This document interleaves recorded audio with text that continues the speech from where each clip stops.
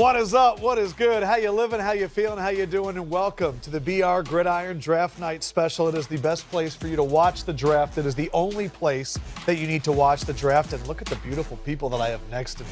We're going to start. All right, sorry. I went too far. They're superstars, okay? All the way to the left, covered the NFL draft 12 years or more. Been doing this 12 years. Yes. Pretty much built all the draft stuff over at PFF. We had him on last year, his second year with the BR draft coverage. It is my guy, Mike Renner. Give it up for Renner. He has all the information you need. To my direct left, it is the 12th pick in the 2021 NFL draft, the Defensive Rookie of the Year, a two-time first-team All-Pro, and he just got his fifth-year option done, Micah Parsons. CJ. They say if your friends don't clap, you know what's up. So. Yeah, it's true. And our new addition, last year's second pick by the Houston Texans. They won a division title. They won a playoff game. And he was the Offensive Rookie of the Year, CJ Stroud. Is it crazy to think that a year ago you were waiting to figure out where you're going to go, and now you look at what a year it's been, man? Yeah, man, it's like night and day, you know. It really feels like yesterday, but now that I'm on the other side, it's a lot more relaxing, you know. Don't got to prove anything or, you know, you are who you are and you operate in that. You know, it's been a blessing ever since Texans picked me, so I'm super grateful and, you know, blessed to be on the show with y'all, man. Was there anything that you really remember from that draft night? What I remember the most was just really being around, like, my family and, like, them being comforting and like showing me a lot of support. And like that was the main thing was like, man, I had like 20 people out there and I was with them the whole time, which was a blessing. Yes. So that was the main thing I remember, just being with family, felt all the support from when I was a kid, you know. So man, it was just amazing. Unbelievable year. And then this offseason, equally unbelievable. Any of the moves got you really excited? Man, all of them, man. I think we've done a really great job. Shout out to Nick, man. Nick and D'Amico put together a great roster, and you know it's very exciting times in Houston. What was your first reaction when you heard Stefon Diggs was coming to the squad? Yeah, so I mean, of course, like being the quarterback, I kind of had got word and had some conversations here and there with Nick, and you know, try to help him out as much receiver and as a person. You know, the things that I was asleep when I found out. Like I was telling the media the other day, like my boy Chase B texted me. And he was like, bro, how you feeling? So he's asking me how am I feeling because we got Steph. I'm like, I ain't know that. I'm thinking like he's asking me like, how am I doing? I'm like, I'm good, family. How are you? And he was like, and he didn't respond. And I had like 5 texts like that, like, man, congrats. I'm like, man, what happened? So then I hop on Instagram, I hop on Twitter, and I finally seen it. I was stoked, man. I hit Steph because we were talking dang near the whole week, really like 2 weeks consistently trying to figure it out, you know. So it was a blessing. Well, since this is your first time, and we want to welcome, we are now joined by the one, the only, Stefon Diggs, joining the show. What up, Stefon? Your quarterback is excited. What's up? What's up, brother? A7. What up, Trim? I was going to say what's up to Micah, but I don't really. Nah, for real, though. That's crazy. Yeah, we own that. What's up, Mike? What's up, Micah? What's up, man? You know, I'm real jealous, but, you know, I'm going to come down to Houston to come see you, big bro. Don't worry. Bro. Come holler at me. Come holler at me. I am. We going to go holler at them. Oh, for sure. Oh, no curse words. Sorry. It's crazy. Stefon, man, I've known you for a while. It's been unbelievable to see your career. I know you were watching CJ Stroud and what the Texans were doing. What is it like for you, man, to be joining that squad, a team on the up and up? So I literally just got off a plane, and so I had to run to the car to take this call. But I'm extremely excited. You know, he's a hell of a quarterback. He's a hell of a leader. As you watch those guys throughout the season last year, you kind of start building something extremely special. Him as a quarterback and him as you see him lead his team, it was something that we all kind of got excited about, something that, you know, you kind of noticed it around the league. I don't know if you were watching it, you heard about it. And that's something that I kind of took heed to. And in the offseason, the more conversations I had with him on a personal level, you know, it's kind of like it's easy to fall in love with a quarterback like that. Micah, for the perspective of other teams in the NFL, when you heard that news, what went through your head? Because I know you're a jealous person. Yeah, I was very jealous. I said they souped up, bro. the first thing I called is his bro Trey. I said, yo, bro, I can't believe this, dog. Like, how this happened? Like, you know, they got all these moving pieces. Even like the pieces before him, they added with Mix and adding Daniil Hunter with Will Anderson, just adding all those like superstar pieces. I was like, this is the time to do it. I was like, they really locked in on CJ. Because that's the only time you ever see that, when you got before you pay that big check, you know, you got that time where your QB is sitting on just a little bit of money. Assemble the squad. Yeah, so they souped up right now, you know. Yeah, this question's for CJ and Steph. Who would you say is the best team in Texas right now? We trying to create some beef. I like that. You know what it is? I mean, I feel like Micah knows who it is. I think Steph knows who it is. You know, so. But no, like, everything got to get figured out on the field. You know, like. I ain't even see no chemistry, and I ain't even get a snap. We the best team. What the hell? You feel me? I ain't say that. We're going to figure it out. Yeah, we're going to, like, figure it out. like, everything in life, man, like, there's a time and place, you know what I'm saying, where you're going to figure it out. You're going to see. You're going to see what it's about. And you know what it is? You know what it is? What is it? You know, he faced some pretty good guys, but he ain't never see a killer, though. You sit on a couch with one. Nah, you ain't never see a killer. Like, you ain't never see a killer in his eyes and, you know, got to throw that ball downfield like that. You know what? He just be talking, dog. Dog, he just be talking. Hey, I can tell you right now, we're going to figure it out. You know, we've had this ongoing conversation, especially since my brother been in Texas. There's been a conversation at least bi-weekly about I see you soon. So hopefully it's on Thanksgiving, you know what I'm saying, so we can figure out who eating turkey and who not.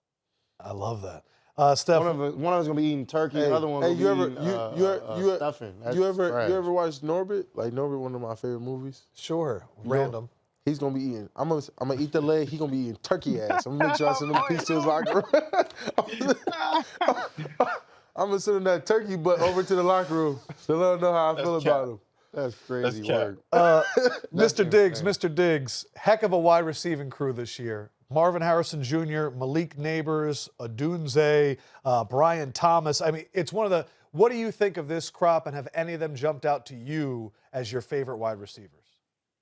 As I looked at this draft, and I try not to make too many predictions. I just go for like what I really see, and it kind of reminds me of that draft like years ago, kind of like around the time I came out when like Odell was in that draft, Mike Evans was in that draft. I think Sammy was in that draft. 2014, if I'm not mistaken. It was like a loaded unbelievable receiver class.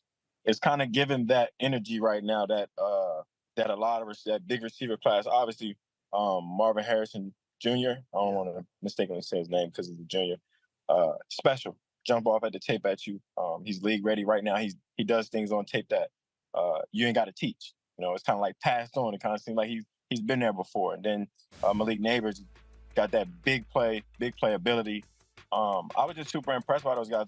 They're young, but they don't seem young. It seems like this day and age, receivers are really developed a little more than they used to be. You know what I'm saying? They watched the guys before them, they've seen something, and they're special. So I'm excited to see these guys come in the league and make an impact. It's just, you know, this league, the more you're around it, and, you know, I'm a lot older than these two guys, but you'll see special players, and every draft, it's like 3 or 4 guys. It just, with this draft, it seems like it's more than a handful. It's like, there's some guys that got some going in them. It's a lot of guys we might not even mention, that they won't be in the first round, that'll be very impactful. You got anything else you want to say to your new wide receiver? Shoot, man, I'm happy, you know, he with us. Appreciate you, bro. You know, he finna get my drip right. You know, you see what he got on. Look, explain the drip real quick, man. Let's put Liam on the map. He got the best. He got the best streetwear, bro. I'm trying to tell you. I just copped some. Best streetwear, bro. Go to Liam. How you say it? Liam, you right. We was going to look out for Micah, but we ain't really jacking that no more. Dallas. We ain't got nothing in 3X. You know, but I appreciate you, bro. I'm a 2X, bro, and I'm an XL on T-shirt, so don't start getting crazy, bro. Y'all keep forgetting I'm undersized. I'm undersized. What? I'm undersized. I'm slim, bro. I'm slim. I've been around you. CJ bigger than me for real.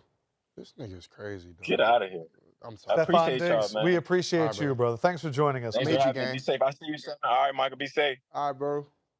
What he said there about the wide receiving crew, That 2014 class, that was Sammy Watkins, Mike Evans, Odell Beckham Jr., Brandon Cooks was in that draft. Oh, wow. Jarvis Landry, Devontae Adams was in that draft. Allen Robinson was in that draft.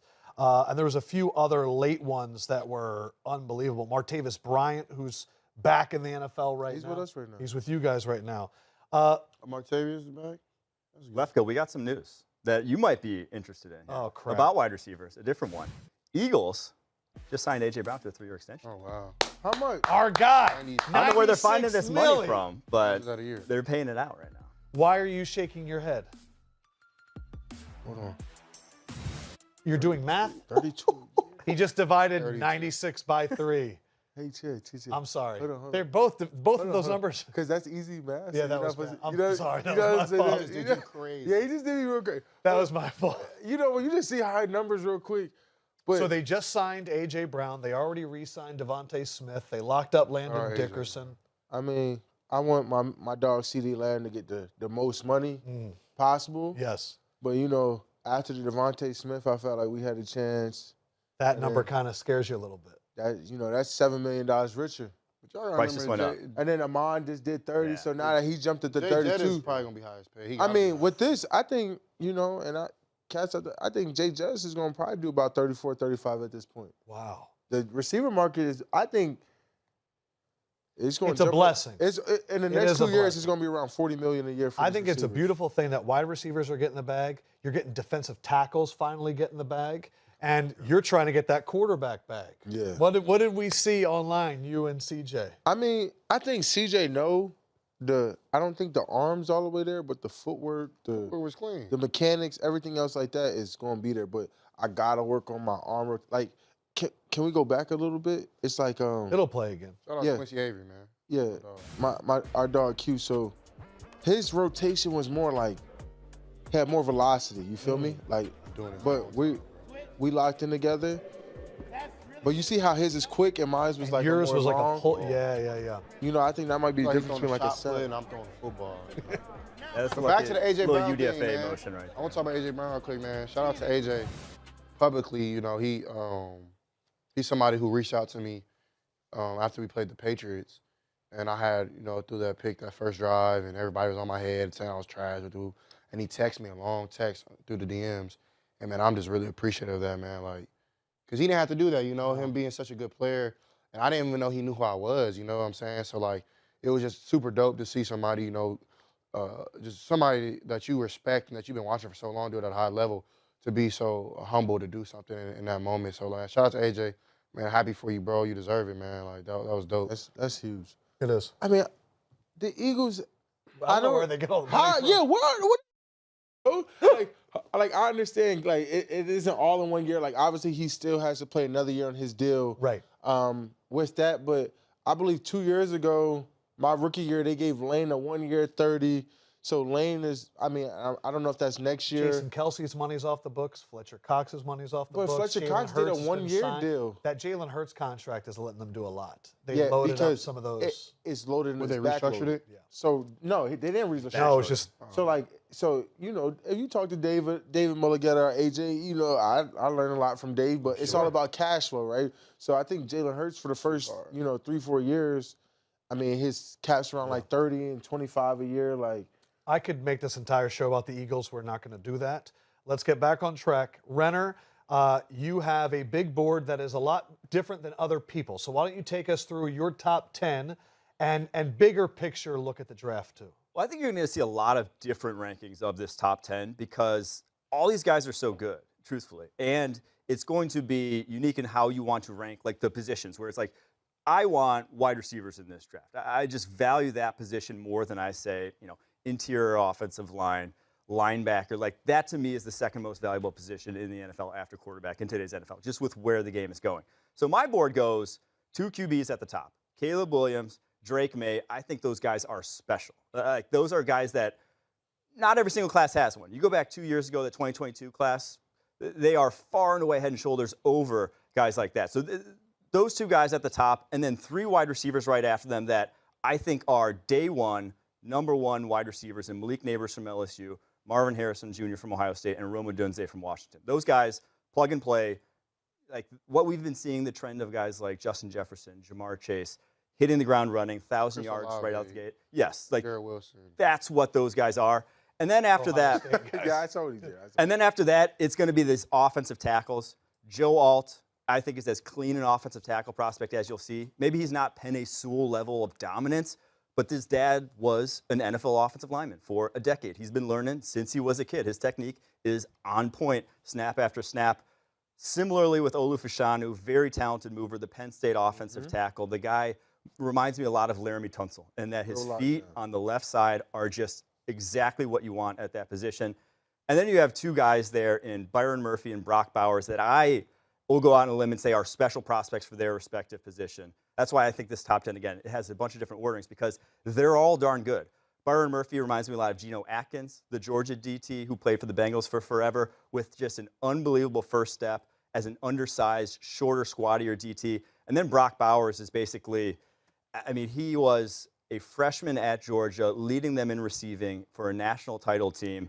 He's as safe a tight end prospect as I've seen. And you look at, a lot of high-end offenses around the NFL that feature the tight end position. It's almost a luxury, but it's a luxury that really puts you over the top. And I guess we can talk about the last name there, and we'll talk about him maybe a little bit later on today's. But Bo Nix, I believe in the upward trajectory of his career. Guy has started for 5 seasons, most starts in college football history, and every single year he got better. Reminds me of someone like Jalen Hurts, that early on Jalen Hurts' career at Alabama, you never would have said that guy was an NFL prospect.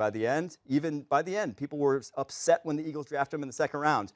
But all he did was get better. That's what I see similar with Bo Nix. Every single year he improves something. If that trend continues, he can be a franchise QB at the next level.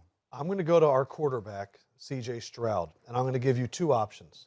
You could either talk about the fact that he has Nabers over Harrison Jr. or the quarterbacks. Which would you like to bring up first? I'm going to go. I've touched on the receiver topic. I'm going to go quarterbacks. Okay. I'm not mad at it. Like, I see what we're doing, but the 10 spot, I love Bo Nix. I think he did a lot of good things his last year, Like you said, has a lot of experience. Did a lot of special things at Auburn, then at Oregon.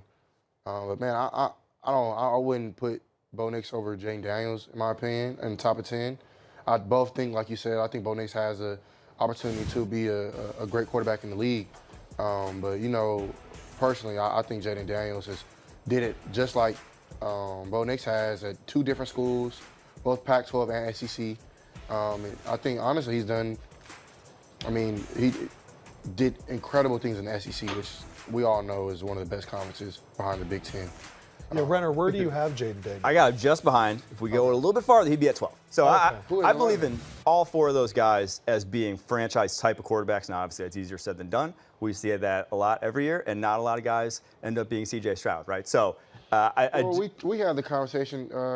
Who'd you have in front of me last year? I'm messing with you. No, I will hand up right now. I had Bryce over C.J. And that's respectable. I get that. I It's still arguable. Let's see the season. Yeah, no, that's real though. Like, let it play out.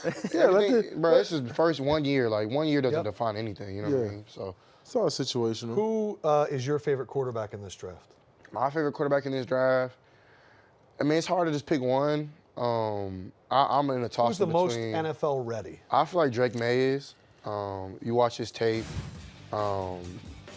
Just his arm talent jumps off. I mean, he's one guy that, like, to me, like, the one mistake that I did early on in, like, his first couple of games was I moved around too much. Like, I didn't get the ball out on time. I started taking risks that weren't even downfield. They're necessarily scrambling. And when you watch his tape, he scrambles when he needs to. He throws guys open. He has like right here, he has rollout ability, like different arm angles. So I feel like when you watch Drake Maye, you see certain things that you need to play an NFL game. Like, I feel like you're like, oh, that works and that translates. Right. And maybe the running sometimes of Caleb or Jayden, you could really get in trouble if you do that. 100%. Because like I look at scrambling like NBA players hit jump shots. Defenders get to spots when it comes to scrambling, in my opinion. They get to their spots quicker than we can get to their spots. Just like Anthony Edwards drives down, he crosses back, he gets to his spot, he hits a shot. They get to their spot, they get their sack in a scrambling dynamic. So like for me, those guys are just as fast, just as quick, a lot stronger, and they know once they don't get home, okay, and the ball's not out, I'm getting to my spot. Right. And more times than not, like they're going to be faster to that spot than you are. And usually by that time you're either going up and out as a quarterback or you're going completely out. Was it the first preseason game against the Patriots that taught you that, or was it?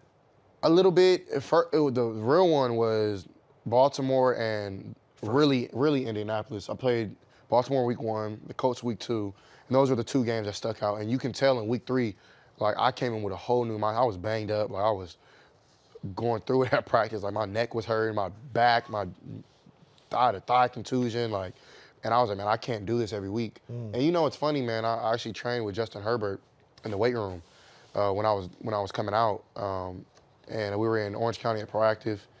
And he was like, man, one piece of advice I give to you is do not run too much. He's like, get down, get rid of the ball.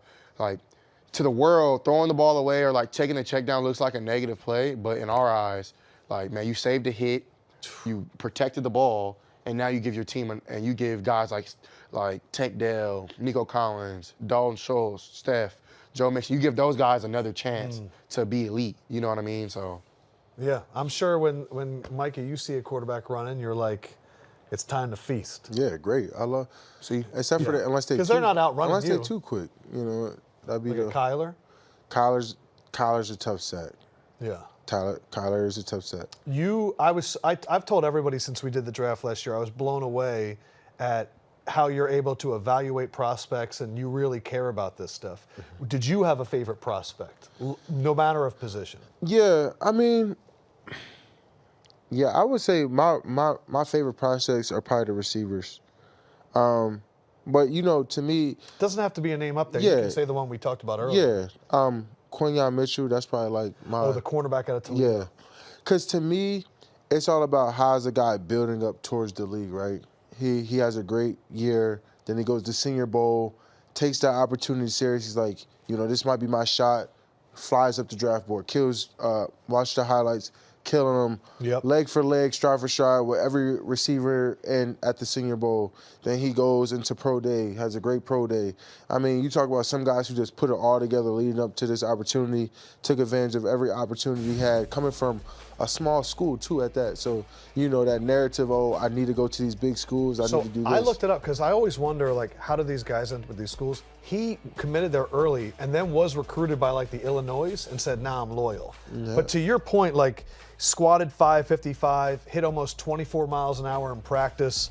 What? 23.6, 0 penalties in 2023. Had one game the year before where he picked off 4, took 2 of them back to the house. Just like that special. Yeah, you also like the wide receiver from Georgia. Yeah. Lad McConkey. Yep. What about him jumped out to you?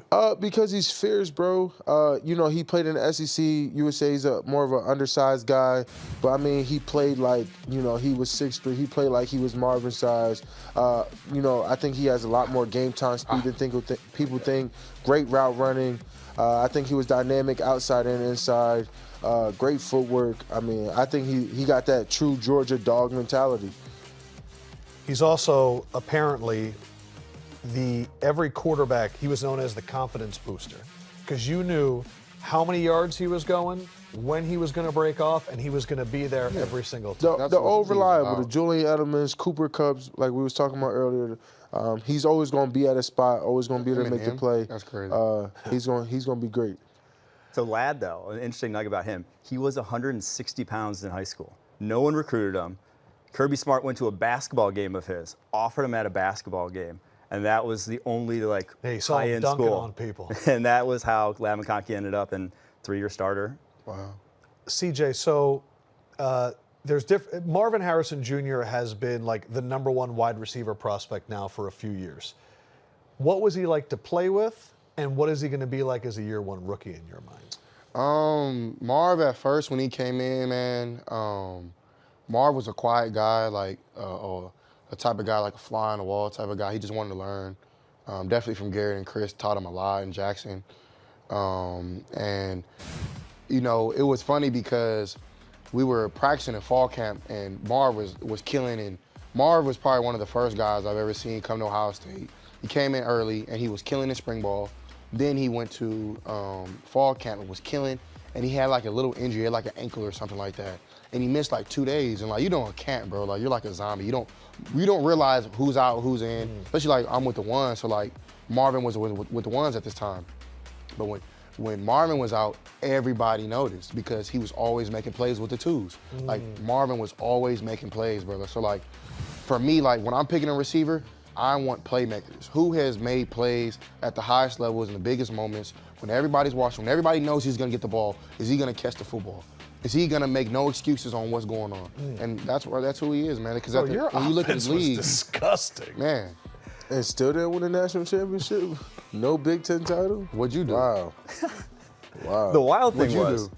he didn't play his freshman year, but when he got on that field in the Rose Bowl, I was like, I watched his tape that summer and I said, this guy's gonna be the best wide receiver in the country this next season. He was that good. It was just he was stuck behind 2 top 12 picks, a wide receiver and another top 20 pick. That was Micah, and shut up, dude. Like you talk like y'all were elite at Penn State. You know what? Trash. It's not Because about they are me. going to be arguing It's not Penn about State me. It's and not Ohio just about State. me. Can we put up the It's not just Ohio about the receiver, State it's a team graphic? sport. I know we have a graphic about Ohio State, another one, about their success in the NFL. Couldn't stop the run. Nah, bro. I had this conversation. I hate this. My fault. It's a team sport. They couldn't stop the run. But this is the one I want to show, top left here, Rookie of the Year. So last year, Offensive Rookie of the Year, C.J. Stroud. The year before, Garrett Wilson. The year before, 2020, Chase Young won Defensive Rookie of the Year. Nick Bosa, Defensive Rookie of the Year, 2019. It's almost every year, C.J. What are your thoughts, Micah, as a Penn State guy? There you I go. mean, these guys are all highly rated guys, high expectations. Like like when Nick Bosa came out, he was a top 3 pick. We all had an idea how good he was going to be, how dominant he was at Ohio State. Same with Chase Young. We knew how dominant Garrett Wilson was. I clashed with him plenty of times throughout my years at Penn State. I mean, these guys are all legit guys, all guys that got second contracts or will potentially get second contracts. Like, I mean, Ohio State produced a good amount of NFL guys for sure. They do. All right. Let us now focus to the team that is on the clock, the Chicago Bears. The guy that they have been, the number 1 pick in this draft for seemingly 2 years has been Caleb Williams. They have the trade last year where they already had Justin Fields. They swap with Carolina, and what do you know? Carolina ends up with the worst record in football. The Bears are on the clock. Renner, what are your thoughts? Has this been one of the easiest first overall picks to pick in a while?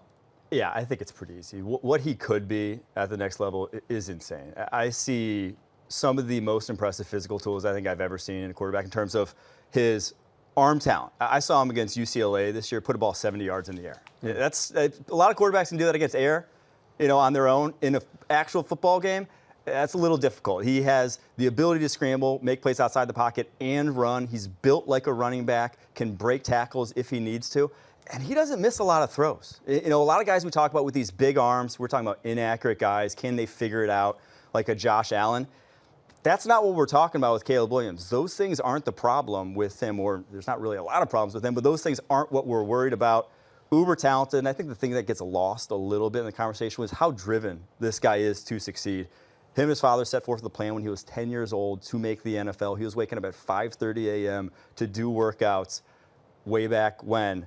And now he's here, and he's going to keep going. He said this was just one step on the road, and I believe him. I think he's going to a unique situation here in Chicago as well, assuming he does get drafted, that they weren't supposed to be drafting number 1, right? Everyone usually who's drafting number 1 is supposed to be drafting number 1. You're going to a bad O-line with bad wide receivers. They got a solid O-line that they could add pieces to. They got a great receiving core now, adding Keenan Allen this offseason. It's going to be as good a situation as you could hope for as number 1 pick. So, for Bears fans, after not having any hope at quarterback, they finally got some. That's rare, bro. This was the trade that was made, the trade for Carolina to take Bryce Young. They gave up DJ Moore. What a spark he was for that team. They get their tackle of the future in Darnell Wright out of Tennessee. Also taking Stevenson. They get the number 1 overall pick and then a second-round pick next year. Heck of a haul. The Bears ended the season winning 5 of their last 8 games. Really, really solid defense, including picking up Montez Sweat, who had 6.5 sacks in the final 8 games last year. CJ, I'm curious, as we're still waiting for the pick, what is it like for those months? Because I know that Caleb got it where they talked about his crying, they talked about his fingernails, all that stuff, to get picked apart for months. What is that like?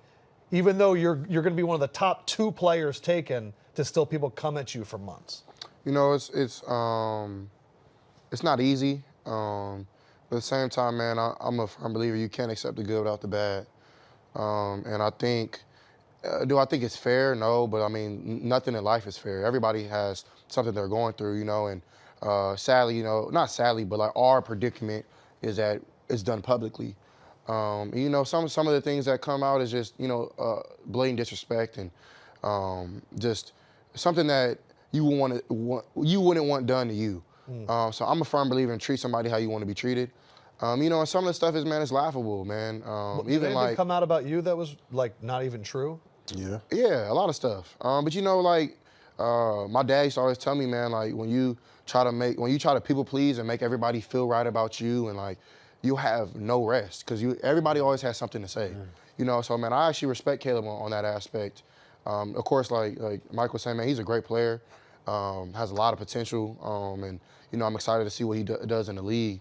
But you know, I mean, I feel like some of the stuff, man, like that comes out about players and like, even if it's true or not, like some of it is just like it has nothing to do with football. Right. We're football players in the day, man. Like you wouldn't go to an accountant and talk about like what he does on the side. Right. But it's okay for us because I mean we're. I remember Malik entertainers. Nabers had some of that come out a few weeks ago. Right. You know, anything come out about you when you were getting drafted? Yeah, there was a bunch of stuff. Low IQ? No, I didn't have low IQ. It was like a bunch of. He coming at you, bro. That's number 2. That's number 2. I'm not going to hit bruh. 3. I mean, I'm just around Ohio State guys and Philly guys. Like, what do I expect? I mean, it's what I signed up for. What did come out that you were like, what are they even talking about? I guess it was more like character things. Like people questioned, like, you know, how I would be in the locker room, how, you know, dedicated I would be. And it, like, was I, you know, the guy that help turn the Cowboys defense around, just, you know, defense in general. But, you know, what I always just believe is, man, the work always going to tell itself. Right. The work's always going to tell the story, bro. So I don't care what people hear about players, like, and people don't forget, like, people grow, bro. The things that I was doing at 18 and 19 Right. was outrageous. Thank you. And when you 18, 19, you feel invincible, like you don't have anything to lose. The moment you getting ready to walk that stage, man, I was walking a white line, bro. And the moment I got into that Cowboys locker room, or I wasn't risking anything off the field. Like everything is, you way more thoughtful as you become older, you know. Right. So I don't think a lot of people consider that. And a lot of people don't put themselves in a situation and say, hey, man, at 18, I was a fool, man. Or when you're 16, however it may be, high school, and they want to look back at all that stuff. But I think people got to remember the development as a person, bro. You know, that's called, you know. Everybody goes through it. Yeah. So, to be honest, bro, I don't care if a guy's a drinker, if he's a partier. Some of our best players in the NFL are drinkers and partiers. For you know? sure. It's just about, can you conduct yourself in a manner to help the team win and build a championship organization? The pick is in. The NFL draft is officially underway. It is official. The Bears have selected Caleb Williams with the #1 pick. Jeff Howe reporting. So this is it, man. The Chicago Bears, after years of trying to find their quarterback, believe they have secured it in Caleb Williams. The 2022 Heisman Trophy winner, the unanimous All-American, had an FBS best 120 touchdowns over the last 3 seasons, has accounted for more plays of 20 or more and 50 or more yards than any college player over the last 2 seasons.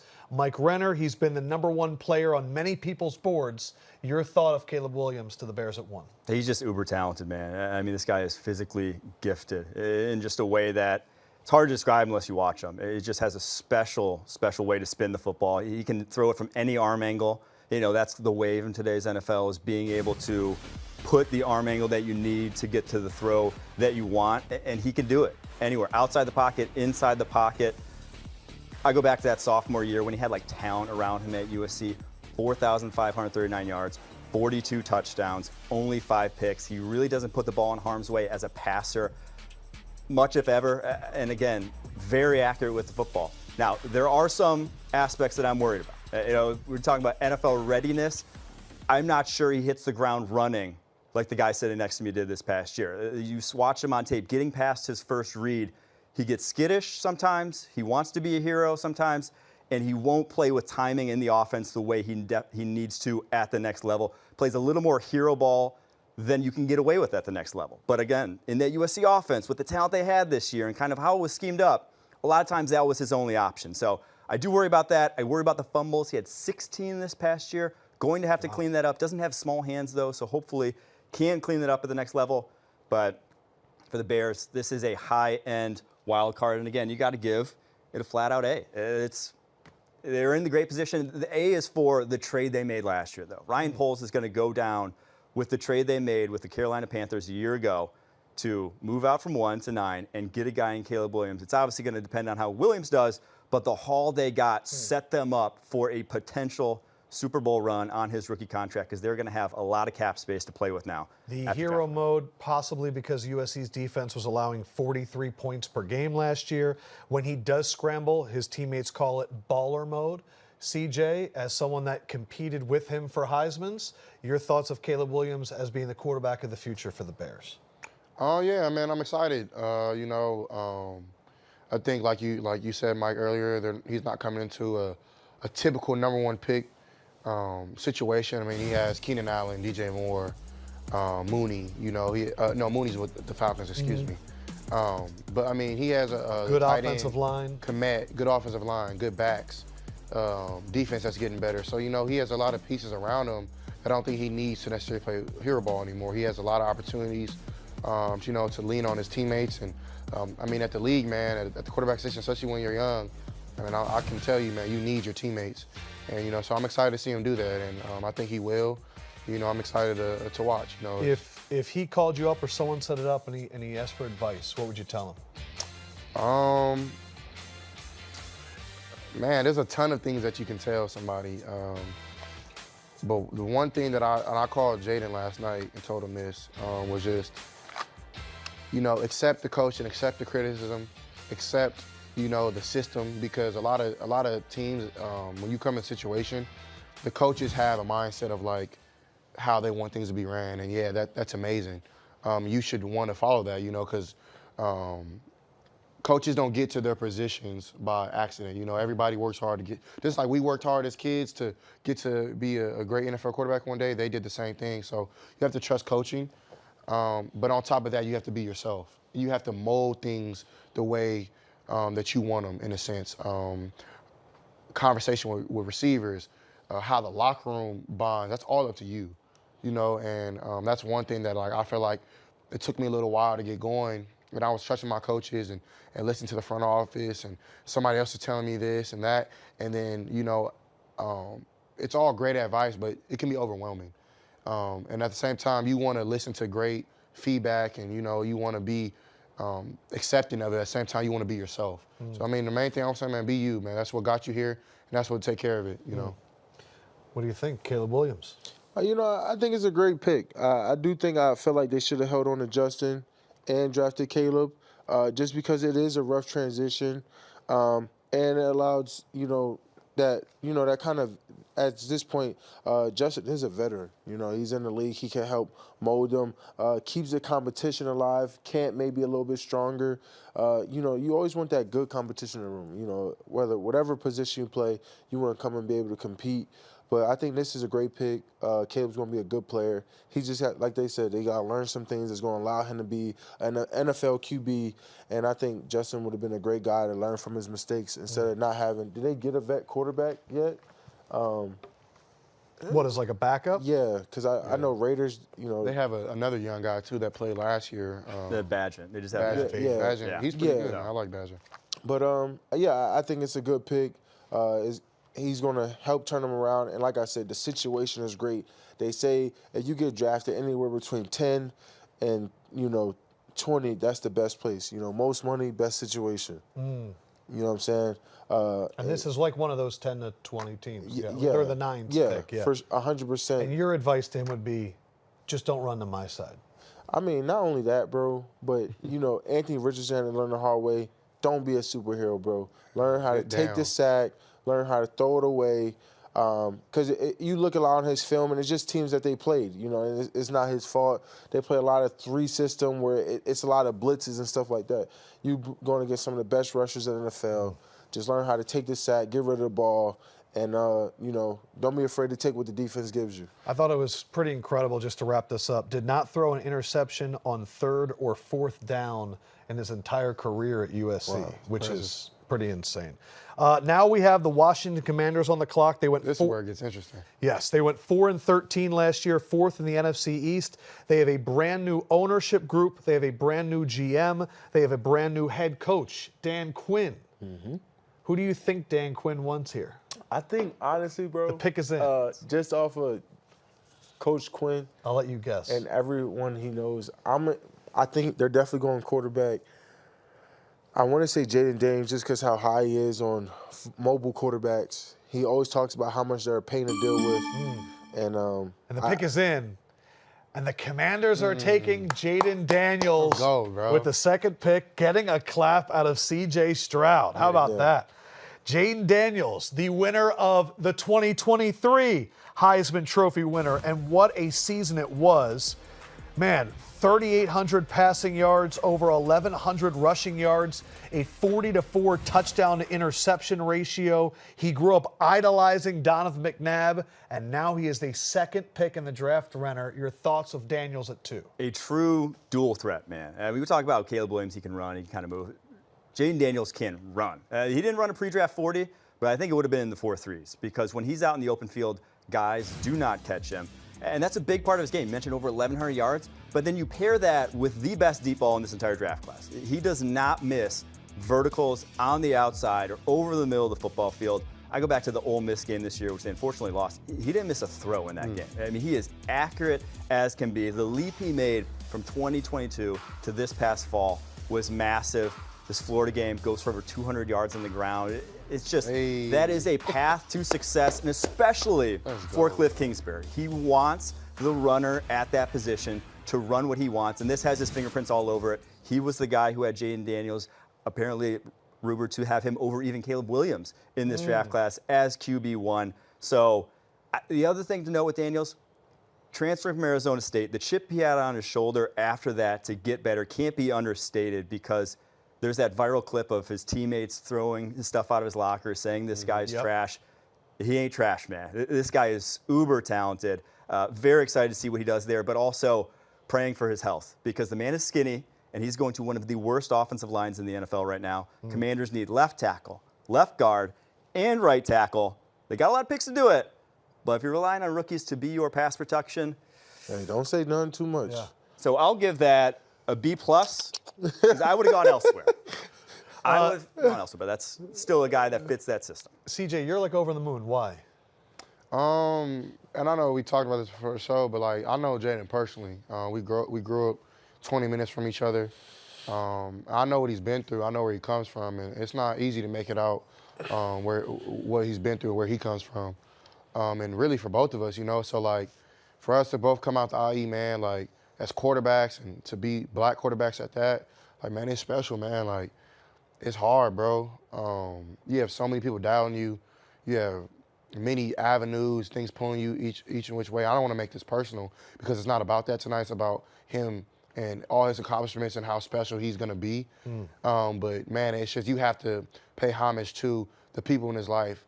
I know he lost his grandfather, and that was big for him, man. Like, that was tough on him. And, you know, I think his grandfather was looking down on him, smiling, man, and super happy. You see the emotion. Yeah. Like, he probably got them glasses on because I know he probably shed a couple, you know, because, man, I called him last night, man. He was just super excited. So, like, man, it's amazing to see somebody get what they deserve at the right time because God's timing is always superb, and that's the timing that we operate on. I know me and him personally, man. So I'm just happy for my dog, bro. That's like, beautiful. man, this makes me like happy for not just me and him, but man, for our city, bro. Like, you know how many kids he just motivated back home? Yeah. Like, I don't know if y'all know where bro from. He from San Bernardino. Like, it's hard to make it out San Bernardino, man. Like, And you both did it. you know, so it's like Both number 2. it's a And you blessing, both went man. number 2. Two That's number- wild, man. So, you know, it's You set the path, bro. Both of us did. Yeah, I feel like bruh. you feel like a proud big bro right now. I ain't big, bro. That's what's funny though. Like, it's, how He's old- older, huh? Yeah, I think he's Yeah. 23. But yeah. but at the same time, man, like for me, like, I always tell people this, like, excuse me, everybody has a different path. You know, like Jayden was actually recruited a lot earlier than I was. He played with Brandon Ayuk at Arizona. Yeah, I was just about to say, he threw touchdowns to Brandon Ayuk. He old. He was You know what I'm competing with saying? Justin Herbert. Right. Yeah. So it's like, I can't take that route, but I can definitely say that, man, I'm proud of his brother. Yeah. You know, and it don't matter how old we are. No, not like at all. everybody has, like God's timing is the right timing. You know, so man, I'm just happy for my dog, bro. Like, he's gonna be special. And you get to face him twice a year. What are your thoughts as a competitor against him? in the I mean, division? you know, I think this was the best move just because, like you said, they're missing a lot of O-line help. So how can you best expand your offense, right? A lot of RPOs, a lot of play actions, a guy who could get the ball moving, rolling out to your right, rolling out to your left. Right. You can hide those missing pieces a lot well when you have a mobile quarterback versus guys who are more stagnant, need to stay in the pocket, be a pocket thrower, which is hard in the NFL, but those better quarterbacks can do it, but you can hide those type of deficiencies with these type of quarterbacks. So this is something I figured Dan Quinn would do because he hated facing them. Bro, when we played Hurts, he'd be like, man, this guy's annoying. He's hard to bring down, but here go a bunch of film of us just watching him go for runs, and this is how we attack him. This is it. So I think he went and got his own dual threat quarterback, and I'm super happy for him. So Washington has 36-40. Expect them to get OT with one of those picks. Gotcha. Patriots have selected Drake Maye with the 3rd pick, so we have officially gone quarterback. I just want to say this ahead of time. We have never gone 4 straight quarterbacks. Drake Maye is the next quarterback for the New England Patriots. Started off very quick. ACC Player of the Year, was a freshman All-American. He's got some incredible bloodlines. His brother, his dad, a big-time athlete, and this was one of your top prospects. Yeah, I had him and Caleb Williams as a 1A, 1B situation. Wow. They are both just athletes. I mean, these are guys who, it didn't matter the sport they wanted to pick. If they wanted to focus on that sport, they would have been successful at it. And you just see it in his game, such a natural thrower of the football. And what I love about his game more than anything is that he throws it to spots, not necessarily where the wide receiver is going to be. He understands how to exploit zone coverage because of that. A lot of guys will throw routes how they're designed on paper. Say it's a post route, you throw it to where that line's supposed to go on the post. Maybe he'll leave it a little bit short because the safety's coming over the top on the backside. Maybe he'll leave that go ball on the back shoulder instead of out in front of him because he knows a middle of field safety can come over the top. So there's a lot of just high-level ability to his game. And I think he's NFL ready because he wasn't throwing to first-round wide receivers. He didn't have first-round offensive linemen blocking for him. Every single game, when he had to do anything, it had to basically be on his arm. And so that's going to be the case next year, unfortunately, with this New England Patriots roster that, offensively at least, is probably the worst in the NFL. I don't think I'm breaking any ground there to say that. But, again, he's used to it and a guy who can step in from day one. And I think he probably takes the job from Jacoby Brissett early on. I'm going to give it an A+. I thought they could have traded back there, but I didn't expect Drake Maye to be on the board. And because of that, great pick. This is a team that traded Mac Jones to Jacksonville. They tried to sign Calvin Ridley, couldn't get it done. They still need some offensive line help. They were 31st in the NFL in scoring, but Drake Maye is the pick. 2022 was running an air raid offense, then more balanced, and one of the coaches on that staff, Clyde Christensen, was somebody that did work with Tom Brady. So I wonder if they gave him a call. This was one of your favorite quarterbacks, CJ. What do you think of the spot for him? I love it, man. The first thing I want to say, man, do not put Tom Brady's name in his eyesight. Like, don't put it in his vision. Like, let him be him. Now, that's to the fan base. Yeah, he's not the guy after Brady. He's the guy after the guy. So hopefully he doesn't have to deal with that shot. Well, you know, I mean, at the end of the day, like, that's what's going to happen, regardless of what I say or what I don't. But I just look at a young talent like his, like you said with Jayden and Caleb, like, no matter, even for me and Bryce, like, and Ant, like, it takes time to groom a quarterback. And it's going to take time. Things don't happen like this, you know, and he's going to play in an atmosphere, in a market that, man, they're going to be hard on him. What do you like about his game? Before I go into his game, I want to finish this. Oh, yeah, my bad. No, you're fine. Don't worry about it. Playing, because that stuff means a lot, man. Like, playing, you want your fan base to love you, you know what I mean? And For me, I played at Ohio State, so I had a lot of eyes on me and I had a lot of pressure. So I got used to that. Playing at North Carolina, maybe he didn't get that much, you know? So, like, stepping into this Patriots situation, he's playing in Boston. Like those fans are serious. You have to be ready for that, you know? And even if you're not, you have to learn how to be ready. Right now, Drake, delete Twitter, delete Instagram, delete whatever you have. Give your number to change your phone number. Trust me, like, bro, like, because there's gonna be so many people pulling at him, man, and that fan base is gonna pull at him. And that's what you want, though. You want to play for a team that cares. And I think he's going to the Patriots, and the Patriots care about winning. That's what you want. So, man. But on the other side, like Mike was mentioning, when you talk about NFL Open, that's what back shoulders, throwing into space. That's NFL. No one's really ever, like, unless you like blown coverage or something rare happens, nobody's ever really wide open. And right now, that's what jumps off his tape is throwing guys NFL Open. And, you know, it's fun to watch, man. I'm excited for him. I got to meet him. We had the same financial team with associates. Shout out Tommy and Matt. And, man, he's a great kid. Has a heck of a head on his shoulders, great parents.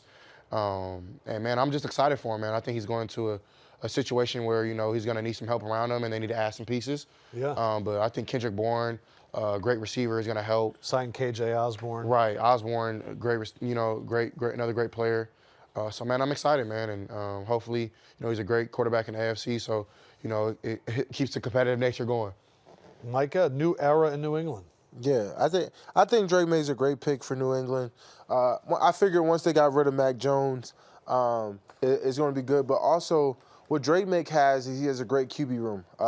Bailey Zapp's still there. Like you said, they got Jacoby Brissett. So now he gets a super veteran with a guy who was able to step in and challenge Mac Jones, which Mac Jones may have feared, may have not. We don't know the full situation, but he's going to get a great competition.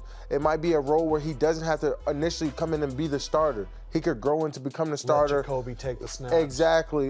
They're going to. So he has so many different avenues that he has, and that's important in development. Look at Patrick Mahomes. He didn't have to be the superstar in year one. He was able to grow and develop, and then eventually become that guy. So I think this is a great pick for them. It's a restart in their QB money, and now they'll be able to grow from him and his development. Okay. Cardinals pick is in. Do we want to guess if it's do we think it's your teammate? I'm going to say yes. Like I said before, if they're smart, they'll do it. But, I mean, and you can go Nabers here, too. Like, I like Nabers as well, but personally, I'm going Marv, man. And the pick is Yep. Marvin Harrison Jr., the fourth Buckeye wideout to be taken the first round in the last 3 drafts. The streak continues. Kyler Murray needed some weapons on the outside, and they got it in Marvin Harrison Jr., 6'3", 209, and the son of Hall of Fame wide receiver Marvin Harrison Sr., a first-rounder 28 years ago in 1996. This man is compared to guys like Larry Fitzgerald, Devontae Adams. Renner, who do you compare him to, and what do you think of him at 4? I think his game's similar to like an A.J. Green, but he really is a one of one. I mean, when I watched his tape, it was like watching his father, but 6'3", 209, and his dad was like 6 foot, 185. You know, like he has a different element to his game that his dad never did, and that he could win at the catch point. I mean, he is the best collegiate route runner I've ever seen. I think what gets underrated in his game is his ability to not only like hit 23 miles per hour on the GPS, but he can stop at will. Big wide receivers, it's difficult usually for them to throttle down, and he just, as soon as he knows the DB is going full throttle next to him, he can just slam on the brakes and get open. Great ball skills. The one thing is you're probably not going to throw him screens. He's not a great yak guy, but the usage is run him down the football field, and he is going to take attention from DBs and safeties every single time. I've never seen a collegiate wide receiver double as much as he was this past fall. It just doesn't happen because, you know, colleges don't game plan the way NFL do. He's going to get double teamed early on in his NFL career. This is an A-plus pick. For the Cardinals especially, this is what they needed in this receiving corps. They needed the X, the outside guy, who can line up on that line of scrimmage and just go one-on-one against corners with no fear. That's Marvin Harrison Jr. He only had 4 missed tackles in 2023, but you shook your head at the breaking tackles and yak there, C.J. Stroud. Stand up for your guy. So when you're so open, sometimes you don't gotta break tackles. Oh my God! Is it not the truth? It's true. His route tree was not one to be conducive to tackle. So let me say this. Talk about your man. I've seen Marv in practice, and that's where you see guys who are great be great most of the time. Because, I mean, you only get, in college, you get, 12 opportunities for sure. In the league, you get 17. Like, in practice, you practice way more than you play. So, man, bro, when I tell you, it's only when he catches the ball, it's like at the point where, like, I'm telling you, he, like, does his thing, and I don't want to tell his secrets. But, like, before the ball gets to him, he'll, like, move his body suddenly, and a dude will, like, the DBs will go to his inside hip and he'll shake out. Like, he feels guys behind him. Like, I don't know. It's something that he does. That's like Kelsey. That's what Kelsey's the best at, right? Like that subtle. Yeah, like he's going one way as he's catching it, but he knows he's going the other. Come on, bro. Yeah. Of all the wide receivers you've played with, yeah, you've played with a lot of guys that have gone to the next level. Come on. Where does this guy stand, and what do you think? What kind of career do you think he's going to have in the NFL? With all the guys I play with, you know, I like I'm 1A, 1B, 1C, 1D. Like okay. you can put whoever where. I mean, they're all offensive rookie of the year. You know what I'm saying? Like they're like. Are we talking Pro Bowls? Are we talking all pros? Like, what could his ceiling be? You can't say that right now. You got to let him be him. I think that's one of the worst things we do is like, hey, let's. We'll make the roster. Yeah, you know, like let him go and figure it out. Let him figure the NFL out. Or how about this? What would you tell Kyler Murray about what he's getting in Marvin Harrison Jr.? He's getting somebody who's going to win off the line of scrimmage.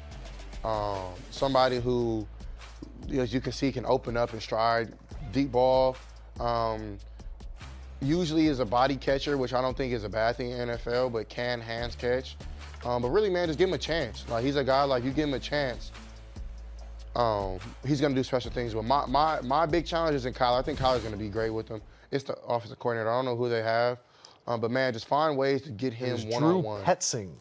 Find ways to get him one-on-one. Find ways to get him to show his route running. And not even show it, but just dominating it. And, you know, I'm excited to see him, man. I'm so happy for him. Like, I called him last night, talked to him this morning. How was he feeling? He's feeling great. You know, he's not, and that's one thing, like, about Marv. Marv never gets high. Marv never gets too high. Marv never gets too low, and that's a great thing to have. And I think as his career kept going, he kept developing his personality on the field. And, man, he's a dog, bro. Yeah. Like, he might not yell and, like, talk and, like, do a bunch of stuff, but, man, he's felt. EP Stay Fit commenting, Stroud and Micah going to square up before the draft is over, LOL. I mean, we get into it, you know. We wouldn't fight. It's the Texas guys, you know. It's the Texas duo right now. It's only a real friendship if you can talk trash to him. Exactly. Yeah. I think I might be the only person that, like, challenges Mike. I think he likes it.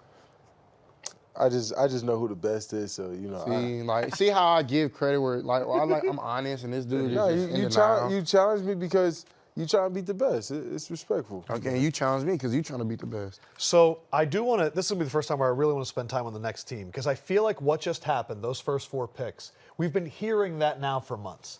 This is where it gets really interesting with the Chargers at 5. Again, an entirely new front office and coaching staff.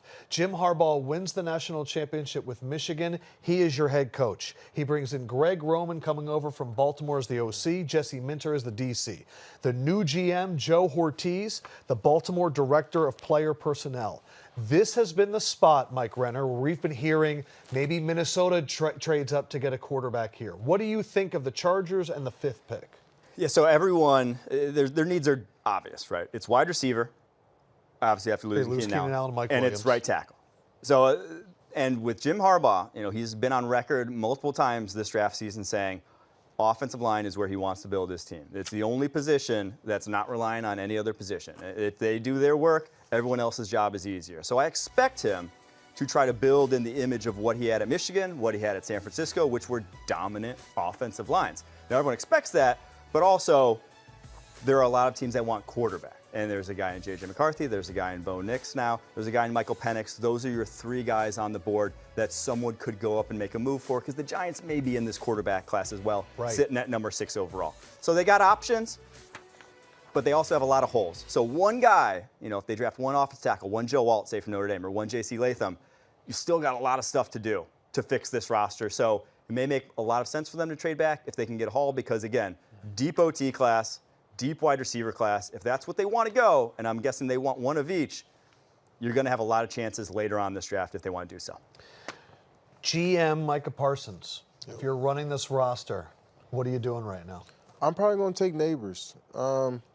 Listen, you need a receiver. You can't say you putting all your eggs in one basket with Quentin Johnson. You know, he was on and off last year. So you got to take it for sure, number one. Like you said, everyone had Nabers and Marvin 1A and 1B. I think you have to get that outside guy, especially after letting go of Mike Williams. You lose Keenan Allen.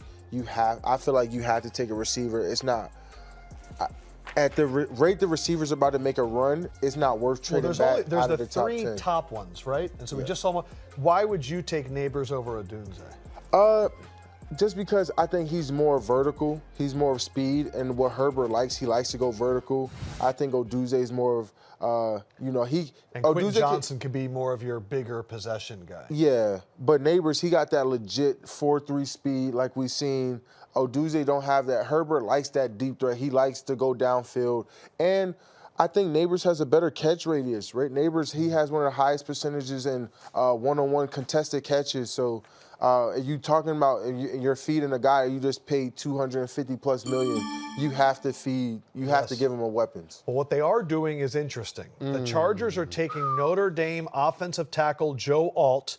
His father, John Alt, was nicknamed the Monumental Minnesotan. His dad was an All-American tackle, drafted by the Kansas City Chiefs, was a 2-time Pro Bowler, 13 season. His brother was drafted into the NHL. This is a 6'8", 321-pound tackle, but he's played 33 games all at left, where they already have Rashawn Slater. He's a beast. But the prospect, what do we think of him at 5, Joe Alt? To me, he is the cleanest offensive line prospect in this draft class. He stepped in as a 3-star recruit for a true freshman at Notre Dame and was their best offensive lineman from day one. He allowed 24 pressures his entire collegiate career, 1,103 pass blocking snaps. He just is super consistent, and he's a guy who didn't actually even play offensive line until he got to college. He was a high school tight end up in Minnesota, and at 6'8", 320, his ability to not only pass protect, but run block consistently, I mean, he just does not miss assignments.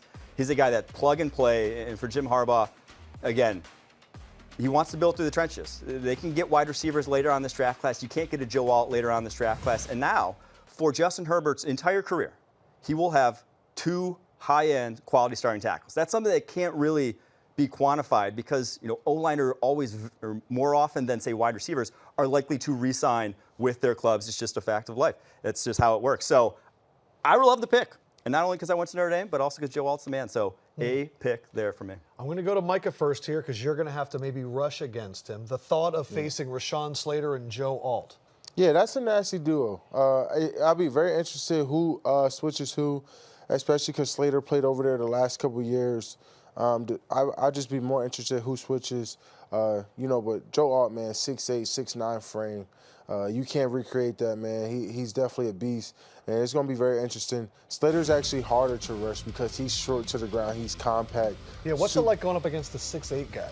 I feel like they're almost easier because you could get under him. You can kind of see if they could bend very well because it's not like his arms are super long. He has a 34 reach. 34 and a quarter. Yeah, 34. So that's not too much of the worry. So I think he's still going to be challenging because it's frame.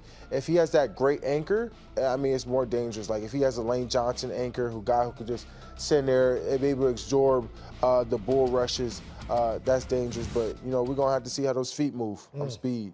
So something to note, Rashawn Slater, 2 years at right tackle actually at Northwestern before flipping to left side. So he's played there in the past. So obviously he's also shown that he's pretty darn good at left tackle. Right. And may get upset about having to flip before he, gets up to his second contract here. But we'll see. I have no doubt Joe Alt could do it though, because again, he's only played 3 years at tackle and was a high school tight end. Super coordinated. I think he can flip sides and high school tight end. Yeah. All right, so C.J. Stroud, you guys also faced Harbaugh at Michigan. What do you think of the culture change they're trying to do right now, fortifying the offensive line for Herbert?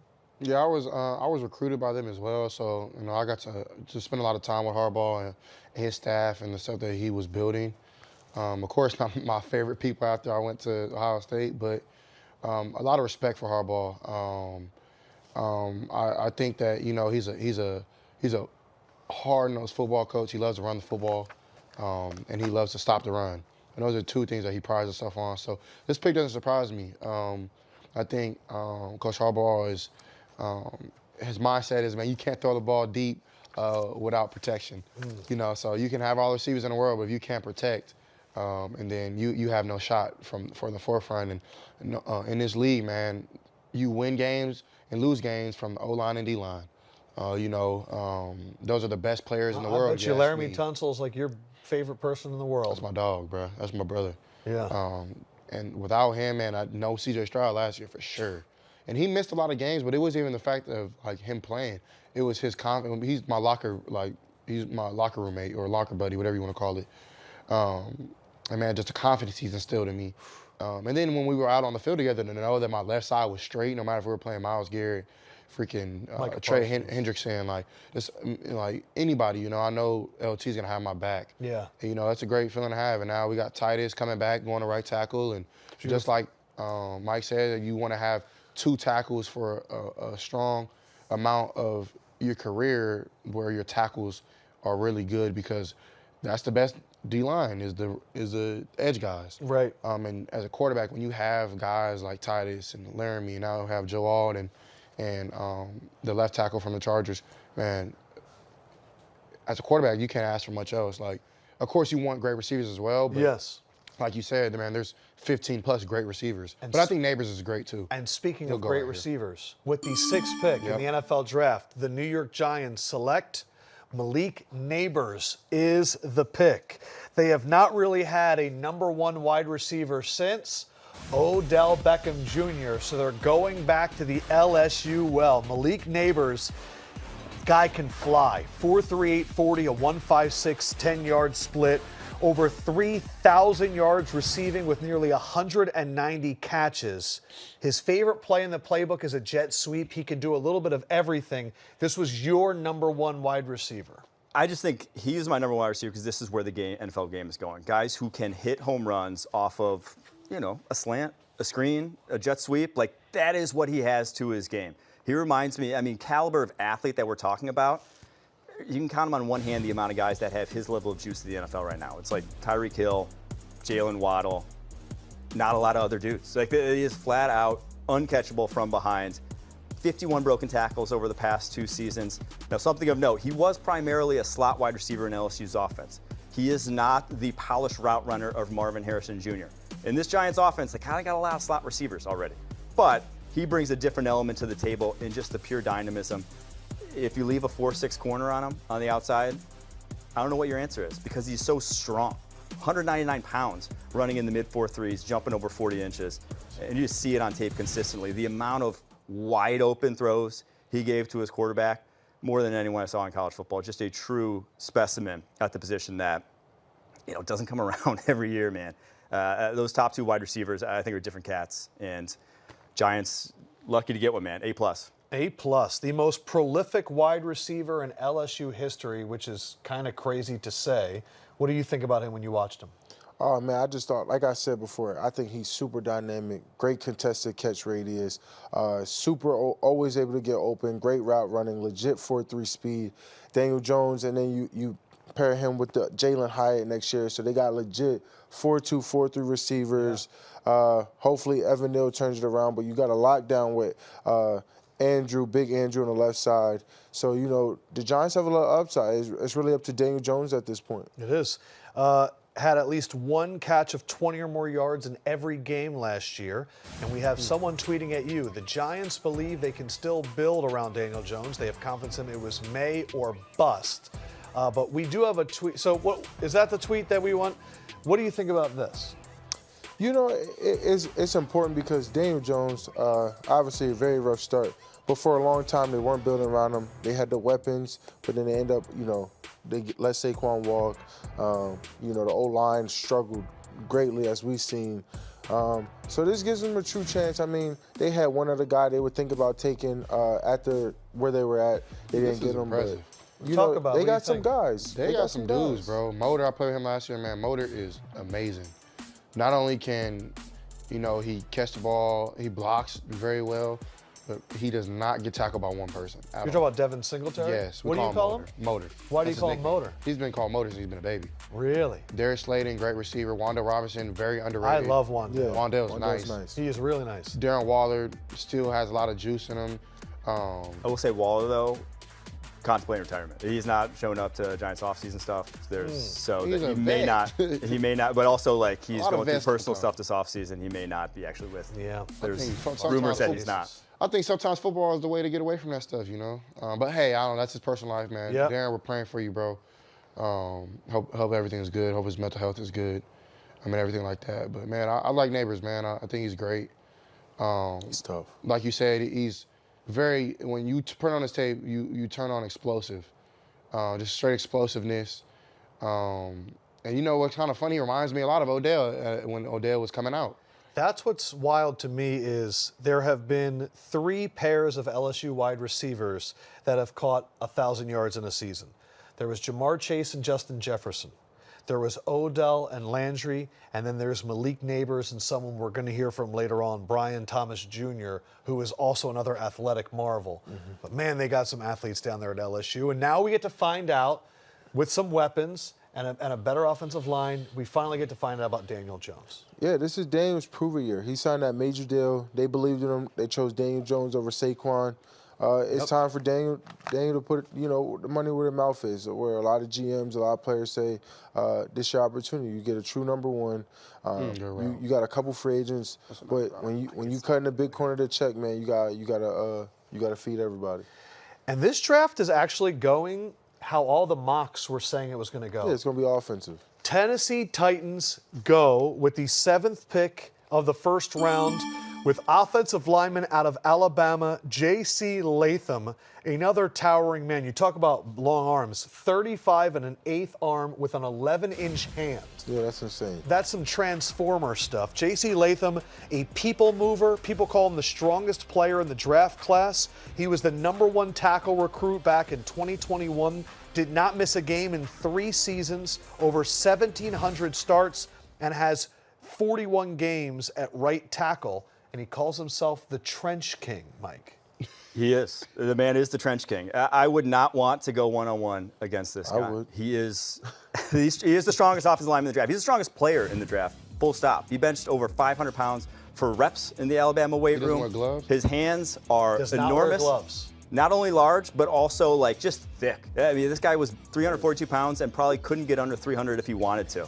And his ability to hold up against the bull rush, second to none in this draft class. No one was going through him. If I can keep making some. Yeah. But he's, just for what Brian Callahan wants to do. You obviously have Bill Callahan as offensive line coach. His father there, one of the best offensive line coaches in the country. This guy has tools that are special, truly rare ability at that position. And a lot of guys that size can't move.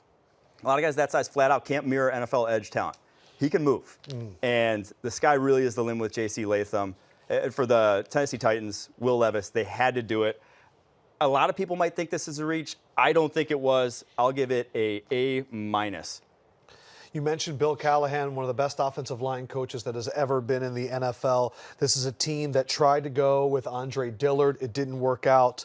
Once Luan retired, they've been trying to figure out this tackle position. As someone, CJ noticed he's not wearing gloves, but the size of the guy and the mobility, as someone that's going to have to scout and go up against him, what did you think? Man, I thought he was a great talent. Obviously, the size and the reach, and then when you add the athletic ability, now you're talking about a hard guy to really get around him because now he can play with you, right?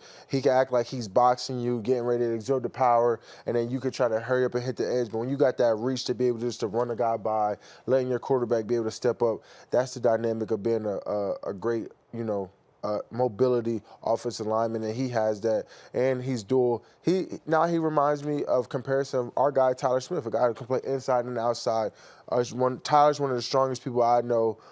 Great ability, and to look back at it, Tyler probably should have been a top 15 pick. That was a great guy, but our guy Will. But man, that great comparison I feel like right there.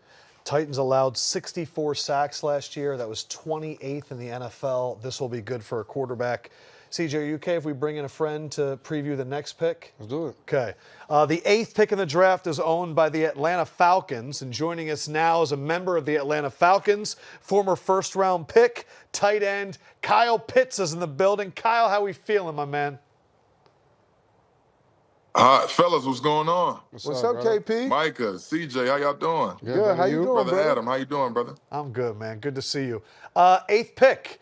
I just kind of want to hear, just in general, what are you hoping for? What are we thinking? Well, I know Terry and Mr. Blank will make the best decision, but I'm just a young guy who come in and grind, make his name in the league, just like the rest of us. You got Raheem Morris now. The offense is sort of developing. You got you, Drake London, Bijan Robinson. You got Kirk Cousins in the mix. I feel like everyone's been mocking you guys with a defensive player. It'd be nice for you guys to balance it out.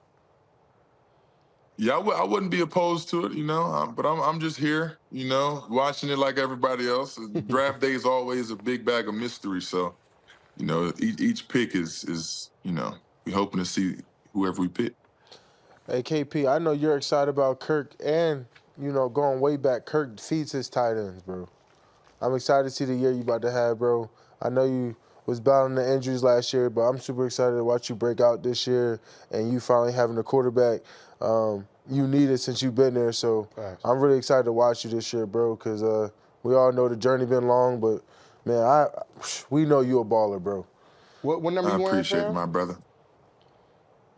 What'd you say, brother? What number you wearing this year? I kept the 8. Okay. Kept the 8. Yeah. The league got involved and it just You ain't want to cut that check. It got that's a lot of out money. of reach. Yeah, you ain't want to cut Got out of that reach. check. Well, my thing is throw 8 the ball. Throw 8 the ball, bro. And Kirk gonna feed him, bro. Got to. Hawkinson was eating with Kirk. 100%. I love Kyle's game, man. I think the Falcons are a team we played last year that had a lot of upside. Bijan is, in my opinion, one of the best backs already in the league. And then when you can add a great tight end like Kyle with Drake London, you get Mooney, you get Vance Jefferson. Like, man, there's a lot of pieces on that offense, man. I definitely think they need a pass rusher. If I'm from the Falcons, I'm getting a pass rusher here to match AJ Terrell, his ability. Jesse Baseball, I think, is the best safety in the league right now. And man, I'm letting the D-line try to eat. That dude's nasty. Jesse Bass is nice. Yeah. Smart, man. Super smart. Kyle, I just want to end it with this. Does it feel like a new era in Atlanta right now? I would say I wouldn't say new era. I would just say a fresh breath of air. I like that. We got a new quarterback, a new coach, so it's a fresh breath of air. It's a good restart for everybody. Everybody's at level 1, so we're building this foundation together as a team, and it's bringing us all together. Tighter each day as we're going through these OTAs and, feeling the new things out, the new offense, new defense, new regime of coaching and playing style. So this is a time where we just putting everything together and, etching the stone to go out there and get our first win on week 1.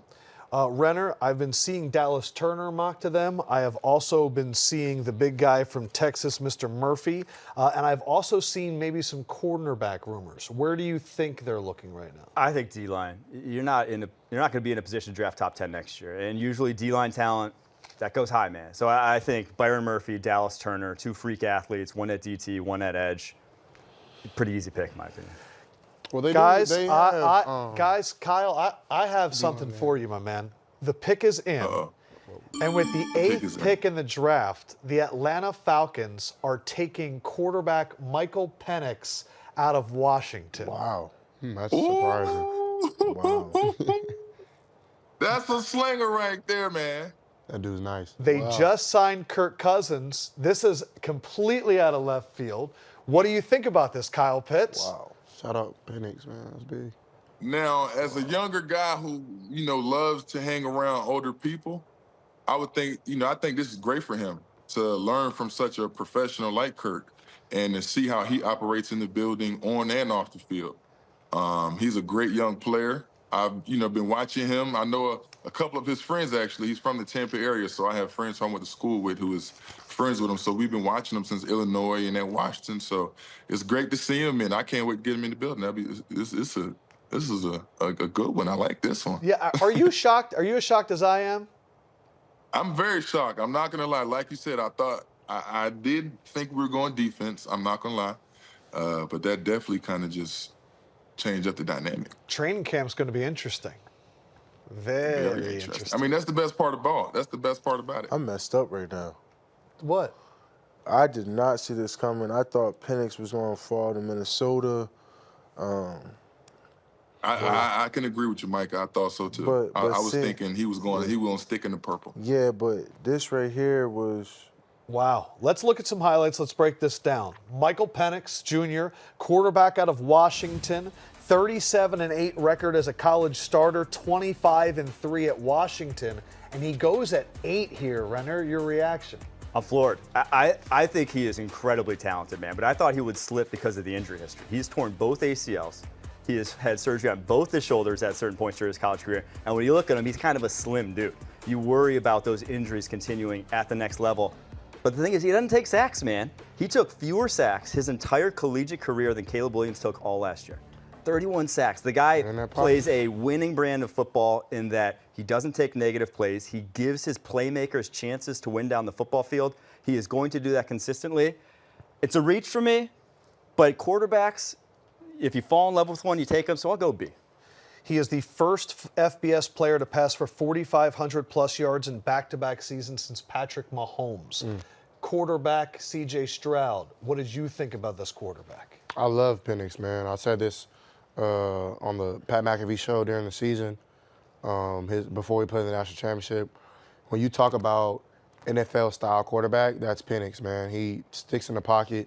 And just like what I was talking about with the scrambling, man, like, it's hard to scramble in this league, especially like, I feel like Penix he kind of reminds me of like, I wouldn't say myself, but like, he kind of reminds me of how I play. Like, we want our receivers to eat. And I got to meet him this offseason, man. He's just a good dude.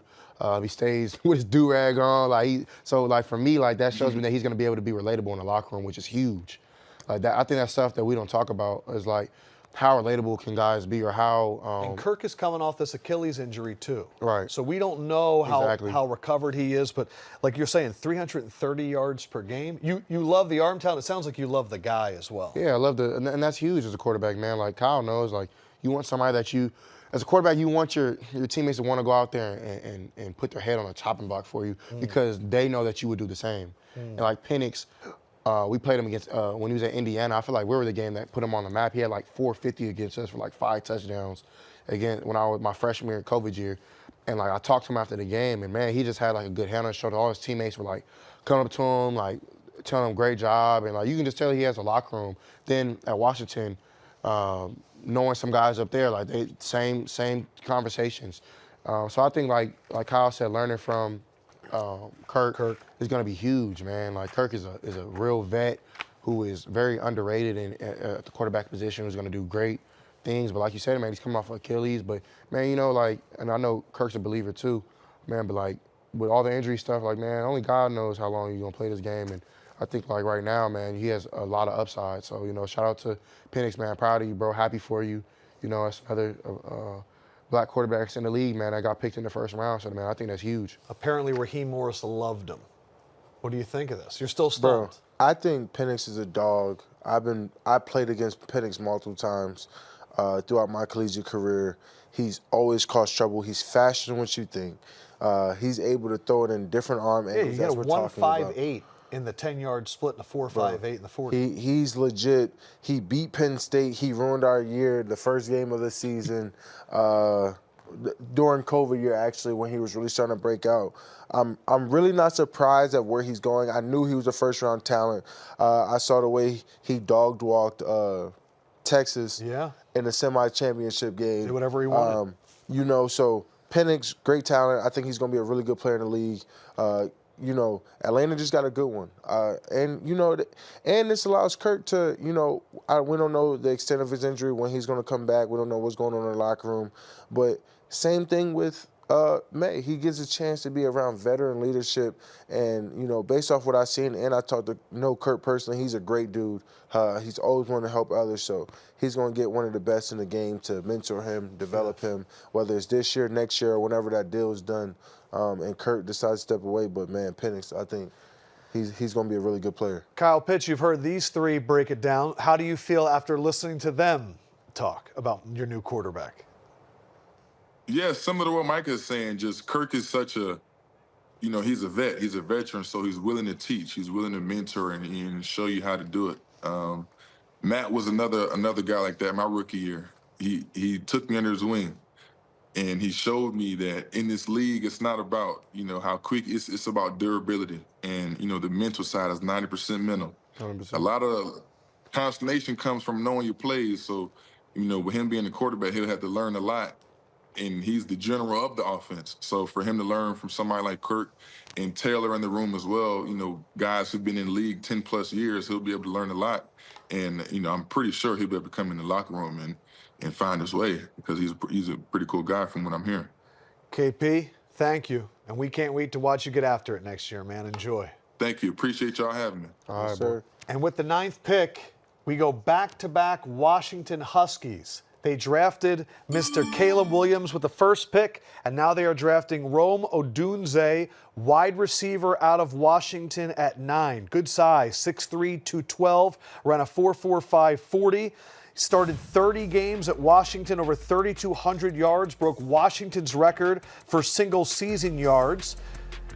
75% outside, 25% in the slot, and the new wide receiver for the Chicago Bears, Renner. As a Packer fan, I hate it, because they could not have had a better draft in the top 10 here with Caleb Williams and Rome Odunze. He to me, is a NFL-ready wide receiver one in his usage, because you saw it on tape at Washington. Washington was an NFL offense. He's moving all over the formation, running an entire route tree, and got open pretty much at will. I mean, he can get off the line of scrimmage. He can sell routes against zone. He can win one-on-one against man coverage. He's excellent at the catch point. He's the subtle OPI, get that little shove right at the catch point and come down with it king. Run after the catch. He can do that as well. There's really not a lot of holes in his game. When I was trying to find cons on his scouting report, the list was tiny, man. He's just darn good, gets to learn from a guy like Keenan Allen, who's one of the most savvy wide receivers, and now that Bears wide receiver room, him, Keenan Allen, DJ Moore, Caleb Williams, man, it's Christmas. The Bears offense has a different animal right now. It's an A+ pick for the Chicago Bears. Swift. Yeah, what do you think about this pick in the Bears' new offense? I mean, it's a really loud and Caleb Williams. They're making it almost impossible for him to fail. They're saying, we're giving you every weapon. We signed the running back. We traded for the receivers, and it gets them to reset. Whether this Keenan's only going to do 1 year or 2 years, they know they have a guy that can replace him, and that's Rome Odunze. Kind of reset that receiver market for them a little bit if they decide to move on from Keelan after this year. But, man, they're making it impossible for Caleb to fail, man. That's super exciting to see when you got these young guys. Similar to CJ, man, getting them to help early on so that way they can succeed early in this league. So it's great to see that, man. This is a really good pick. I mean, they got every position on the field. Their 11 personnel is going to be one of the most dynamic that we've seen in a long time. It's almost taking us back to that Eagles offense the year they went to the Super Bowl, man. Now I just see what they do with the rest of the picks. They have so much extra draft capital to get O-line that might go day 2 or whatever it may be, man. But this is really exciting to see for Caleb Williams and the Chicago Bears. They have a new offensive coordinator in Shane Waldron. It will be his first year. I love when wide receivers complement each other. Yeah. The footwork of Keenan Allen, the athleticism, and he can take it all the way with DJ Moore. And now you have that bigger body possession receiver that also has some scoot. Who does he remind you of, CJ, when you watch Rome Odunze? Rome Odunze. The comp I saw was Drake London. I like that. I like Drake London. I mean, honestly, man, like he kind of reminds me of Nico Collins. Your guy. My guy. I mean, somebody who can faster than what you think. Like, he looks like he's not running super fast, but he's sliding. He's gaining a lot of ground with long legs. Somebody who has short area quickness, who can also body catch, be a big body, big target, which is it's like having another receiver you're throwing to. And then on top of that, I mean, he has great feet. You know, I think that's one thing that stood out to me on his film. Great feet. So I think that's a great pick, man.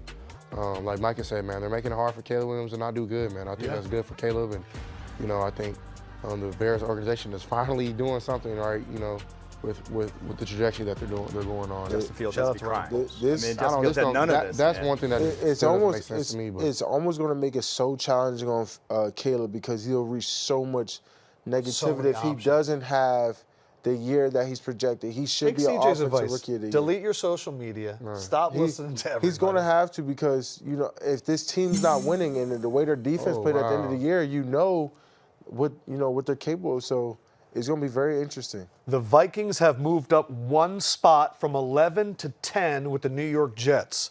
We have been hearing rumors all along that maybe they're going to move up for one of the quarterbacks, and I wonder if because Michael Penix went off earlier than they expected, they had to make a move to guarantee nobody else would. Could this be for JJ McCarthy? Could this be for Bo Nix? Why else would you move up one spot? What do you think, Renner? I think I saw the pick, unfortunately, and it is for a quarterback. It is JJ McCarthy. Jonathan James McCarthy is your new pick, your new quarterback for the Minnesota Vikings. He was 27-1 at Michigan. He was 36-2 in high school. That means in his football career, he is 63-3, meaning he's won over 96% of his games. He played in a pro-style system with Jim Harbaugh, a power run attack, some shifts, some motion, some play actions. This has been the scheme fit nearly the entire draft process. Yeah, and he goes to maybe the best situation of any of these quarterbacks now. I mean, Caleb Williams, after what he got close, but he's going to a top 5 OT duo in Christian Darrisaw, Brian O'Neill, probably a top 5 wide receiver duo in Justin Jefferson and Jordan Addison. So a great situation for him to succeed. And JJ McCarthy is physically talented, man. I mean, he is an easy mover in the pocket. I thought his pocket presence was outstanding. His ability to evade while he keeps his eyes downfield. Can run, but a lot of times he uses his mobility to create as a passer. And I think that's going to translate well for him at the NFL level. And the guy is driven, man. 61-3 dating back to high school. His record through college at Michigan, wins a national championship. He put the blueprint out there in his recruiting class saying we're going to win it, did whatever it takes. A lot of the reasons guys fail at the next level isn't always because of the physical talent they have. It's sometimes because of their off-field and how hard they're going to work. JJ McCarthy is going to work his butt off, but I still can't get over the fact that he does not throw a touch on tape. He throws a lot of lasers. A lot of those lasers go into linebackers' chests. Because of that, I'm going to go B- for the Minnesota Vikings. He attempted 713 passes in college, which is far less than any other quarterback. There was one game that you guys like to bring up that he had one pass in the entire game. How do we, I'm going to go to CJ first as a quarterback, what he was asked to do at Michigan and what he'll be asked to do at Minnesota, how do we overcome the fact that he didn't have to win games by himself in college? How do we figure this out? Well, he won't have to win games by himself in the NFL. They have a lot of help around him, like you said. Addison and Jay Jettis is with him. Has a good O-line. I think one of the best head coaches and coordinators with the head coach, Kevin O'Connell, who's a great offensive mind who will help him develop as a quarterback. So, man, he won't have to do it on his own now. Will he have to hold his own? He will. And this league has turned into a passing league. And, you know, so I'm excited to see, man. I want to see exactly what he brings to the table. And, you know, he's an AFC opponent, which is, no, excuse me, he's NFC. That's NFC, correct. Yeah. Excuse me. We play them this year, which is exciting for me as well. And, you know, I think, you know, the Vikings had the idea and, you know, they took it. So, you know, shout out to JJ. Congratulations, man. Is it a little shocking? To me? Yeah. No, I mean, a lot of the mocks had him going this high.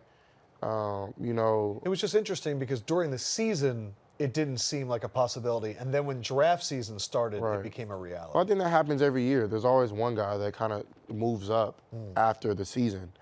And, you know, for whatever that reason that is, you know, some guys see something in meetings when a guy is on the board.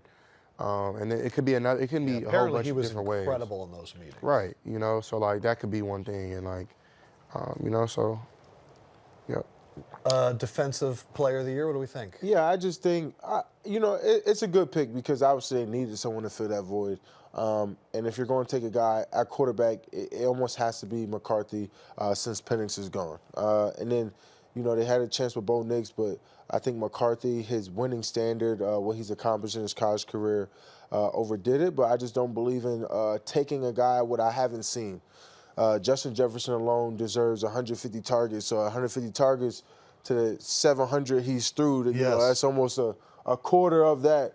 And if you're going to pay Justin Jefferson $34-35 million a year, you will hope you have a quarter that's going to be able to get into his hands. So you kind of question the passing ability a little bit. Can this guy, get Jets open? Can he drop back, throw it to Jets, lead Jets to get open, put it in his way for him to be as dynamic as he was with Kirk? That's my only question. But then the bright side is hey, we did just go get Sam Darnold. Aaron Jones. Aaron Jones at running back. We just go get Aaron Jones. So now we do have that Aaron Jones effect where Aaron Jones has carried, the Packers before in the run game. So will it be a lot more play action this year? Will it be a lot more, Aaron Jones then Jettas? How would that work? It'll be very interesting to see. But like Renner, I said, this is about a B, C for me. I believe it. We got to see it to believe it. And, a lot of these other guys, we've seen it. We've seen what they're capable of. We're seeing what they do.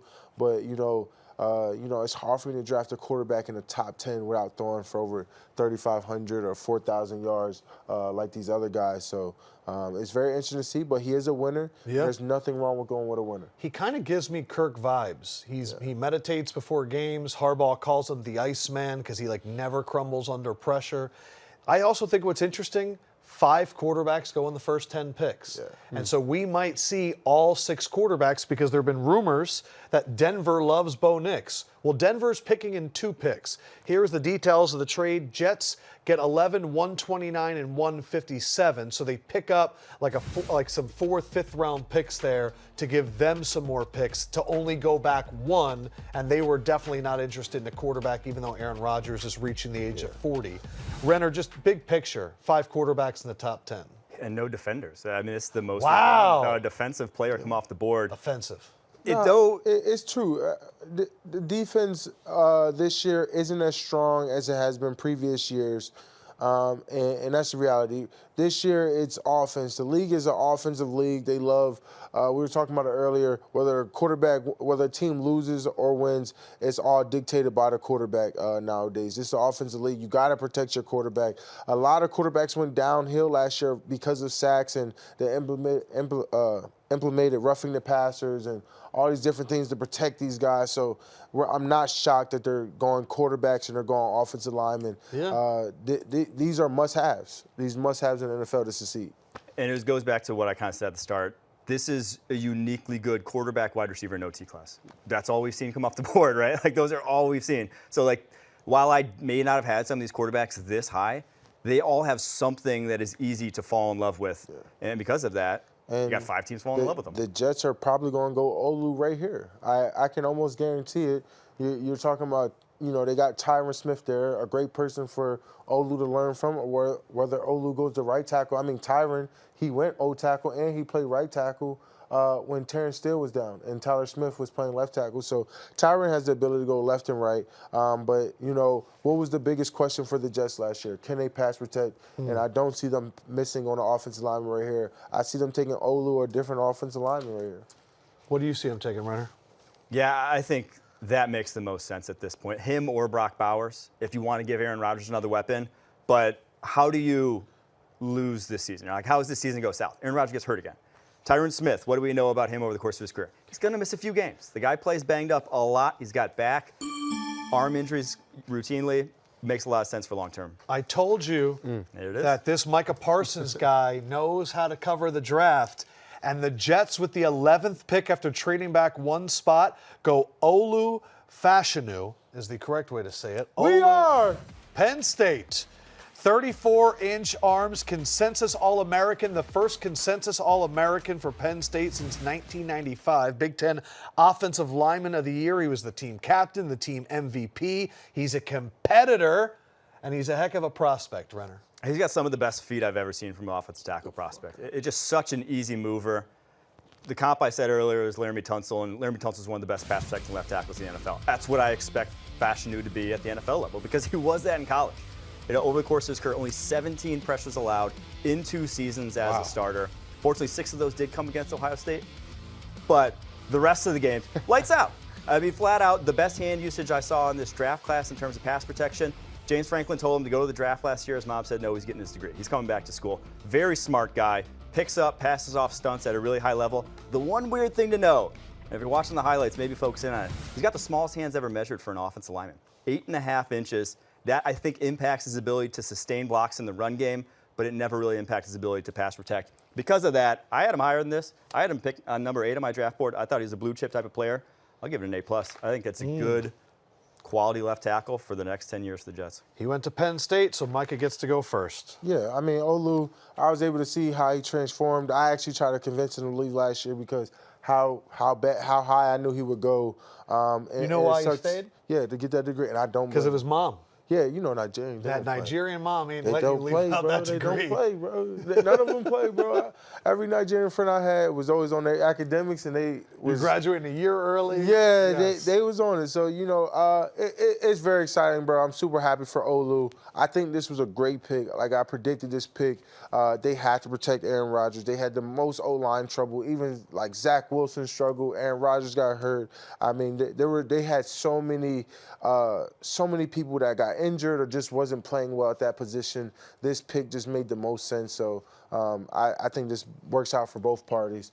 And I think Aaron Rodgers is probably smiling ear to ear because this guy is a true pass protector, and he's strong as heck.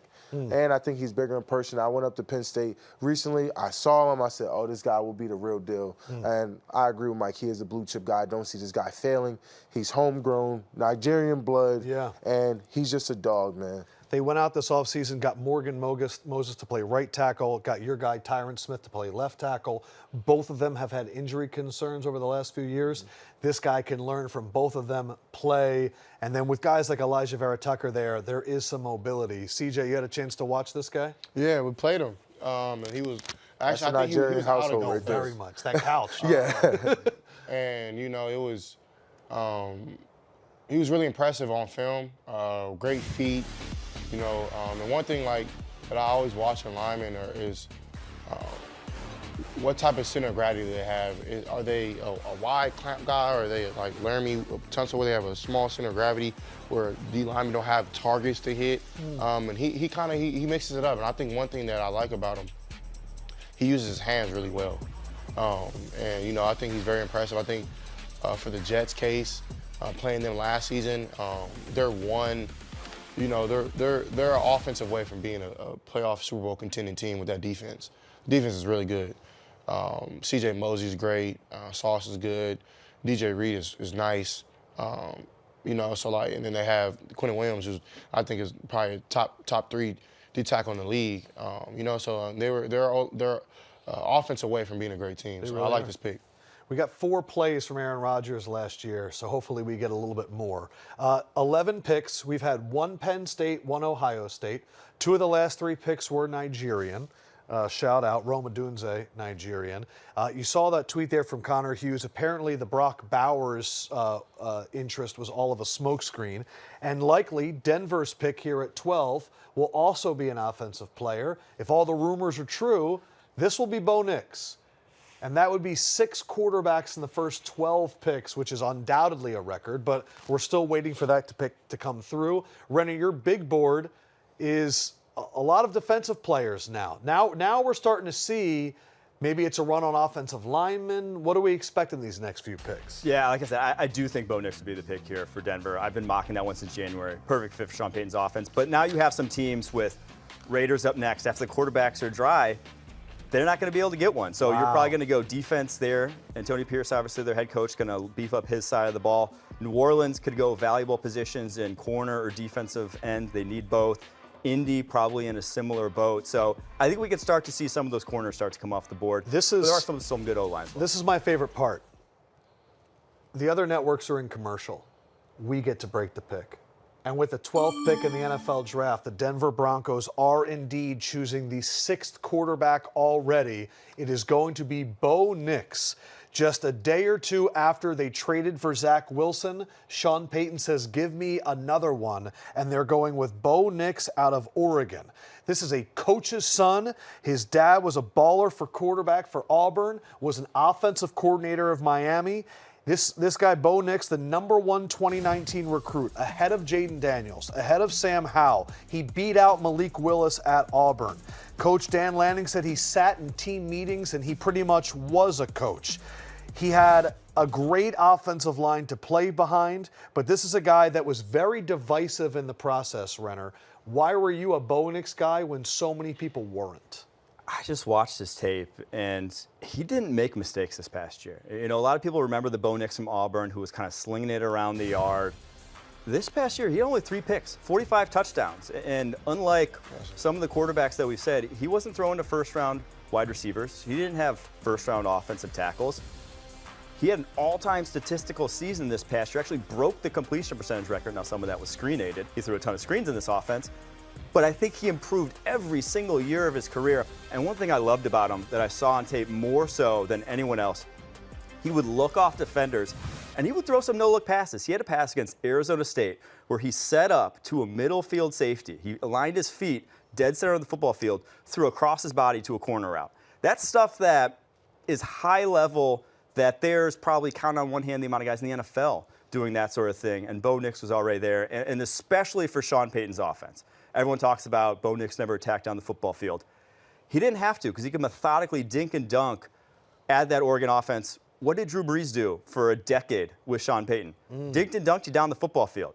I'm not surprised he's high on Bo Nix, and I'm not surprised he came off the board here. I'll give it an A+ because I think it's as ideal a fit as they could have gotten at that pick in this draft. This is the first quarterback that Sean Payton has drafted in the first 2 rounds ever, if you think about that. CJ, this is a quarterback that some people saw it and some people didn't. What kind of an evaluation was it for you watching his tape? Bo, to me, is somebody that had kind of a prototypical NFL start in his college career, which I think will pay off for him to have a better start in the NFL.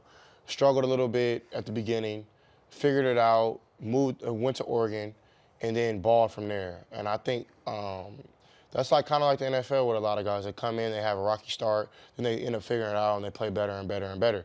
I think now, since he has so much experience, experience is the best teacher. And so he'll be able to go in there, compete for a job. Sean Payton is a great quarterbacks coach. And to me, what stands out to him, just him as a quarterback, is his feet. He has great feet. It's some of the best footwork I've seen when it comes to pocket movement. He's one other guy who can sit in the pocket, will sit in the pocket, but create when he needs to create. You see these little movements, and he's barely moving. These little subtle movements that help your O-line so much. That irritates D-line when they get a good rush, good pressure, and you step away or you step behind or you step with these little quick movements and you get the ball out. Those kill rushes. And for me, I think that's something that he does really well, and I'm excited to see him do. And of course, another team, they need to put more pieces around him. And I think they'll do that. Picking up Josh Reynolds big. Courtland Sutton, I think, is a very underrated receiver, top 15 receiver in this league, top 10 maybe. Had a great year last year, but definitely need to get some more pieces around him. This is a team that released or traded Russell Wilson, safety Justin Simmons. They traded Jerry Jeudy. This is a 24-year-old quarterback, the most starts ever in college football, 61. Micah, where did you stand on your evaluation? I thought Bo Nix was, a day 2 guy, but because they're running quarterbacks, there's no reason to risk it. He's a complete competitor. He goes and gets it. I think he has improved every year he's been in college. But, I think, like I said, it's a reach for quarterbacks right now. They're just trying to get their guy. But the good side is there's a lot of upside to Bo. The fact that he's keep getting better, he gets to go be with Sean Payton, who is almost a QB guru. He resets the clock. Their defense is really good. They made a lot of stops last year in defense. So this is actually a good pick for them just because the need at quarterback. But it's going to be very interesting to see how he does in Denver. Can he turn that thing? Can he turn the offense around? And it's going to be interesting to see what Denver does in the rest of the draft that completes this pick. Do you put the weapons around him? Like you said, you trade Jerry Jeudy. You do have Devontae Adams. But Cortland Sutton requested a trade. Does Cortland Sutton still stay? You know, what do they have around him like these other quarterbacks have, like McCarthy, like Caleb, like, like Penix? What do they do like these other guys like you or for Bo? What I like is if we keep this graphic up there, we always want these young guys to have support, right? Yeah. So Caleb, tons of weapons, and they add another one in Odunze. Yep. Jayden Daniels in Washington. Tons of weapons. He's good. That I think they might need some help, but it's a new regime that they're going to do everything they the can. Commanders? Yeah, it's more O-line help, but you can cover that. Like, look at the Packers last year with Drake Jordan Love. Maye, they're going to sit him back there. You can have the veteran quarterbacks play. You can bring him along. Exactly. Penix with the Falcons. Think about what he's going into with Kyle Pitts and Bijan Robinson and Drake London. JJ McCarthy, we know all the... And then Bo Nix gets Sean Payton. So really, all of them are in pretty good situations. I kind of think Jayden might be in the toughest one just because Washington's really doing a rebuild on that offensive line, but they're all set up to have some success. You look at Jayden's situation, I feel like Jayden's situation is a little similar to mine. But talk when about I that. came into, I don't know, you had a top 3 left tackle. Bro. I agree, and you know, Laramie did wonders for me, but at the same time, you know, there was a lot of games Laramie was out, so I had to get the ball out, and I think that's something that Terry and I'm blanking on his. Oh my gosh, he's one of the best receivers in the league. Terry McLaren, Jahan Dotson. Jahan Dotson. Yeah. I don't think they have Curtis Samuel anymore, but They don't. Dotson, He went to Buffalo. Well, Dotson and Terry are, bro, like they're so underrated as a duo. They really are. Dotson is nice. And they still got Brian Robinson. So, like, I think something, exactly, they're going to have a good running back with Brian Robinson. I think Jayden has the opportunity, like Micah said, he'll be able to make some of those O-linemen right. I like this pick. You like this pick? I do, but I don't. Like, they just got Michael Mayer. Why would they do that? Great point. But that's a good duo. Like, you want a good duo. You got to think where this league's going. Last year was some of the highest 12P in the NFL. A lot of 12 personnel, a lot of run game. Brock Bowers, the guy that does it all. He's out wide. He's in the slot. He's a matchup nightmare for a lot of running backs. I mean, a lot of linebackers. Behind Marv, this is my second favorite pick. He was my number 2 in the whole I think draft this process. is a great pick. Brock Bowers, the first ever 2-time Mackey Award winner for the best tight end in college football. One of the most decorated players. His teammates called him Superman. He is 3rd in Georgia history in catches, 2nd in Georgia history in receiving touchdowns, and 4th in receiving yards. And in terms of 3-time first-team All-Americans, it is David Pollock, it is Herschel Walker, and it is Brock Bowers. Wow. Getting him at 13, what do you think of the value at this position? I think it's fantastic value, and I think he can coexist with Michael Mayer. And I think it honestly makes what they want to do in running the football there offensively even that much more dangerous, because if you just call Brock Bowers a slot wide receiver, no one bats an eye. He can do that in his sleep, and that's why a lot of tight ends fail at the next level, is because they can't get open themselves one-on-one. Right. Brock Bowers did consistently. I go back to his freshman year. He had on that team Adonai Mitchell, Texas wide receiver who we're going to see later, Jermaine Burton, Alabama wide receiver who we might see tomorrow, and Ladd McConkey, who we may see later today, too, the Georgia receiver. He had more yards than them, 300 more yards than all 3 of those guys, and those are wide receivers that he was the number 1 option in the offense. Elite yak weapon at the position. I have to crack up because the Auburn game this year, DC for Auburn, he goes for 128. Someone chirps the DC for Auburn and says, why weren't you doubling him? Auburn DC had to clap back and say, I doubled him the entire game. He just got open. And you're seeing it right there. The man has hands and separation ability that you can't teach. And that just makes your run game that much more effective in that, you know, you can go back to the early Patriots when they had Gronk and Aaron Hernandez. He can play the Aaron Hernandez role and just be dynamic, but also run block out in space like an inline tight end would.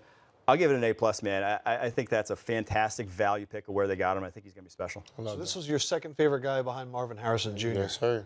What was the reason? What jumped out? Everything Mike just said, man. Dude, when you talk about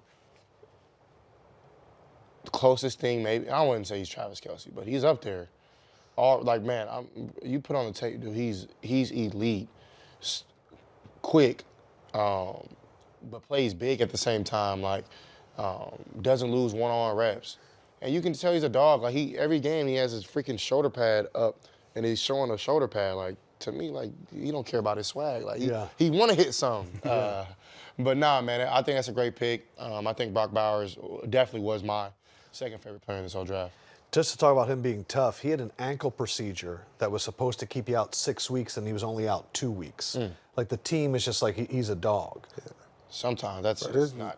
Yeah, no, we're gonna change that in the pros. Yeah, this is such a good pick, and you think about how much attention Devontae Adams gets. Right. You think, and you lose Josh Jacobs, who was trying to take away from that. But now you got Brock Bowers, who's a linebacker nightmare. He's a guy that's great in the screen game. He has great rack ability, running ability. I mean, this is just such a good pick to try to expand the offense, open it up, and just he's good in the run game. He can make the blocks. He can still go out and make the routes. He's a complete tight end, and he's a person you build around. I just think it's a really good pick. The Raiders got a very good gem at this point in the draft where you talk about a guy who potentially everyone thought would be a top 6, 7 pick, and you get him at 13, I mean, that's a A+.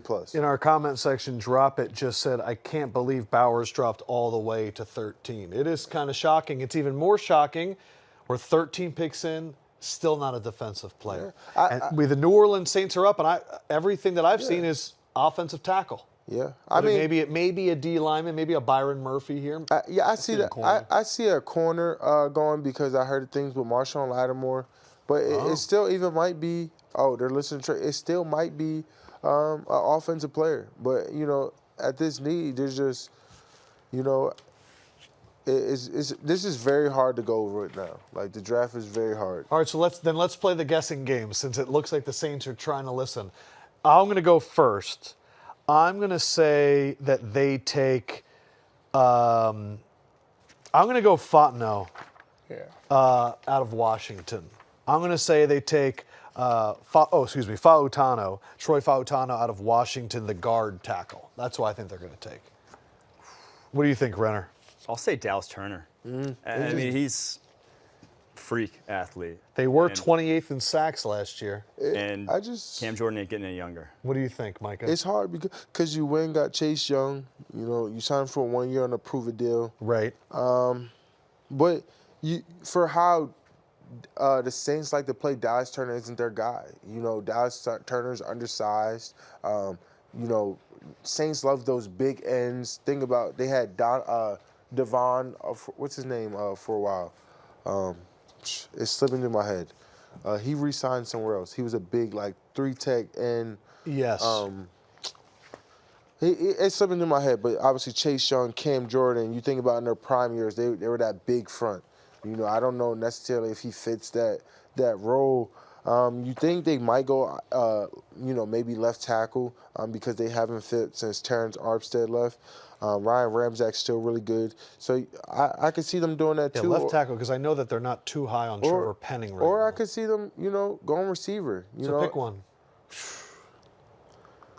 And then Stroud, who do you think they're going to take? I'm going a lineman from Washington. You're going Fautanu also. Or I'm going Terron Arnold. Gotcha. I think the corner. I think it might be either Quinyon Mitchell, the corner, or I think it might be someone like Adonai Mitchell. Someone that big receiver since Michael Thomas. Right. Because they still got Chris Olave. They do need somebody with Olave there. Yeah, this is also, in terms of the listening to trades, this is also, we've heard the rumors about maybe the Eagles are going to trade up. You have a number of the tackles still on the board. You have what? I missed it. What? I'm just looking at your reaction. I thought you were going to get Oh, no, I'm just locked in. He's locked. You're not worried about the Eagles. Bro. No, I'm not worried We'll get them when they eventually do it. But this will be interesting. Who would you, of all the defensive players, who do you think could be a defensive rookie of the year? My pick is, I think either Quinyon Mitchell or my favorite rusher in the draft, Latu. Defensive rookie of the year is based off a lot of with sacks and things like that. And he's the best pure pass rusher. I guess the wrong one in the Pac-12. All right, the Saints select Taliese Fuaga The pick out of Oregon State, Duke Mayweather, who is one of the better offensive line coaches and former players, compares him to Mike Iupati. He is a pile-pushing run blocker. He had all of his starts at right tackle, 25 straight starts over the last 2 years. It's a first-team All-American, a first-team All-Pac-12, Mike Renner. Fuaga going to the Saints. Yeah, that comp is actually why I had him a little lower down the board here for me. He was late back into the first round guy for me because I see him as a guard. And Mike Iupati was a guard. Shorter arms, 33 1/8 inches. And you see him get exposed a little bit in pass protection, but the man is power personified. When he hits guys, they feel it. His punch and pass pro is deadening. He doesn't give ground back into the pocket. He can really get out on the move. Outside zone scheme, gap scheme really doesn't matter with him, even though he's a bigger dude at 324 pounds, as you see right there. He can move people against their will, and he's the best at the second level in terms of just annihilating linebackers. So you want a power run game, this is a guy that you're going to want in your system, but I don't think he's your Ryan Ramczyk replacement, unfortunately. I think he's maybe your like Andrus Peat replacement. I think he's playing guard there for the New Orleans Saints. So because of that, I got to go C+ for this pick, man. It's a guard. It's early when there were some premium positions on the board, and they're in a bad cap situation, the Saints. They need to get out from under that. How do you get out from under that? Picking valuable positions that you then don't have to pay as much on the rookie contracts. Picking a guard here is not a valuable position. 15. What? It can be. Not in my eyes. But it ain't like edge. It ain't like wide receiver in terms of how those guys get paid. Or tackle. But Or tackle. maybe they think he could play left tackle. Yeah. There's a lot of good. I mean, what are they in the NFC South? NFC South. Yeah, that's more of an edge. Yeah. Edge. I want to just look ahead to the 15th pick. It is the Indianapolis Colts because we are joined now by their first pick in the draft last year, quarterback Anthony Richardson, who exploded on the scene. Look, he's got the hands rubbing. How we feeling, Anthony Richardson? What's up, man? What's up? What's up? What's up, my dog? What's good, man? You straight? Hey, how's that shoulder, fam? Hey, shoulder smooth, man. Good, Living life, good. rolling them a little bit, trying to get back right on the field. Yes, sir. We are in an interesting spot for you guys because 3 wide receivers are off the board and there's a heck of a lot of players left. Who do you have your eye on? What position are you looking at right here? Man, I want anybody that's going to help the team. Anybody that's going to help us win, hey, bring them on in. So that's what I want. That was a good PC answer, but like, are you hoping for a wide receiver? Hey, if we can get some weapons, I'm all for it. We get some weapons, we're going to light it up. So, hey, CJ, you better be ready. Here we go. I'm just glad they didn't get Brock Bowers. That's where I thought he was going to go. I would have been hot, but it's all good. You know I'm at. I'm going to be too, So Okay, you my dog, Yeah, we're going to see. For sure. What is it like, CJ, to be drafted the same year, to go to the same division? Is it friendly competition between you two? Most definitely off the field. On the field, we trying to prove which is the better. And I think, and Ant knows this. I mean, I think Ant is one of the best quarterbacks I've seen since we met in high school. Arm talent is buku. Super athletic, like everybody says, but I think his IQ and how he thinks, what is misunderstood a lot. And my boy can rap too. I ain't know all that. Yeah. Whoa. My boy can rap. Put the track on. Go put ahead, a beat on. man. Self-promo. Nah. Hey, after we get this pick in, I might spit a few bars. All right. And I'm curious, Shane Steichen is a guy that, man, he can dial up some plays. How excited are you to get back there in that playbook with some weapons and do some damage? Man, I'm super excited to get back on the field. Like you said, Shane is an amazing play caller. So whenever he is dialing it up and I am in my groove and we, moving as a team, it's amazing. So I could just only imagine, what we're going to do with this next pick and, this upcoming season. So I'm excited for it all. Renner, one of the other positions of need for them has been cornerback, and 0 cornerbacks have been taken, so they really do have the pick of the litter if they want to. Yeah, Chris Ballard loves traits. Quinyon Mitchell's like traits for days. So they're in a great situation, right, because of that need. and just how the board fell. Not a single defensive player off the board yet. So they're really sitting pretty if that's the side of the ball they wanted. That is the other advantage when 6 quarterbacks go in the first 12 picks. Every other position falls. Micah, what do you see for the Colts here? You know, I think they can either go. I see corner receiver. I think their O-line's pretty solid. They didn't really have too many issues last year. But adding a guy on the opposite end of Pittman will be truly great. Maybe a speed guy. Or my guy Ladd, man, someone in that slot that could be vicious. You know, someone you can always rely on. I like that. Or, you know, get a reliable corner. Like I said, they got a good front. Their front seven really never been a problem. They got a great run game. So I just think they might add someone on defense, or why not add someone outside? Maybe a Florida guy, Ricky Pearsall?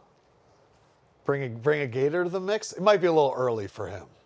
Maybe, but I hope not. I like Pearsall. Do you really? Nice. But Pearsall is my second favorite receiver. Hey, you want to speed demon like Worthy, or what you want to see? Like, you want a speed demon? You want a go getter? You know, no political answers, man. Be real, dog. All right. So look, I'm gonna keep it real. So I do want somebody that can take the top off. You know, because I didn't get to really like throw it deep last year. So if we can get somebody to add with AP speed, you know, take the top off, throw it deep, we got something special. Brian Thomas Jr. ran a 4.33. Lab McConkey ran a 4.33. A.D. Mitchell ran a 4.34. I don't want y'all getting that, like, real. And I heard last year, bro, you had, no offense, CJ, but I already had one of the strongest arms. You talking to me? I'm talking to. I just heard he had one of the strongest arms. He do. I ain't saying he don't. Like what? I ain't saying he don't. I'm not going against that. That's cool. Yeah. So I honestly think, like, if I was you, I would call Chris. Hey, Chris, like, for real, I'm being serious, dog. Like, we really need Bobby Boucher, the water boy. Like, that's what y'all need to get. Ain't nobody Bobby Boucher but me. I need to go get a new water boy. I get to announce the pick to Anthony Richardson. You are getting a pass rusher, the first defensive player drafted. It is Latu out of UCLA. Pass rusher consensus All-American. But I said he was going to be the number one. He was my and number Micah one. Parsons is a fan. Anthony Richardson, your reaction? Okay, I'm not mad at that. I like that. That's loading up the defense. Hey, the better our defense is going to help us out more. So I ain't mad at that. All right, then let's show them the highlights. You'll hear their analysis, and then we'll come back to you. Latu, Pac-12 Defensive Player of the Year, won the Ted Hendricks Award, won the Lombardi Award. He's got a Euro chop that he has perfected. Last 2 years, 34 tackles for loss, nearly 24 sacks, and 5 forced fumbles. He turned down a professional rugby career, Renner. He's the first defensive player off the board. He is probably, in my 10 years of doing this, the most skilled pass rusher I've seen. And now, that's because he's a fifth-year guy because he had to medically retire from football back in 2020.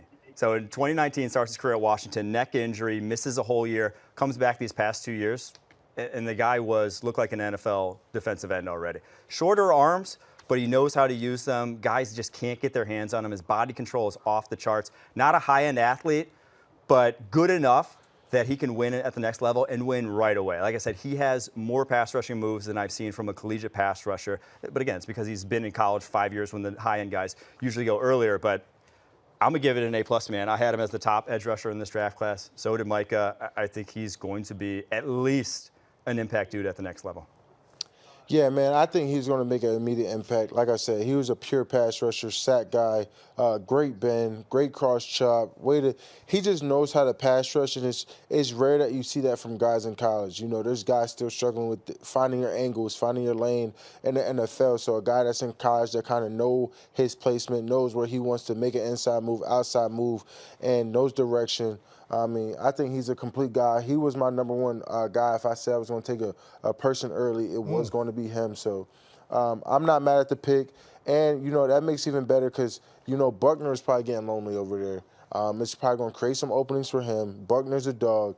You add Latu. Paramount with Quiddy Pay. Yeah. with Kawhi, now you got some trouble steaming in a great front seven and Indy. So this is a really good pick. I agree with Renner. This is the A+. You get the value of that pass rush at this pick. In previous years, we've seen pass rushes go 3, 4, 2, 1. So you get the best pass rusher at 15. Tremendous pick. You trust him? Yeah, man. I mean, if Micah sees pass rushing ability, I do. I mean, I'm gonna see him twice a year, so we gonna see. No, I'm just playing. But nah, man, he looks like he's a heck of a talent. Like he can bend really well. He bends the corner. And you know, one thing that I would say is just like, is he able to push the pocket and bull? That's one thing that I think in that style of defense, that 4-down defense, you got to be able to bull. And you know, that's I think that's a good job, man. Like one thing about it is like the offensive line and defensive line are the ones who win games, bro. Like they just make our jobs easier or harder. So, you know, I think that's a good pick. And Anthony, you might have to pass him the ball once or twice. Apparently, according to the UCLA coaches, if he would have played tight end, he would have been the best tight end on the roster. So you've heard everyone talk here. How do you feel about your first-round pick after hearing Micah and Mike and everybody talk? Man, everybody pretty much hit it on the head. You know, adding another weapon like that to our defense, you know, like Micah said, it's going to make it easier for Buck, you know, Quiddy, you know, Grove, all those guys on the D-line, you know, to just get more opportunities and options to get more sacks. And if he is a great athlete like you're talking about if he would have been the best tight end, hey, we might have to throw him in for a special goal line package. All right, I'm not going to make you – this isn't Sway in the morning, so I'm not going to make you freestyle. But what could you go with Latu? Like that, I feel like a bar could come with Latu. Man. I don't know, because first thing that came to my mind is it's too weak, you know. So I'm gonna have to dig in my bag. Well, with Latu, you got to. I mean, yeah. See, I was thinking that, but that's not really like corny. That's corny. Yeah, I'm glad you didn't say it and I did, so that's okay. And man, the crib look big. I can't see it, but it looks spacious, gang. You living real lavish. It's the basement. It's the basement. Oh, he's got a finished basement, C.J. Stroud. That's the hangout area.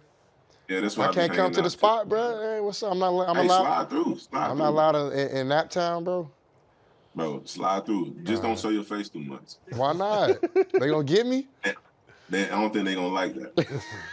I was over there All-Star. I had no problem.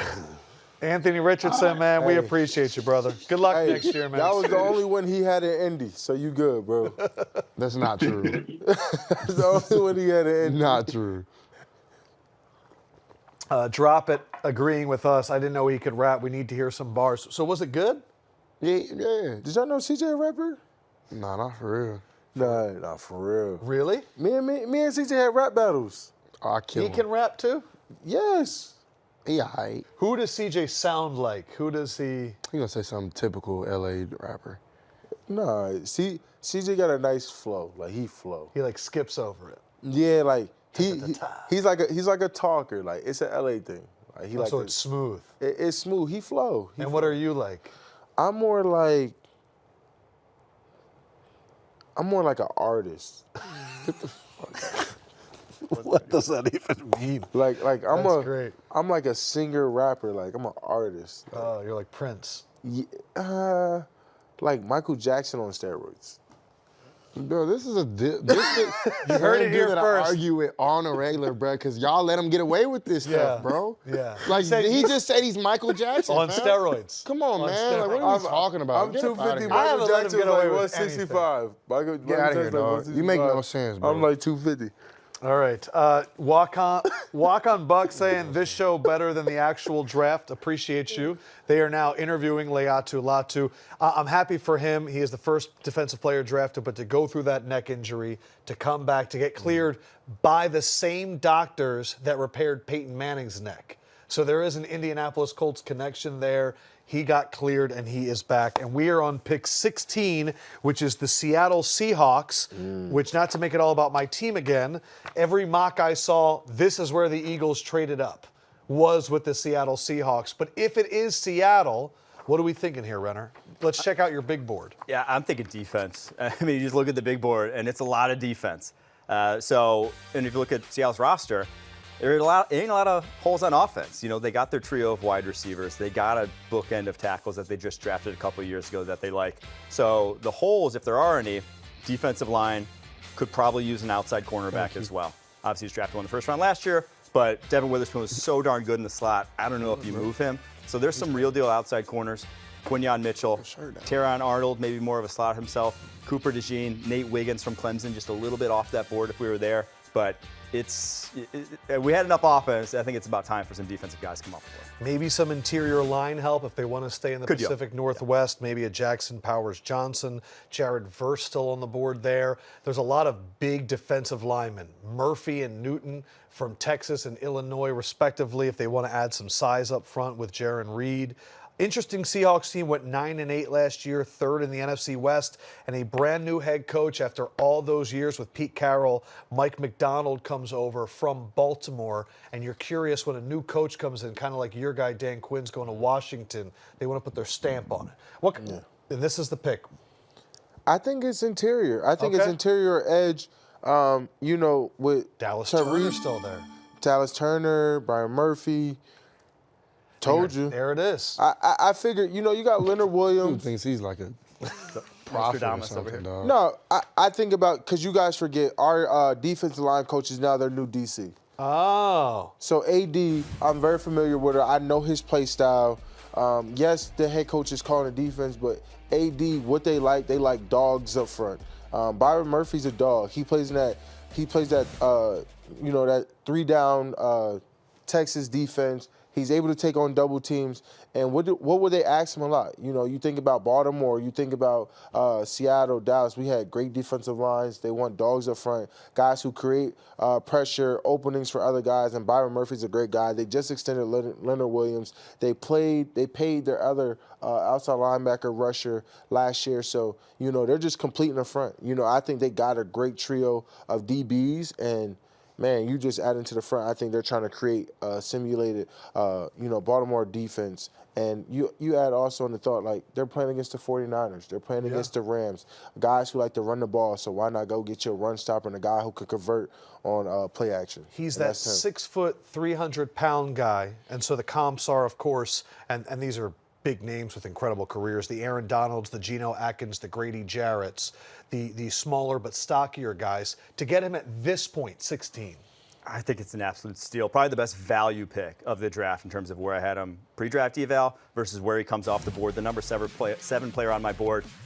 And all those names, like, it's difficult to block guys with low center of gravity like that, especially when they are as strong and powerful and can get off the line of scrimmage. 1.69-10 split at 297 pounds, 4.87 40.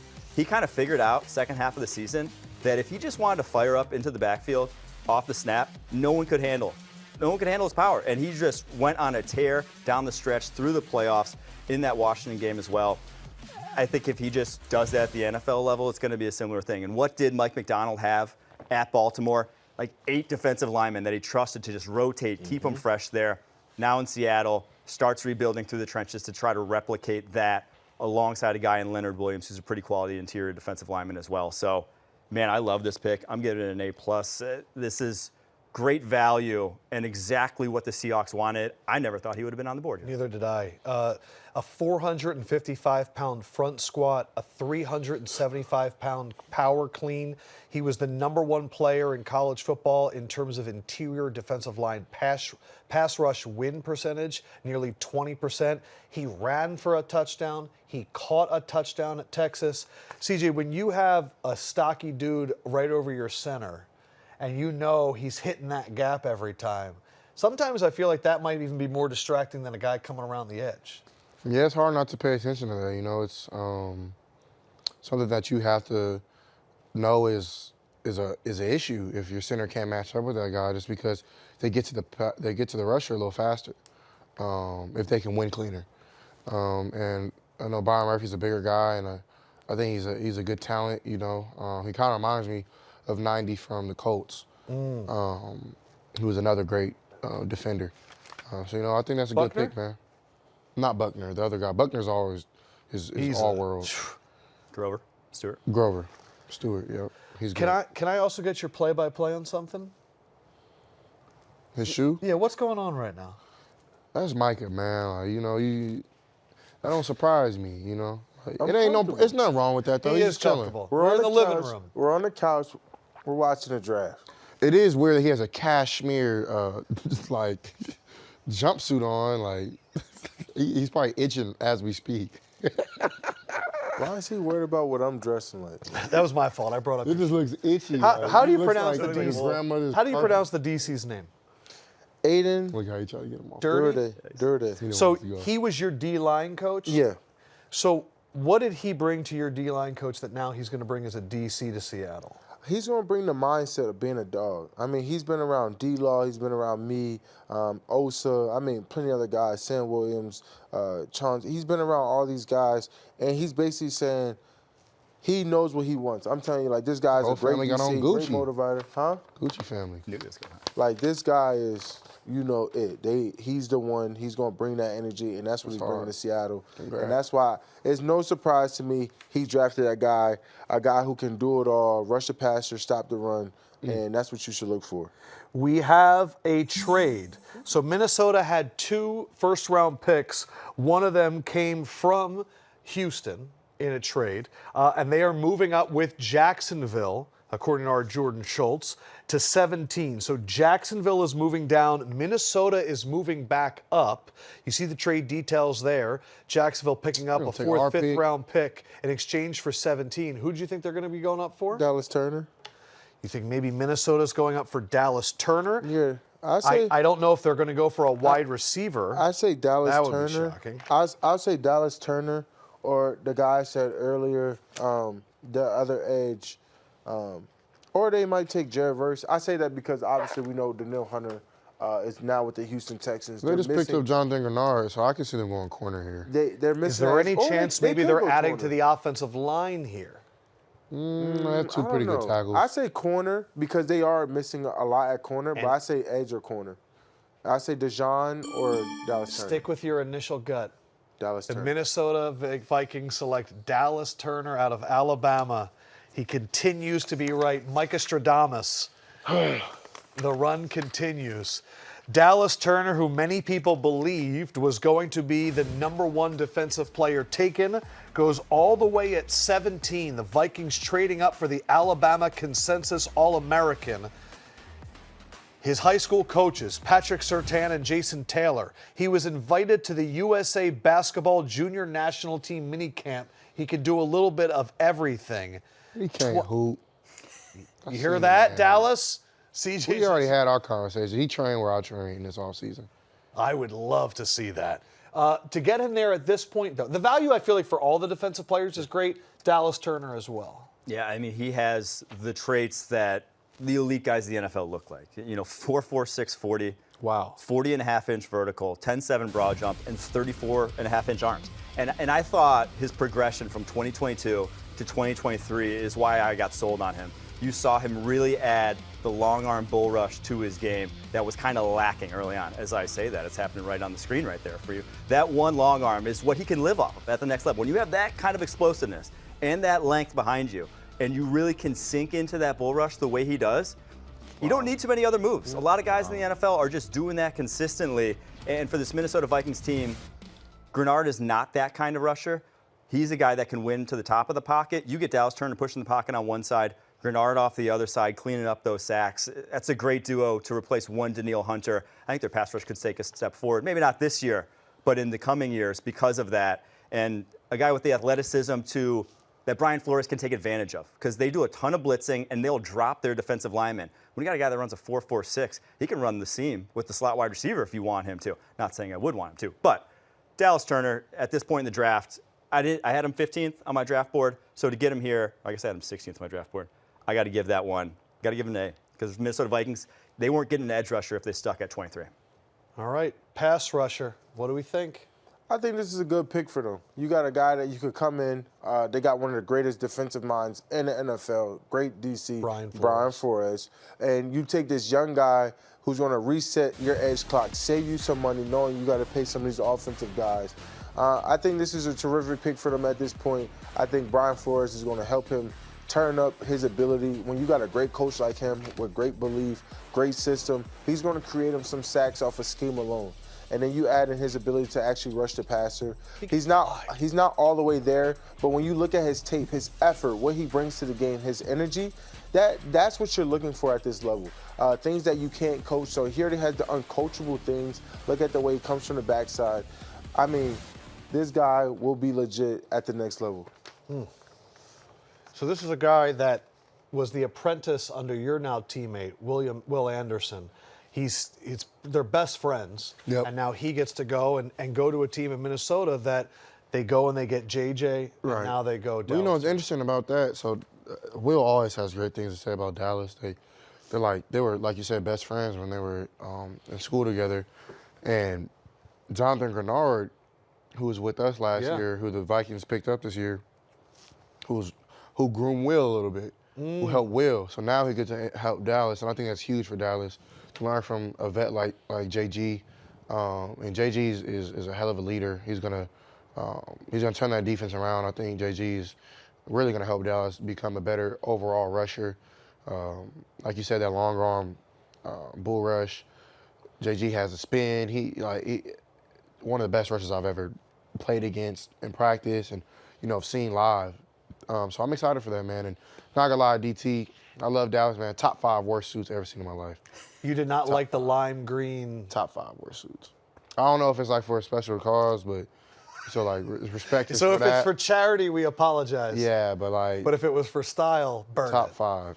I would buy what Cameron they say. Said to Craig, buy another one. He just has something to say about everyone. My suit, Dallas suit. Look at that suit, dog. You like that suit, dog? What happened to the opinions don't matter? Double-breasted green. I like double-breasted, but what happened to the opinions don't matter? What is he talking about? The pants Shut don't matter. up. What happened to that? You said opinions don't matter. You make no sense. He fly. Glasses. Go Dallas. I'm happy for you, bro. I'm messing with. This is my dog. I mess with him all the time. That suit is See, I thought you were talking about top the glasses. 5 worst I've ever seen in my life. Yeah, he looks like he got them Inspector Smokey Gadget. Brown. Inspector Gadget glasses. Pick is in for the Cincinnati Bengals, and this is a prospect with a lot of natural ability. What's The up with the Bengals are Washington? taking Georgia offensive tackle Amarius Mims at pick 18. Amarius Mims, nearly 6'8", 340. His arm length is 36 1/8. His hands 11 1/4. The only scary thing is he only has 8 starts, and they're all at right tackle. Wow. But a teammate said, quote, "You don't need 1,000 reps when you have his gifts from God." Renner. The man has some gifts from God, and he is. And you stand next to him, he's slender, man. 340 is hard to look slender at 340, and at his size, he's kind of built like a tight end. And you see it there on tape. He holds it extremely well. Only 803 snaps his entire career, but I was super high on this guy because of just he looked polished on those 803 snaps. He uses his hands very well. He's not a complete project the way you might expect a guy who hasn't played a ton of football to look. And then the uncoachable things are off the charts. I mean, just a true specimen at the position. And for the Cincinnati Bengals, they don't have to throw him in right away. They got their right tackle in free agency in Trent Brown. They have their left tackle right now in Orlando Brown. They have 2 monsters that are the best guys in that mold in the NFL probably to learn from. And so maybe you start him at guard early on. But the Bengals, the past year, quietly became a superpower man gap scheme run game. They want to move people. They abandoned the outside zone stuff that they tried early on in Joe Burrow's career. And if you want a gap scheme tackle at this point in the draft, you can't do much better than Amarius Mims. So I'll go A for it. I mean, I think he could be right up there with guys like JC Latham and Joe Alt when it's all said and done. Just 21 years old. And I believe one of his first games in college was against you in the college football playoff. I didn't. I was.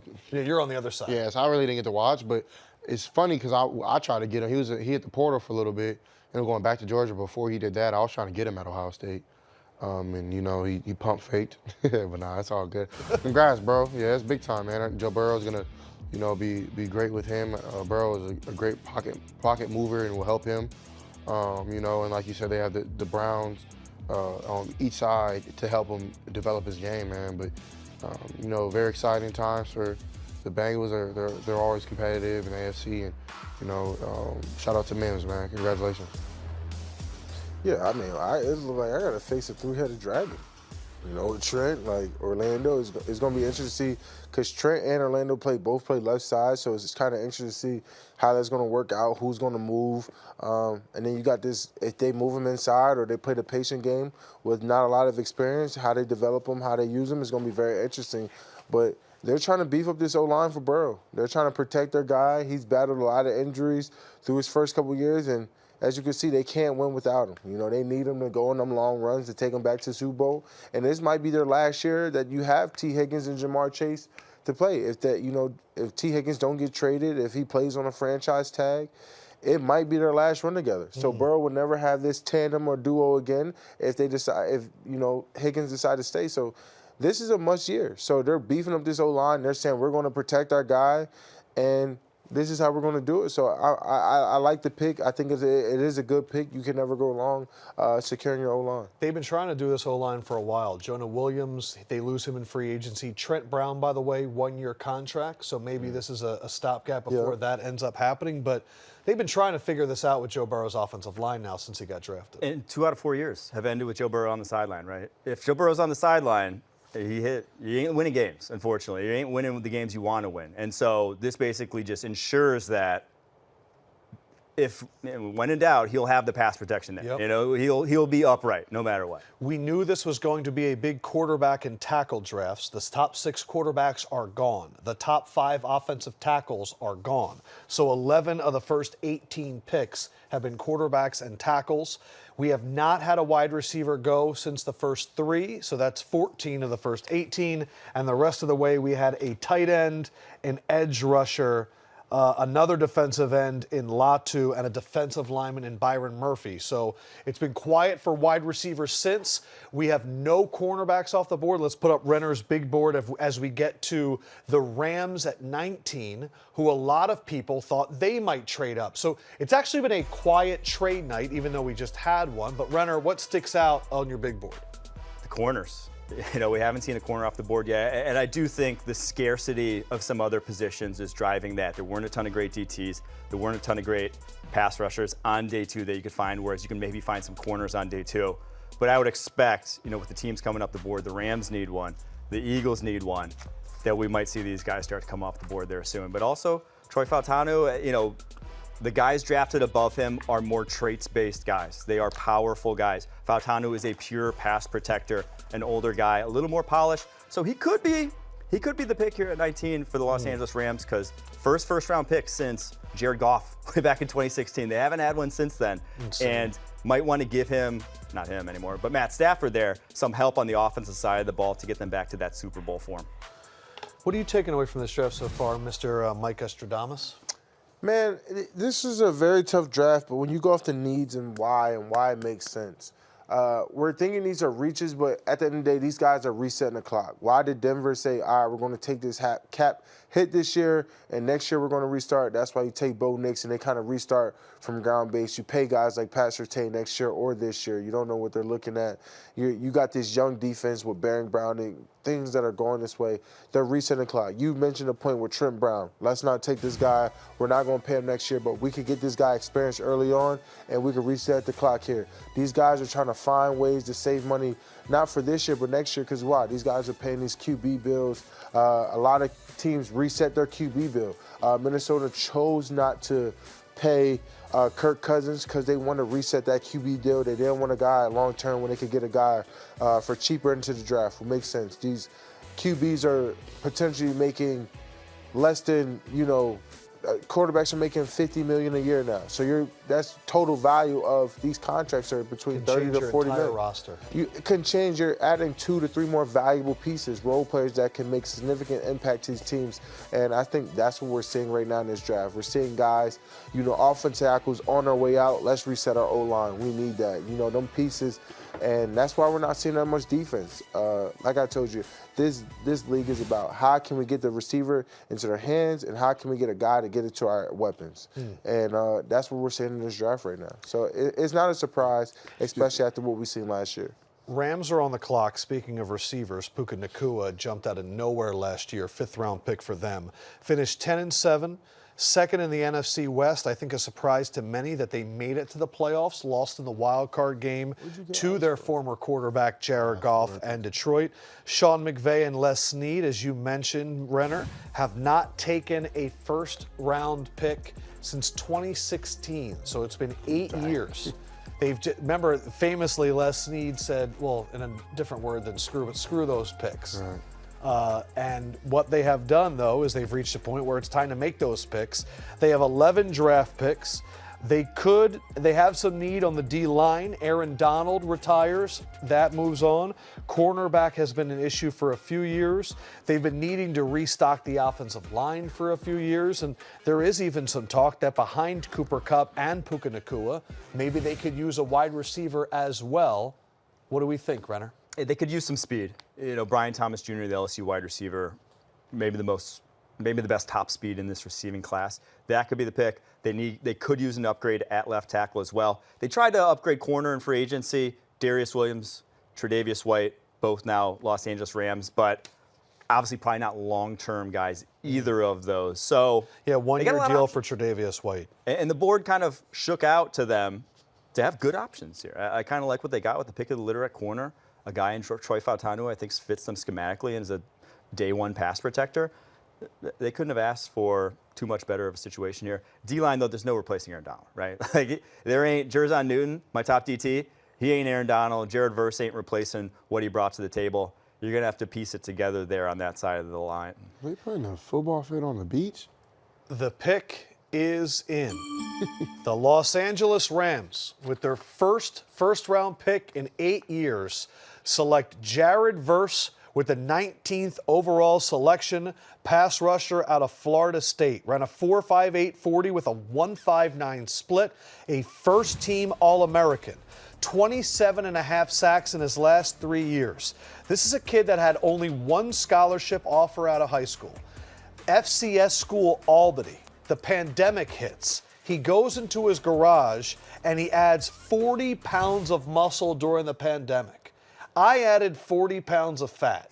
Jared Verse and I are not the same. He called up Jermaine Johnson, who ended up being a first-round pick for the New York Jets, and he hears and he goes to Florida State, and now the first pick of the LA Rams. Yeah, the man has heavy hands. When he hits offensive tackles, they feel it. He is a true power rusher. Not going to be a guy to turn the top of the pocket, a little stiff when he has to really get to the edge.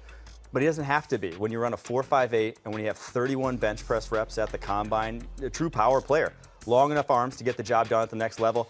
They hit on Byron Young last year. You know, their mid-rounder out of Tennessee. He had a great rookie season.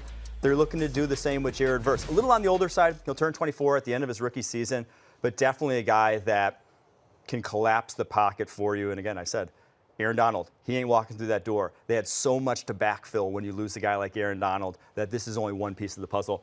I'll go B+, though. I had him a little lower on the board. I like some of those pieces that were ahead of them and what they could have fit there, but still a darn good player, man. What do you think, pass rusher? It's a solid pick. You know, what have they been missing for a while now? Edge, ever since Floyd left, Von Miller left, ever since that Super Bowl run, they've been missing that edge factor, and they believe he could come in and make an immediate impact at that position they're missing. And if you look at last year, the Rams, they drafted pretty well. So I think this is a decent pick. He still needs to develop. Yeah, what do you think he needs to develop? If you look at his, just with feet, he's false stepping. He's still raw. You know what I'm saying? I think, you know, hopefully they get Aaron Donald to come back as kind of like a guy that just comes around, helps out a little bit. But false steps, when he pass rush, you know, that's just natural power right there. Right. And he just put his head down, he just drove his feet. If he could get an arm in there and learn how to correctly get hand placement and just things like that and become more developed in that area, he could be really, really good. What do you think of this guy, CJ? You know, I used to see his clips, him going to practice and like yelling and just, you know, he seems like a bully, and that's what you want, you know, and I like that. So I think that fixed the Rams culture with Aaron Donald leaving, and maybe he won't be like Aaron Donald maybe his first couple of years, but you know, hopefully that's what he gets to when he tries to bully guys, you know. When I'm watching the tape now, I've never seen him play, to be honest. But he just looks strong, like a strong guy. And I mean, that's kind of like he reminds me of like Will. That's how strong he is. Yeah. So the thing also about Jared Verse, apparently when he committed to Florida State, he called up all the members of the D-line and said, I am not trying to take your spot. I'm trying to win with you guys. So like so I like guys that kind of have that maturity as well. Yeah, right. And he's a 24-year-old. So that sometimes I do worry about older guys that use power in college, because then you're coming to the league and you realize what power really is. Right. But it's a team that I think you nailed it on the head. They've lost so many pass rushers over the years, and with that McVay offense, you want to get a lead and then let your pass rushers go to work. Exactly. I thought it was interesting, too, that his comp was Dante Fowler, another guy who was there on the Rams, and so maybe they'll have a way to use him, but it is Chris Shula's player now, Jared Verse, to the Rams at 19, Renner. Yeah, I'm a little surprised, truthfully. I thought they would go offense. I thought Sean McVay would be chomping at the bit to go offense, but I can't doubt Les Snead's track record, man. I mean, with late round picks, the amount of guys he's hit on, Puka Nacua last year, how he's rebuilt that offensive line and made the playoffs after I kind of had written them off in rebuilding mode. A lot of people I did not have them in my playoff pick. So not gonna doubt it too much with his track record here. Yeah. Surprises right now still on the board. Fautanu out of Washington, the offensive lineman. Terrion Arnold out of Alabama, even though some people will say when you run a 4.5 40 as a corner, you drop down the board. Quinyon Mitchell, I think, is a surprise still on the board at 20. Brian Thomas Jr., that have been some reports that maybe he had a labrum tear, and so I'm curious where he falls. I've seen him mocked at 28 to Buffalo. Graham Barton, the offensive lineman out of Duke. We have Nate Wiggins as well, Cooper DeJean. But now we get to an interesting part of the draft. Pittsburgh at 20, we know they need offensive line help. Miami at 21, they could be looking at speed at wide receiver. They could be looking at pass rusher or offensive line. And then your favorite team, the Philadelphia Eagles, at 22. Yeah. Well, I think right here, what are the Steelers known for? I mean, yes, they probably need offensive line help, but that's kind of why you got Russell Wilson and Justin Fields, and why reach when there's so much talent on the board? You know, I don't think it's necessary for them to dive and reach on the O-tackle that might be a day 2 guy when you still got the Toledo cornerback, Quinyon Mitchell, still there. You go graded with Joey Porter. So now, especially with Pat Pete left, right? Yeah, they got Dante Jackson now. Yeah. So you got a chance right there to solidify a young core right there with Joey Porter Jr. Therefore, or you could decide to go to receiver. Now that Deontay Johnson's gone, do we go get an elite explosive receiver to go next to Pickens? And to that point, when the Steelers draft a wide receiver, I always, because nobody scouts and drafts wide receivers like the Steelers. Yeah. They make the best picks. Of these, who's your favorite? Of the 3 that we're seeing on the board, A.D. Mitchell, Brian Thomas Jr., you like Ladd McConkey? I'm going to say my favorite is A.D. Mitchell. And that's because I think he's a comparison of Pickens, just a little bit faster. But I remember watching the Washington game, and he mossed that kid in the end zone at the end of the game. He's like, give me the ball. Like, stop playing around. Give me the ball. And, when you see that dog mentality in these young receivers, that's tough. And the Steelers are going offensive line, and is going to be Troy Fautanu out of Washington. 5th-year senior, about 23 years old right now, 6'3", 317. He is a tone setter. He can play guard. He can play tackle. He wore 43. Get this, because he loved Troy Polamalu, and now he is going to the Steelers. He was an offensive line room leader. His teammates say, a little crazy, but they like him crazy, and he compares his game, he models it after Rashawn Slater. Steelers have been needing offensive line help for a while. Yeah, I mean, so he played left tackle at Washington. I think they need center, though. I think he can slot. I think he's 5-position versatility. That's what, like, I saw. Center? I think he could play center for them because that's where their biggest need is. And truly, just with his movement skills, with his hand usage, truly some of the best hand usage in this draft class. Has a great snatch move to really, when guys long arm him, pulls them right down.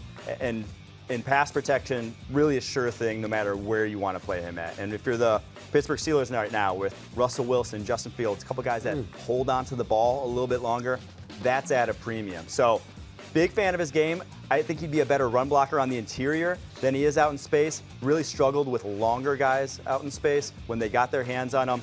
Couldn't get him off of him. So I do think for the Steelers, you just got a darn good offensive lineman when you, ever since those mid-2010s offensive lines, they started depleting. Yeah, they've never gotten back to that Roethlisberger form. left, it's been a mess on the O-line. And so I'll give it a B+, because I do think you're drafting an interior guy this highly when a wide receiver maybe makes a bigger impact for you. But I still think Fautanu's he's a darn good offensive lineman, man. To have him where I had him on the draft board means he's a pretty good player. They went Broderick Jones with their first pick in the draft last year, so they have right tackle. They went and signed Isaac Suomalu out from Philadelphia to be that left guard last year. Maybe he goes and plays left tackle instead of Dan Moore Jr. Maybe he is inside. But there's value to having a guy that can play everywhere. Yes. Yeah. And that's important, bro. When you got a guy that has versatility, you can make that selection at that pick. I remember the Cowboys told me, even my process is we didn't see you as a true linebacker. We saw you as a pressure guy, a guy that can blitz, that can do all that. We wouldn't have took a linebacker at 12. And then in your third game, you're playing defensive end because of injuries to somebody else. Versatility, right? Moving pieces. So if you got a moving pieces, you never know who's going to go down. Injuries happen every year. A guy that can move around the line. It's a good pick.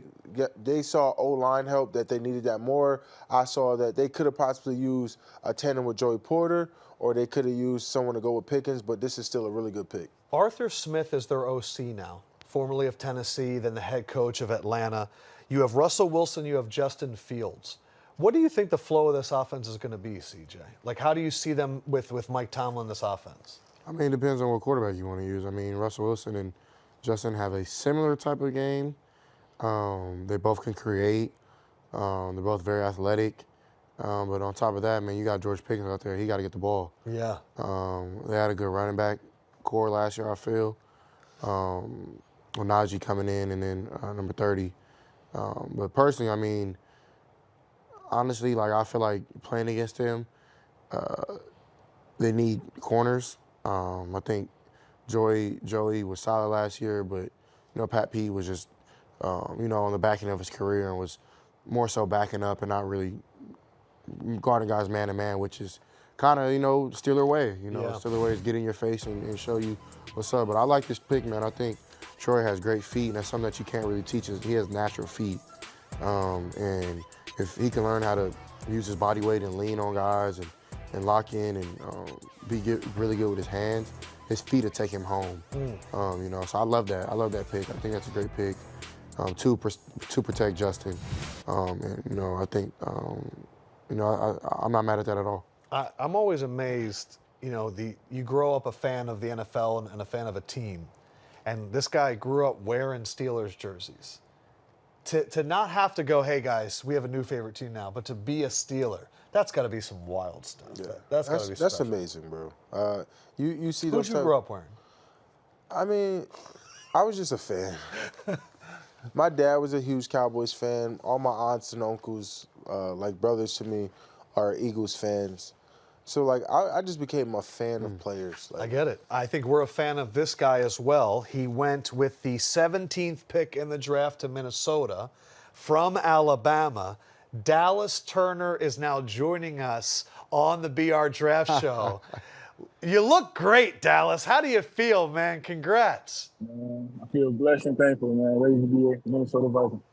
What do you got to say to him, Micah? No, CJ, what do you got to say to him? First of all, congratulations, bro. Happy for you. I think, see, he's smiling because we know we be going at it. I think JG is going to help you a lot, bro. I don't know if you know JG yet, but connect with Jonathan Grenard. And, bro, he's going to help you a lot, man. He helped me a ton. Helped Will get better. I know you and Will really close, man. I'm happy for you. But I got to keep it real with you, bro. Top 5 worst suits I've ever seen in my life. Y'all ain't going to lie, bro. You feel me? That's coming from a person that don't know how to dress, so. See, that's your opinion. That's your opinion. All right. What type of glasses, man, though? How much they cost? I know you rich. Nah, these low. Nah, I'm talking like these. Nah, these like.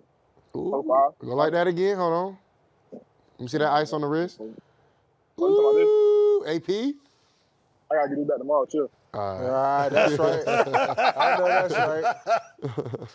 Don't spend your money. Save it. Hey, happy for you though. Hey, man, good luck, bro. You got a great coach in Brian Flores. tell him that I'm a huge fan of his scheme, what he's done with what he's done over there in Minnesota, bro. You're going into great hands. Absorb as much knowledge as you can, bro. He did great things with Danielle Hunter, bro. If you could learn and absorb the knowledge that he's going to give you, bro, you could take over your rookie year, bro. You are in a perfect system, bro. Like, real rap. Like, it's not too many times where you go into a system where a guy can schematically get you open for sacks, get you lined up one-on-one when he wants you to line up. Like, bro, I'm telling you, if you head in the right way, bro, you could be a rookie of the year, you could be a Pro Bowl talent, all-pro, because Flores knows how to do it, bro. I appreciate it. Yes, sir, man. Good luck. We appreciate you, man. Congratulations, and thank you for sharing time with us on your special. Enjoy the night, man. You're going to get to work, so Yes, sir. enjoy it, bro. Have fun. Enjoy the time with the fam, bro. I appreciate y'all. Yeah, all right, my boy. You know, I want to say this, and I mean this with all my heart. We are 20 picks in, and I effing love working with you guys. Because there are very few people that are willing to look at somebody after they made fun of their suit and say it right to their face. I was hoping he did. I was like, I didn't think he was going to do it. Why would I duck? Yeah. Because most people get tight. Because Micah knows. It's in the screen. That's why he did it. What'd he say? It's in the screen. Because he's in a screen. He's not standing right here. Oh, if he was here, it would have been different. You know, that's that's fine. You can say that, but I know Dallas, like me and Dallas were together for like 2 weeks training in Cali. Don't nobody know how to get under his skin like me. I don't care. Wait, is this year's game going to be the first time you guys play each other in the NFL? Yeah. I never even played CJ in college. No, we didn't. He was gone. Wow.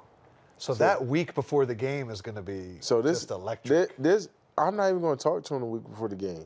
I'm going to talk to you. I'm going to come to the game, and, you know, I don't even got to say too much. You know, after the game, it's going to be all love. We're going to swap jerseys because, you know, that's really like my brother. Yeah. And then, you know, we're going to go about it. But, you know, I need you guys both mic'd up for this. This is where the rivalry starts right here.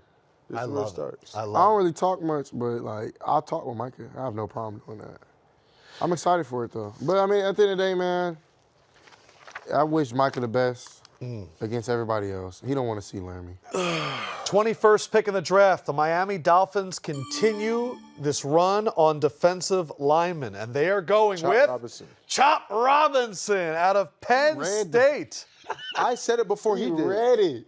I didn't know that. I'm not gonna lie and act like I'm. Like, I could tell the future. If he would have asked me who I thought they were going to pick, I would have told anybody you. Anybody would say that right now, rusher. fam. You literally seen the pick and said it. You're a liar. No, bro, we could time it up. Do we got playback?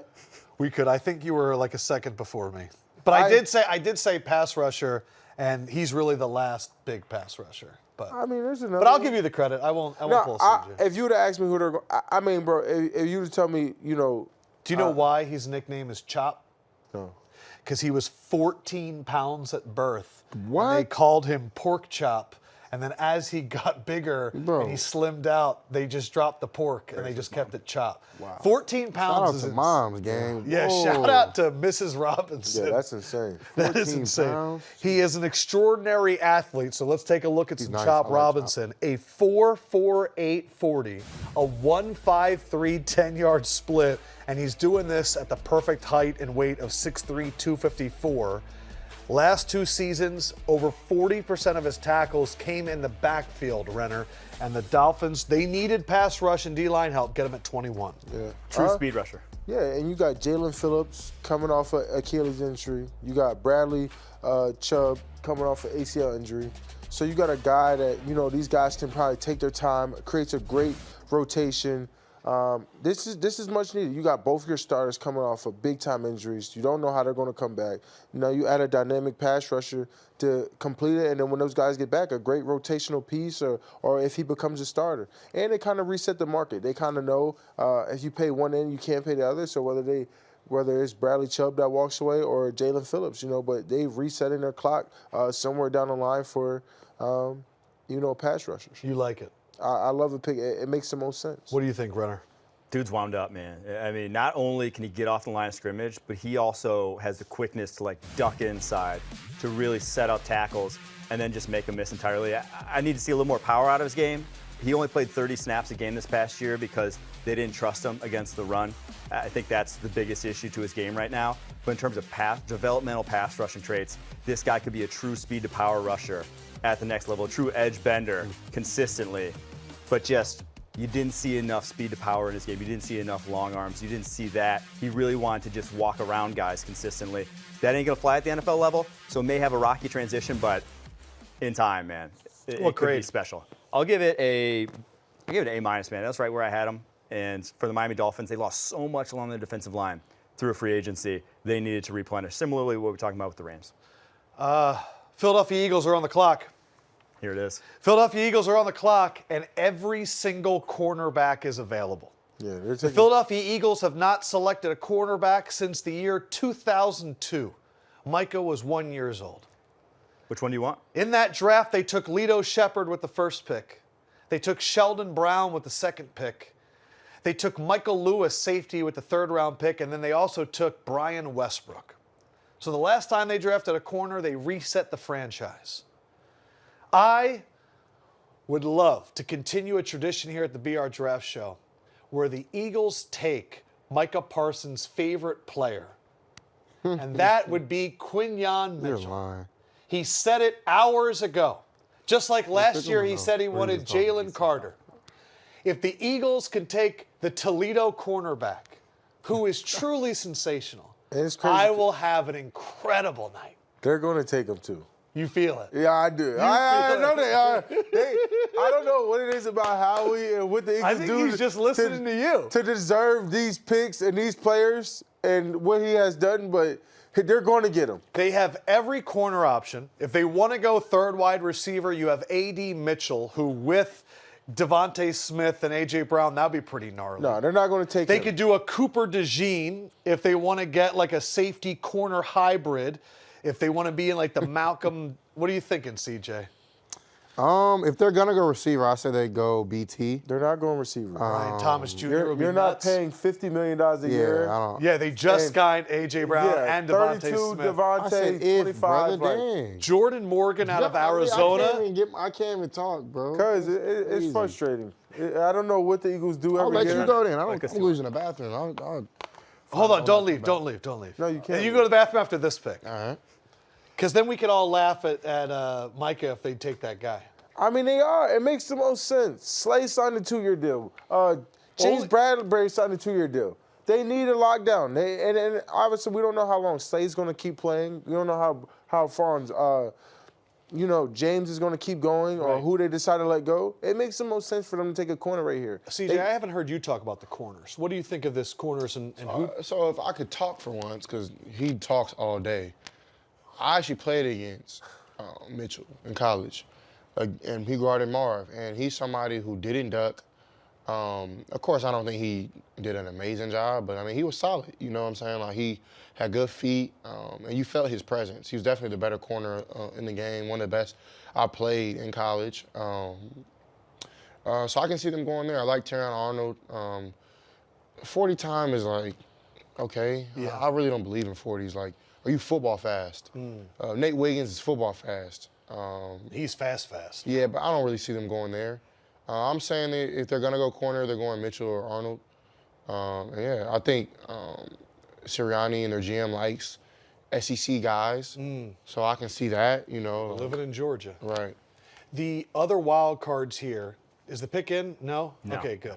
The other wild cards here are, they did draft Cam Jurgens, and they've been playing him at guard. Jason Kelsey retires, so he's going to go to center. So I look at a Jordan Morgan, or the really wild card is if they go Jackson Powers Johnson and then keep Cam Jurgens at guard if they want to put JPJ at center. But I'm all in. If it's Quinyon Mitchell, I'm going to be beyond stoked.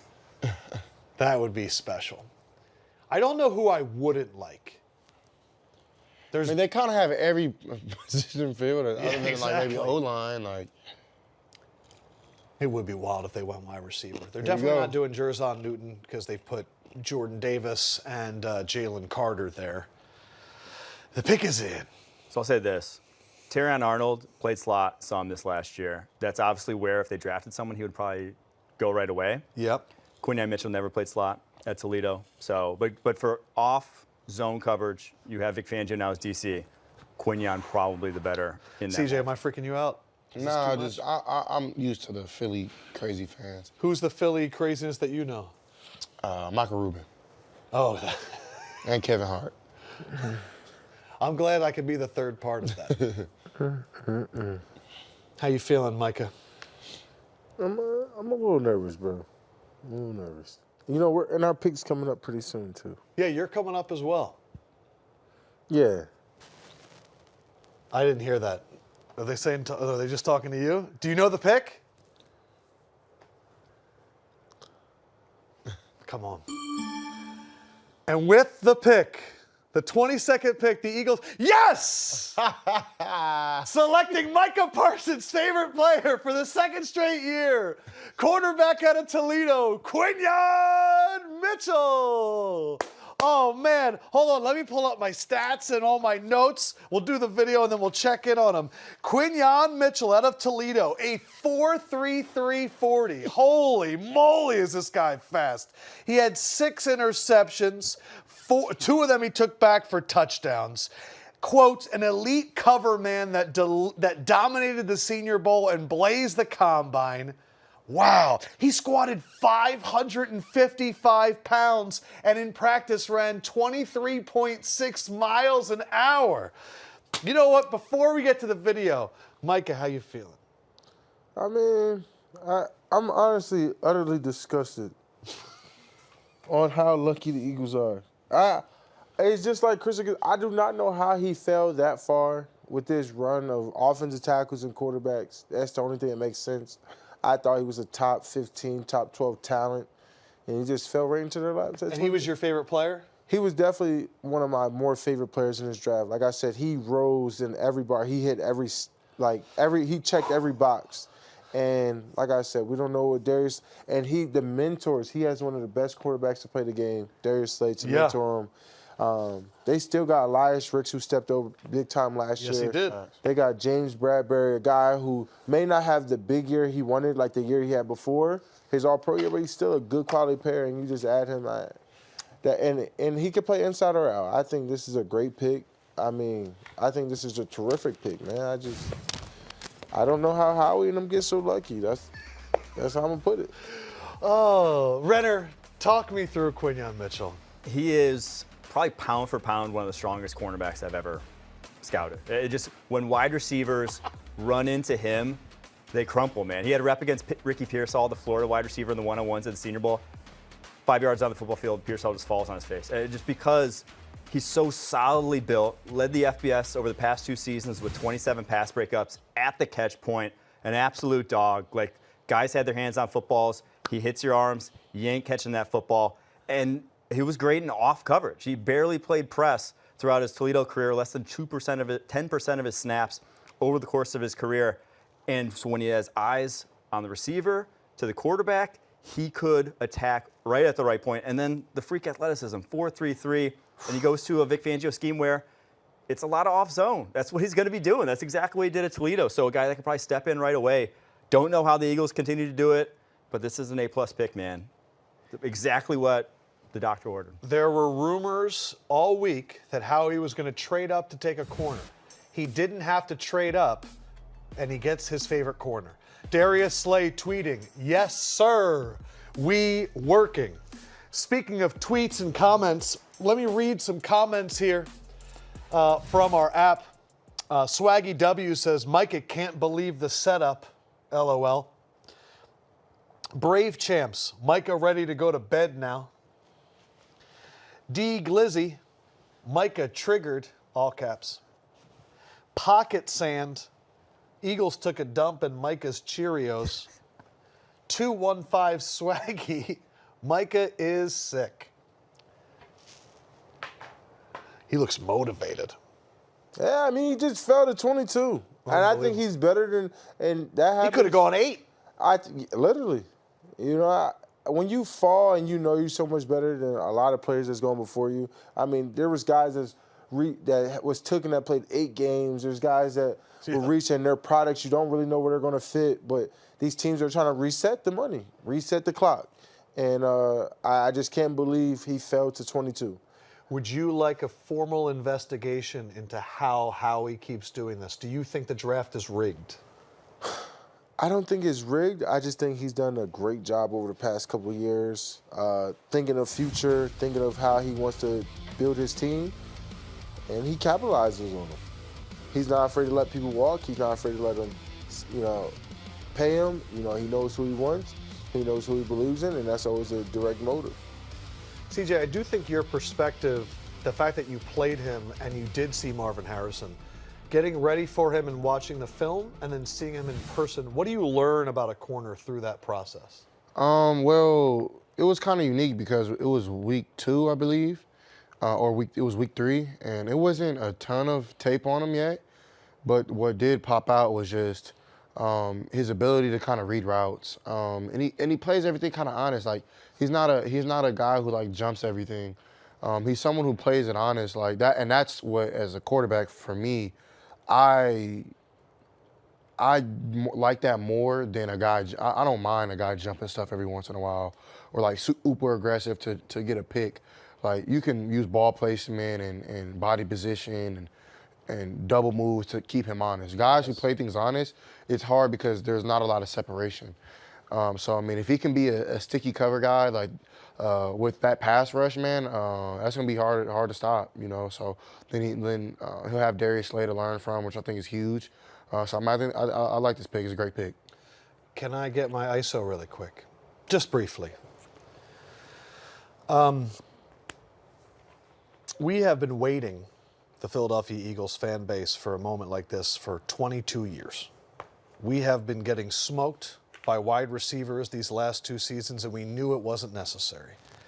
We got the athletic freak that committed 0 pass interference penalties last year, and you saw how Micah Parsons reacted. When Micah reacts that way, you know the pick is good. And I just want to say, we did it. We did it. Okay. That felt good. Let me write it. I have to write it down. Quinyon. No, you know you got it written down. That's his 3rd time, Micah. Yeah. That is the 3. That is the 3. But I'm your employee. If I would have did it, he would have been so mad. Now we have Jacksonville on the clock when they traded back with Minnesota. So this will be Jacksonville's first pick of the draft. And they are going. BT. Receiver. Yeah. Micah Parsons at it again. Brian Thomas at 23, the pick for the Jacksonville Jaguars. And if his medical's clear, this is truly one of the best athletes in the draft. Brian Thomas Jr. is 6'3", ran a 4.33 40 with a 1.5 split. His wingspan is nearly 80 inches, 79 5/8. A supreme athlete. He had an offer to play basketball at Texas A&M, and he kind of plays wide receiver like basketball. Boxes out, high-flying dunks. Heck of an athlete for Trevor Lawrence. His top speed is off the charts. So his flying 20, so the last 20 yards of the 40-yard dash at the Combine, was the exact same as Nate Wiggins, and it was faster than Xavier Worthy's. The fastest of anyone at the Combine. When he gets a step on you, he doesn't give it back. And he can track the ball well down the football field. He can make contested catches. He has a big wingspan. And what have the Jaguars missed in that offense with Trevor Lawrence? What did he do so well at Clemson? He threw vertical routes on the outside, the back shoulders, the goes. He's tremendous at that. They've never had that wide receiver for him that can do that. 75% of his yards last year were go balls or hitches on the outside. That's all you need to pair with Trevor Lawrence. He's elite at those throws. They've just never had that guy. Brian Thomas, objectively, is that guy in this draft class. I love the pick. I love the fit. Give it a flat-out A there. CJ, he led all of college football last year with 17 touchdowns, the most since Devontae Smith had 23 in his Heisman year. What do you think of the second LSU player drafted for wide receiver? I like this pick. I think that's something that Renner hit on the nails. They needed a down-the-field threat vertically for Trevor Lawrence. The ball gets out of his hands so fast. So I think this is good for him to finally be able to hold on to it and get it down the field.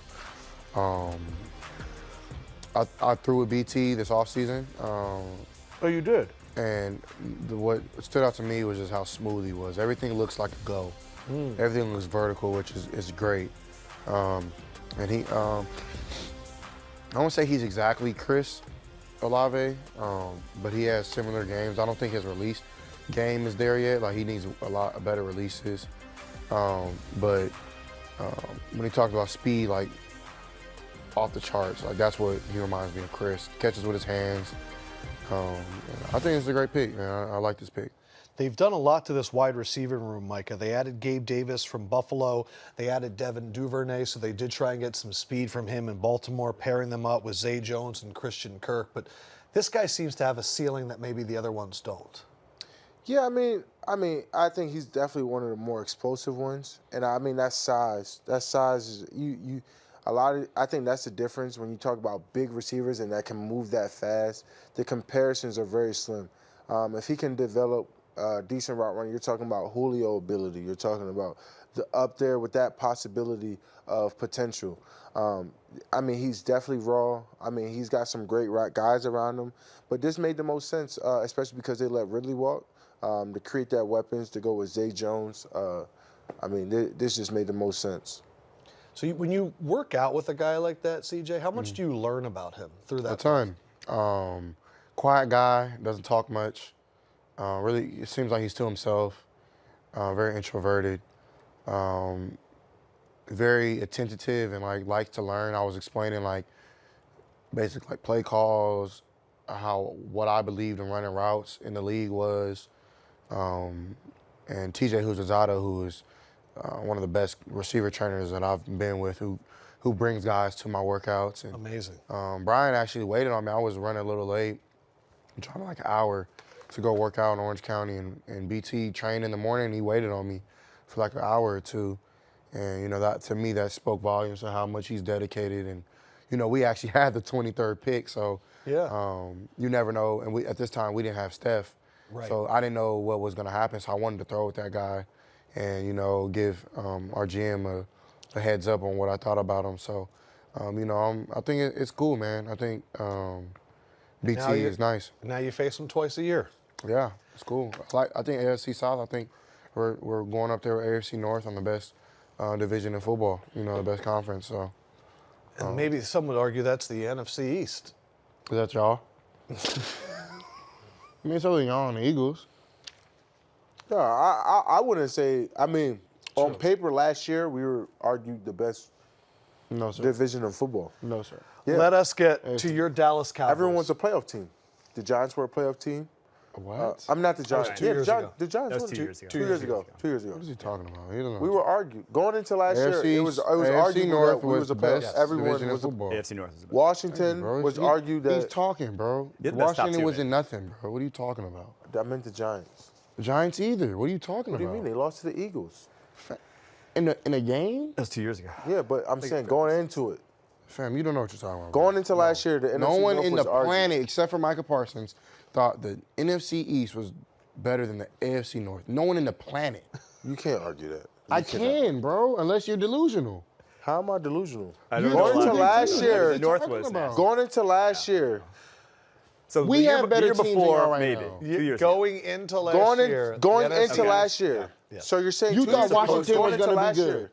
There's not a And- weak team in the AFC North. What are you talking about? What do you mean? Baltimore, Cincinnati, on Cleveland, paper, Washington was supposed to be a Pittsburgh. really No great one's team. bad. No, on they're paper, not better. No one. Washington. The Giants were. Washington is not better than any one of those 4 teams. I guarantee you. Yeah. That's why Either the Giants. That's why Daniel Jones got the contract. They went to a playoff game. I don't. That was Brian DeBoer's first year. Were they and then they better added Darren Waller. than Then the they added Bengals, Darren Waller. The Ravens, the Browns. Then they added Darren Waller. They Or added the Steelers. Jalen Hyatt. Hold on, Going hold on. into that season, Hold on. they had the You don't make Giants. no sense, we bro.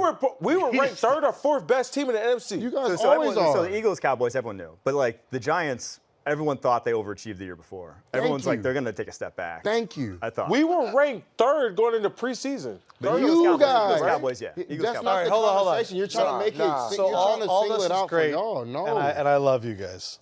Dallas is on the clock. Let's put up Renner's big board. Let's see if there's any But he's names drinking water because he knows he's wrong. that Parsons wants. No, because you're Micah, arguing. You get my. Micah to You know I'm Jerry right. Jones You and know I'm right Stephen about this. Jones. Who should they draft? Anyone on this list? Who are you thinking? I think we go Jackson Powers. Okay. I think that makes the most sense. Obviously, with You guys are trading Tyler down. Biadasz leaving. Yep. Zach Martin, he has 1 year left on his. We traded. That's what you just said. You don't listen. You're trading down. Hopefully not out of the first We added round. a pick, so I'm not mad. We added a pick. But I do think Texans. interior offense, that would be wild. Who'd they trade to? If it's the Texans, I'm going to dance the jig. That would be incredible. I don't think. So you have the 24th pick. 25th was Green Bay. 26th was Tampa Bay. 27th was Arizona. So it makes you wonder, maybe someone's trading up for a wide receiver, because there are some teams that need some wide receivers. In terms of best players available, a bunch of corners at the top of that list. You did have a lot of interior offensive linemen that you could have taken there. Yeah. Kid out of Duke, kid out of Oregon. Oh, the Lions. I like the guy from Duke. The Lions trade up, Jump at the Packers. jumping over the Packers at 25. Oh, my God. So you're down to 29. Is that too many spots? You don't like that? I mean, what? I want to see the draft capital we got. That will be made available. So, Renner, who do we think the Lions could be They're targeting? taking DeJean. I think they're taking one of the corners, right? You jump at the Packers. They have obviously that corner or slot. And with Terrion Arnold on the board, Cooper DeJean, one of those two, It makes the most sense. Yeah. Obviously, Nate You Wiggins, don't listen to this maybe? guy. He doesn't you know mean? nothing. You call him Dejan. Who is that? DeJean, Coop. I know they're taking him. Can we just call him the white corner? I think they're Isn't that taking more him fun? or Terry. No, because We haven't had You one were the since one. You Jason had a Seaman. questionable statement earlier. You were What like, was he's a it? corner or safety. He's a corner, bro. Which person? You. This No, but makes the who most was sense. first? DeJean. Cooper DeJean? Yes. I don't. Is he? He's a corner, bro. He can play corner. Oh, no. But I mean, I he played played. against Coop. He could play safety if he wanted to. That's what I'm saying. We added a third. I love But that. I think he's. I love that pick. So you added a third-round pick, and you gave back a seventh-round pick, but to get another For a third-round pick third-round pick is great value. to go down 5 spots. Yeah, I like that. They're definitely taking a corner. I just don't know which one. not But taking DeJean. especially with the Cameron Sutton incidents and, there's I can see him taking Wiggins here. Can I clarify something? When I said he's a corner safety, I didn't mean that he I'm wasn't messing talented. with No, but you, I wasn't dog. saying he wasn't talented enough to be a corner. I think that there's some guys that are so versatile. Right. Like Malcolm Jenkins, to me, the fact that he could right. play in the box and then get out and play wide, Right. that's invaluable. And Cooper seems to be one of those guys. Because I do know what you mean. Sometimes that's an insult to a corner. I meant it more as a compliment. Right. Okay. Yeah, he could Now, be like a Calvin. the fact that he's the white corner, that was kind of insulting. Oh, they took Terrion Arnold. They did take Terrion Arnold. Well, you look that up. That doesn't count. I bet you they got him because of Burns. Not Burns. What's the dude's last name? Branch. Branch. Excuse me. I like The Branch. Detroit Lions trade up with the Dallas Cowboys ahead of the in-division rival Green Bay Packers, with the draft happening in Detroit to take Terrion Arnold. See, like that, a 4.58, that clip right there, can't. A 40's not going to show you that. Did you see how he played the ball? Come on, man. You don't need 40 speed for that. He played naturally 20. feels the game. He played 25 games at Alabama and had 26 pass defended. So he had more passes defended than games played. He is the only player in FBS with over 12 passes defended and 5 interceptions. And he is the second corner off the board, Renner. To get him at here, what do you think of the value? I think it's great value. I don't think anyone ever thought that the Lions were in play for a guy like Terrion Arnold. Thought he was going to slip this far in the draft. He's just so smooth, man. He's just an easy mover. 6'6", 9'3" code time, shows up on tape. I love how they rebuilt this cornerback group this offseason, getting Carlton Davis, getting Meek Robertson. I think he slots in on the outside. Can play press, can play slot. He's versatile, but his ball skills are tremendous. He attacks the football in the air, and he fills against the run. A guy who's maybe not the most physical, under 290 pounds, not going to get up and really jam you at the line of scrimmage, but he can play press and just stick in your hip pocket the entire route. Obviously, Aaron Glenn, DC there, loves to play press coverage. He did that a lot at Alabama, and man, Lions, they can't really miss right now in the draft. I'll go A. The big question for him was that he ran a 4.5. CJ, you reacted to that and said you don't care. You look at the player more than the number. You like this prospect. Yeah, I think, speed is definitely something that you want. And playing corner, he's going to get beat, and he needs makeup speed. Every corner needs it. But I look at the film, and I see a guy who, like, feels the game really well. He knows where he's at all times. He can see route concepts. The one thing I challenge on some of these clips is this one right here, getting his eyes in the back of the field and opening his hips too fast. Staying square is when he's at his best. And I think that's something that the D coordinator came back, correct?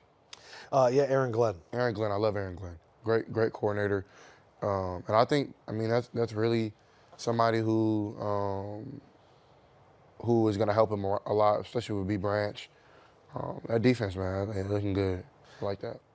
You talked about the fact that they went out there and traded for Carlton Davis. Here's the trade. So they give up a third rounder to go up and get him.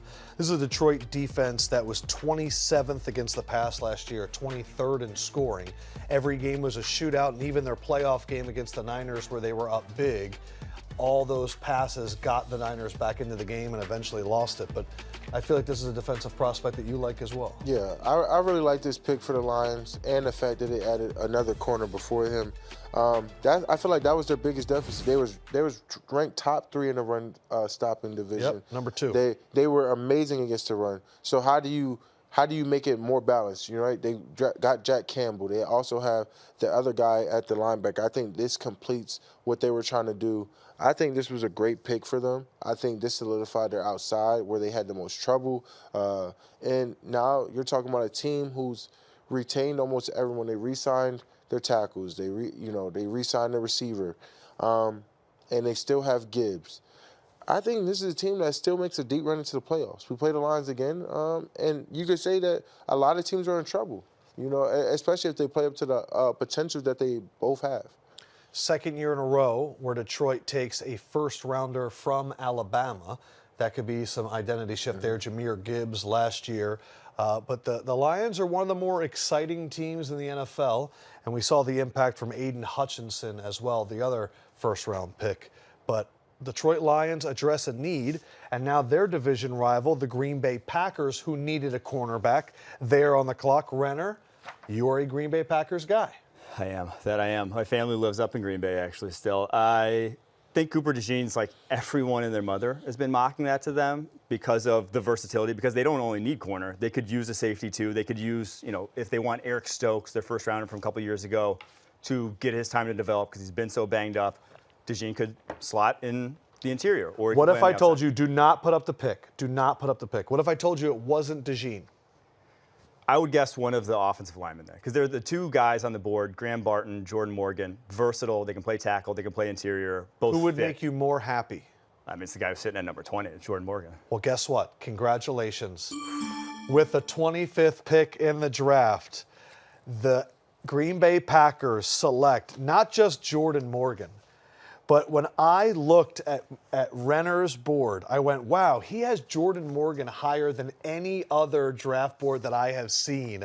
And the Packers fan gets his wish. Arizona fifth-year senior, 6'5", 311. He is a beacon in the weight room, and the guys follow him. He was 6'11"? No, he's 6'5", 311. Oh. 6'5", 311. He had no snaps at guard. He had 41 games played, all at left tackle, and the man loves horror movies, has tattoos of Freddy Krueger, Michael Myers, and Pennywise. You got to love this pick for you, man. I love it. I think he slots in at guard. They lost John Running this offseason. They have Sean Ryan, who they drafted mid-rounds. But I think when I watched his tape, afterwards wrote down, if he's not a Pro Bowl guard, I'll be floored. He just plays with such good balance and such good base in the blocks. And shorter arms, just under 33 inches. I think that can get exposed at tackle, even though that's obviously where he played his entire career at. But when he was in a phone booth, deuce blocks out on the edge, when he was pulling across the formation, truly a power player. 11-inch hands, and you see him really just control guys when he gets his mitts on them. And just the comp I had for him was Elgton Jenkins, the guy who's the Packers guard, who's a Pro Bowler. They just are similarly built, similar balance and play with the base and power that they can exert to defensive tackles. Man, that's one heck of a guard duo if that's where they plan on playing him. If he's at tackle, like I said, pass protection I could see being a bit of an issue, but he's tested, man. Over 900 pass blocking snaps last 2 years, only 31 pressures. And this past season, played off an ACL, got ready for week 1, tore it in November last year, tore end of last season. So he may even like have a little bit more in the tank than we saw because, not everyone plays their best ball 1 year post ACL. So love the pick for the Green Bay Packers. Give that one I got to give it an A+, man. If I had 20 of them, I'd win. To extreme cold. That sucks. 9-8 last year, the Packers were. They finished second in the NFC North, lost in the divisional round to the 49ers. This Packers team, when you went up against them, did you think, man, they really could use some offensive line help? I can't answer questions on them. Because they beat you? Fair. Anything you say will be night and day. Everyone's gonna hate on you. Yeah, I mean, that's a dead-end question. What do you think about them just as a franchise with the youth movement they have going on right now? Bro, as a franchise, I love everything they got going on. Matt LaFleur, I met him at my first Pro Bowl when they just lost to the 49ers on the first Super Bowl run. I think, what was that? That was my rookie year, yeah. When the Super Bowl was in Miami and they lost to Kansas City. Yep. Yes. 2020. Yep. So, man, like, I met LaFleur, one of the best dudes I met. Like, I could tell you, super intelligent, young. Bro, I love everything they have. I'm Jordan Love. I forgot they signed Josh Jacobs. That is a big sign. I'm still mad at them for that. I'm a big Aaron Jones guy, and I just felt like he fit their style. I just felt like he was so loyal. He gave them everything. I just hate to see a guy who's been there a whole career get turned away. And it's not like he had a drop-off, right? Yeah. In the playoffs, he was lights out. I mean, he may have had some injuries in the regular season, but when it came matter, I feel like Aaron Jones always stepped up in a big way. And you heard Jordan Love when he came onto the pod. He did things that he wasn't supposed to in that game and went out his way to make blocks, secure blocks, and do that things. He fit the Packer way. It kind of seems like an identity shift. You get a bigger running back in Josh Jacobs. Now you go out and get another offensive lineman. Maybe it is preparing for the cold and trying to add some power running in addition to what Jordan Love's been doing passing-wise. Yeah, I mean, I feel like the Packers and the Texans are like the two younger quarterback teams that are seemingly putting it together right now, CJ.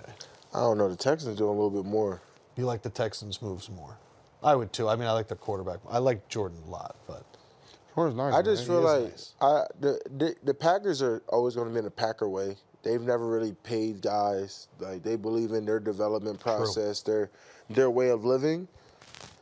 And Texans is like, man, we traded away our picks. Like, these guys are made already. There's no reason we got our guy. Like, we could do it now. So I think that's like the difference. But the Packers, though, their coaching staff and what they do is so great. Like, I don't question them.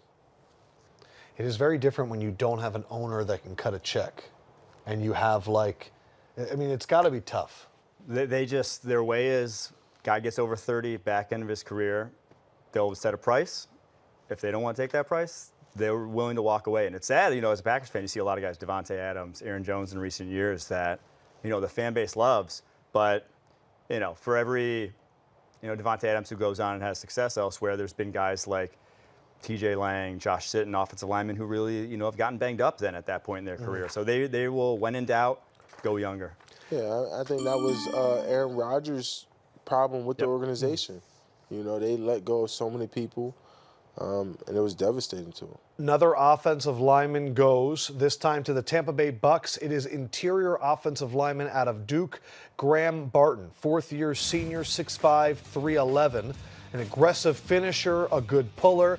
His quarterback, Riley Leonard, said the hardest worker on the team. He's compared a little bit to Elijah Vera Tucker, and this is a Tampa Bay Bucks team that since that Tom Brady year, since they lost their center that year, they've been trying to figure out this interior O-line. He's a quintessential tackle in college, going to play guard or center in the NFL. They could honestly, the Tampa Bay Bucks, they could use both at the moment. So this past year, banged up a bunch. Go back to the 2022 tape to see what he's really capable of. But a high-end athlete, ran a sub-5 second 40. And on tape, they would run tackle counter. Tackle and tight end go across formation. He's separating away from the tight end. The guy can really fly. So a guy who really can play on the move exceptionally well. When he locks in, his leg drive is very exceptional for a 311-pound tackle. So not like a big dude by any means for the tackle position, but can really move the line of scrimmage. I thought his again, this past season, a little banged up. Don't judge him based off of that tape. But 2022, the versatility, the experience as a 4-year starter, just a real solid sort of eat your vegetables pick for the Tampa Bay Bucks. So I'll give it an A- there. 3 seasons for him at left tackle. He did play center as a freshman, 430 snaps as a freshman. Yeah, that 4.95 40 at 311 is impressive. That 10-yard split of 1.68 is pretty good too. And I'm going to be honest, he was wearing 62, giving me Jason Kelsey vibes. My question for C.J. Stroud is 6'5", 311. Is that too big for a center? What size do you want your center? I want my center big. You want him huge? Heck yeah. I've honestly never played with a center like super huge. That was crazy, but you never put your hands under a super huge center? Yeah, I could see. But no, I mean, last year J-Pat's is a bigger guy like Jordan Patterson, who's I think had a hell of a rookie year until, you know, sadly he got out. And then Dieter, my guy, not too big, but Juice Scruggs, our center, who was picked second round last year, who I think is all world. I think is going to be great for us this year. Man, I can't wait to get him back, man. Like, he had a good year at guard, but I think he's even better at center. So I think it's a good pick by Tampa Bay. What do you think Baker about? played well last year, which I like. They did. I mean, 9-8, won the NFC South, lost that divisional game to Detroit. It was a big year for Baker Mayfield. Yeah, I was happy for him. Big prove year. He got paid for it, too. Graham Barton, the pick there for the Tampa Bay Bucks. Let's take a look at the offensive linemen that have gone. 8 already. So we had 2 in the top 10, Joe Alt and JC Latham. We had 3. That was a heck of a slurp there, bro. Pause. Whoa. Whoa. This is getting crazy. Parsons slurping. Whoa. 3 between 10 and 20. Olu, Fuaga, and Mims. So it was 5 tackles to start. And then Fautanu, Morgan, and now Barton. So we are at 8. We're getting the NFL record. That is an NFL record? Yeah, 7 was the previous 2008, I want to say, the Jake Long year. So it was a great OT class, and well, allowed him to come off the board. Probably another one right here. And so we have 8, and there are still 1, 2, 3, 4, 5 picks left. 6 picks left in the first round, Graham Barton. And so now the Arizona Cardinals are on the clock. They went Marvin Harrison Jr. with the first pick. What are we thinking now for this pick? I've mocked them Darius Robinson, the Missouri Edge bunch. Just, they have nothing along that defensive line. I think Powers. There you go. And it is Darius Robinson. You got the early one. Didn't see it. He got the early joint. Did not see that one. It's just they needed an edge rush. This defensive line had nada last year. And you know, Jonathan Gannon's defense, this is a cornerstone, at least run defender. You know, he was a guy who really came on this past year. 5th year at Missouri, was kind of like a true edge setter before, or excuse me, true interior pressure guy before, and then they moved him out to the edge this past year, and he developed into a high-end edge setter, a true 4-3 base defensive end kind of guy that power every single snap, an off-the-bus guy at 6'5", 285. Yeah. Had a great Senior Bowl, easily the best defensive end down there in Mobile. And again, for the Cardinals at this point in the draft, he may never be, you know, a high-end Pro Bowl pass rusher, but he could be a consistent pocket pusher and give you a high floor for, again, beggars can't be choosers at pick 27. So I'll give it an A-. He had a sack in 7 straight games. He is a power rush artist. As you mentioned, he won the award at the Senior Bowl for overall practice player of the week. Kirby Smart said one of the hardest guys to block in our league. He did not start playing football until his junior year of high school. Now, he doesn't have the speed and maybe the athleticism isn't as high, but he kind of has that Bud Dupree, that like edge setter guy, that he's a powerful guy that can even go inside on 3rd downs and get more pass rushers on the field. This is not your style at all, but a very valuable kind of player to have on your roster. Yeah, 100%. I mean, a good comparison, I would say he may not be as big as him, but I mean D-Law's so dominant in the run. D-Law's a big, 6'3", 260, 265, and this guy's 6'5", 290, 285. I mean that's your traditional like big end. Clowney type of stuff. He'll be in packages more 5-man fronts, and he'll play the big end and let the other guy go open side. But you can't go wrong, especially how they like to run their defense. That 3-4 defense in Arizona, and I mean, I think he's a great pick for them. If there had to be a 290 and go somewhere, it's definitely the Arizona. What do we think here, CJ?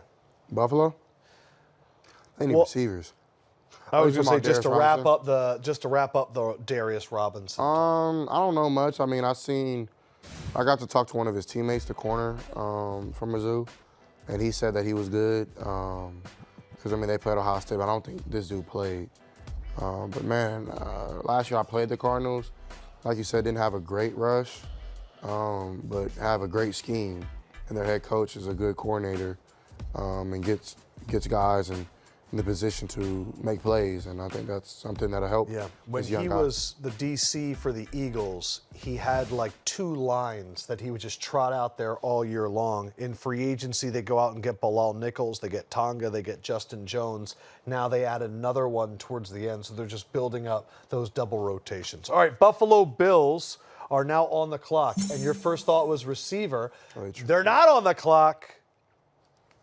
Who is the trade with? We don't know.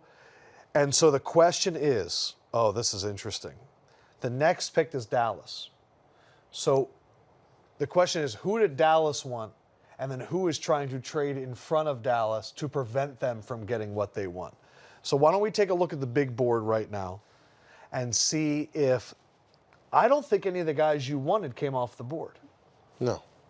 Who did you want? Who do you want for the Dallas Cowboys? Can we pull up the big board? Yeah, let's pull up the big board. JPJ, Jax Powers Johnson, was one of the center from Oregon. Yeah. Right. I really like him, especially because who did we lose? Tyler Biadias. It makes the most sense. Nate Wiggins, Cooper DeJean, Tyler Guyton, the offensive tackle from Oklahoma, is still there. Tyler Guyton. And you guys do need some offensive line. I think help. him or Powers is going to be our pick. What about the Johnny Newton kid from Illinois? Put another big guy in front of you. I like him too. I think Double down. I think those 3 is probably our options right now.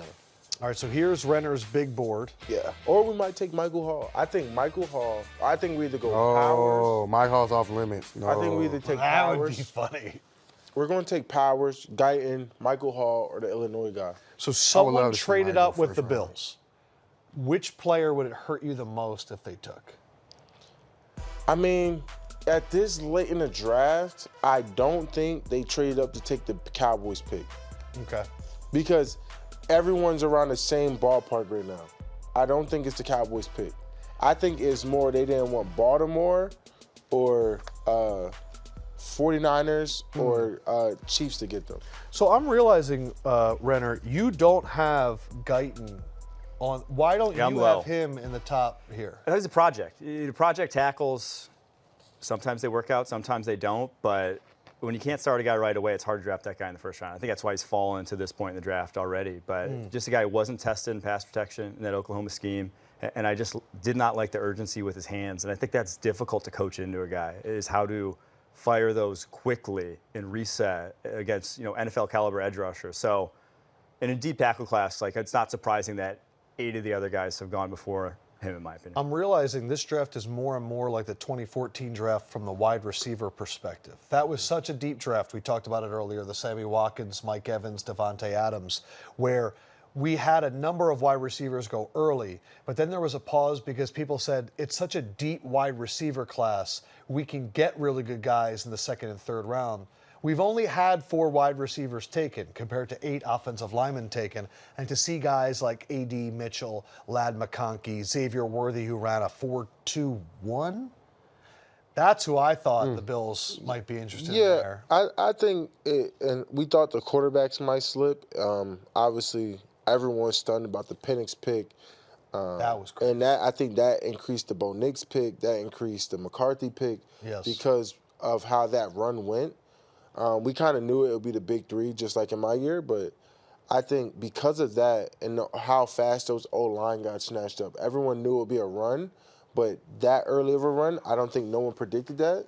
I thought everyone thought it would be that receiver run, so all those receivers that we thought might be that jump in that first round, really, they're all going to probably go second day now, early second day. Chris Michael commenting, Parsons' new nickname is Slurp.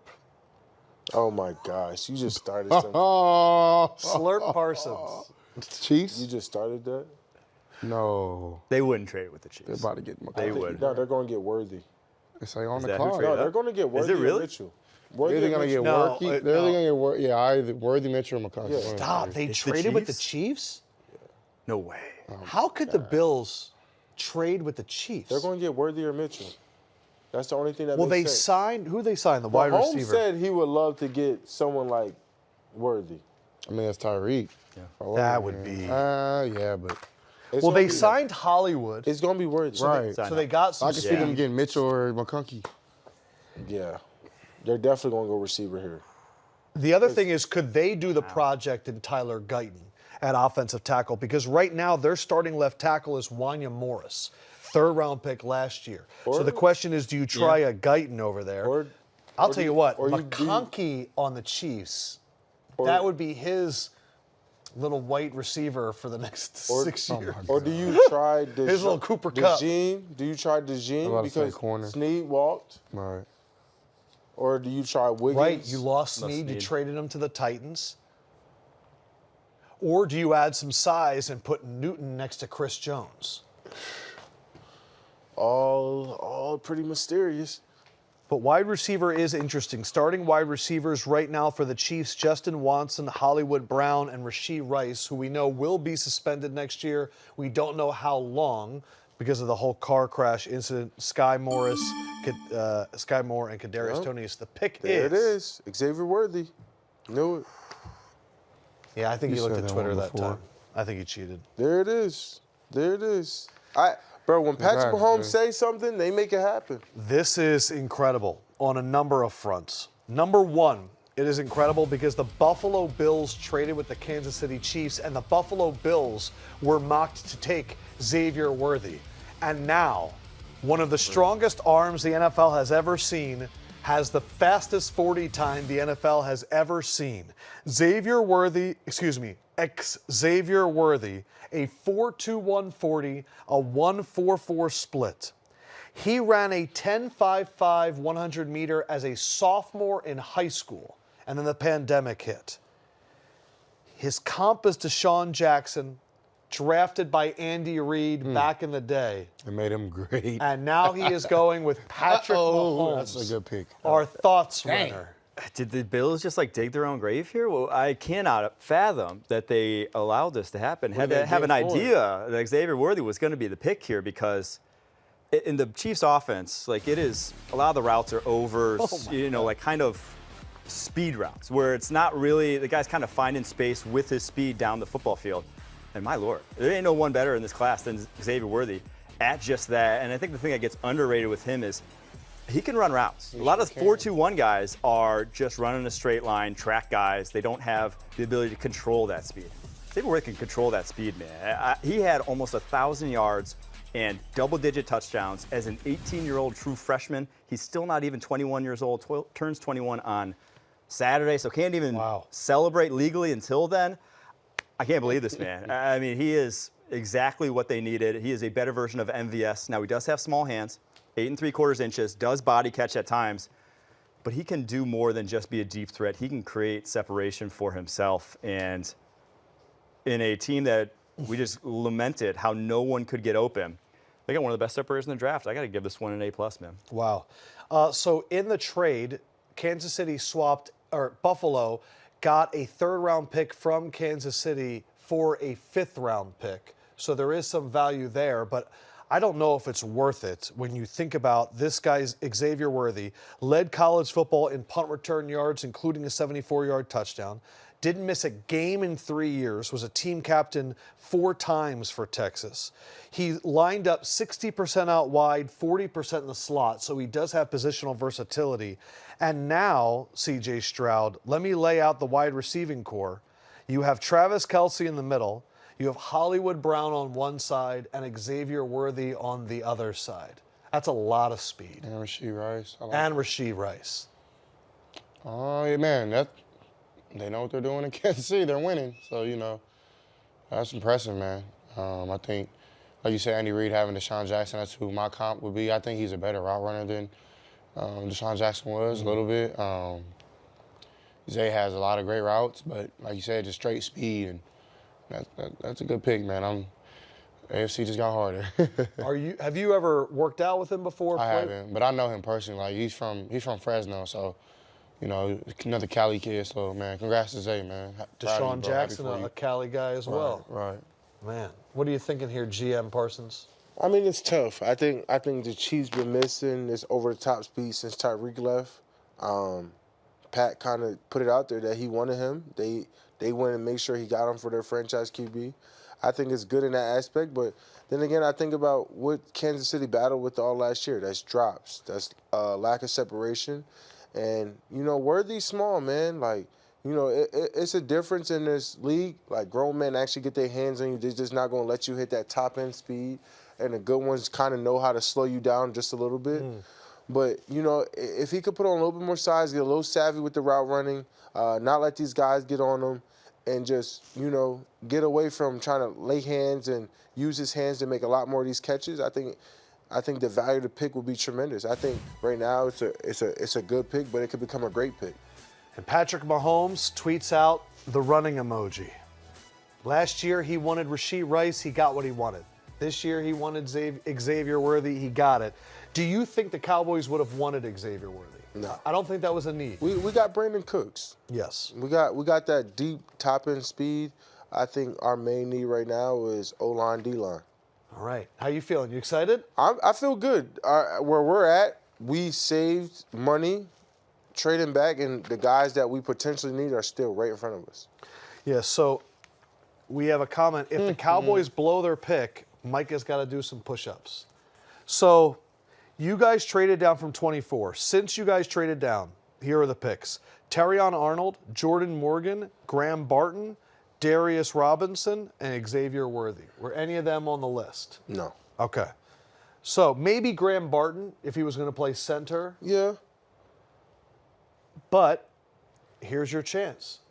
How about this? You give us 3 players that you want.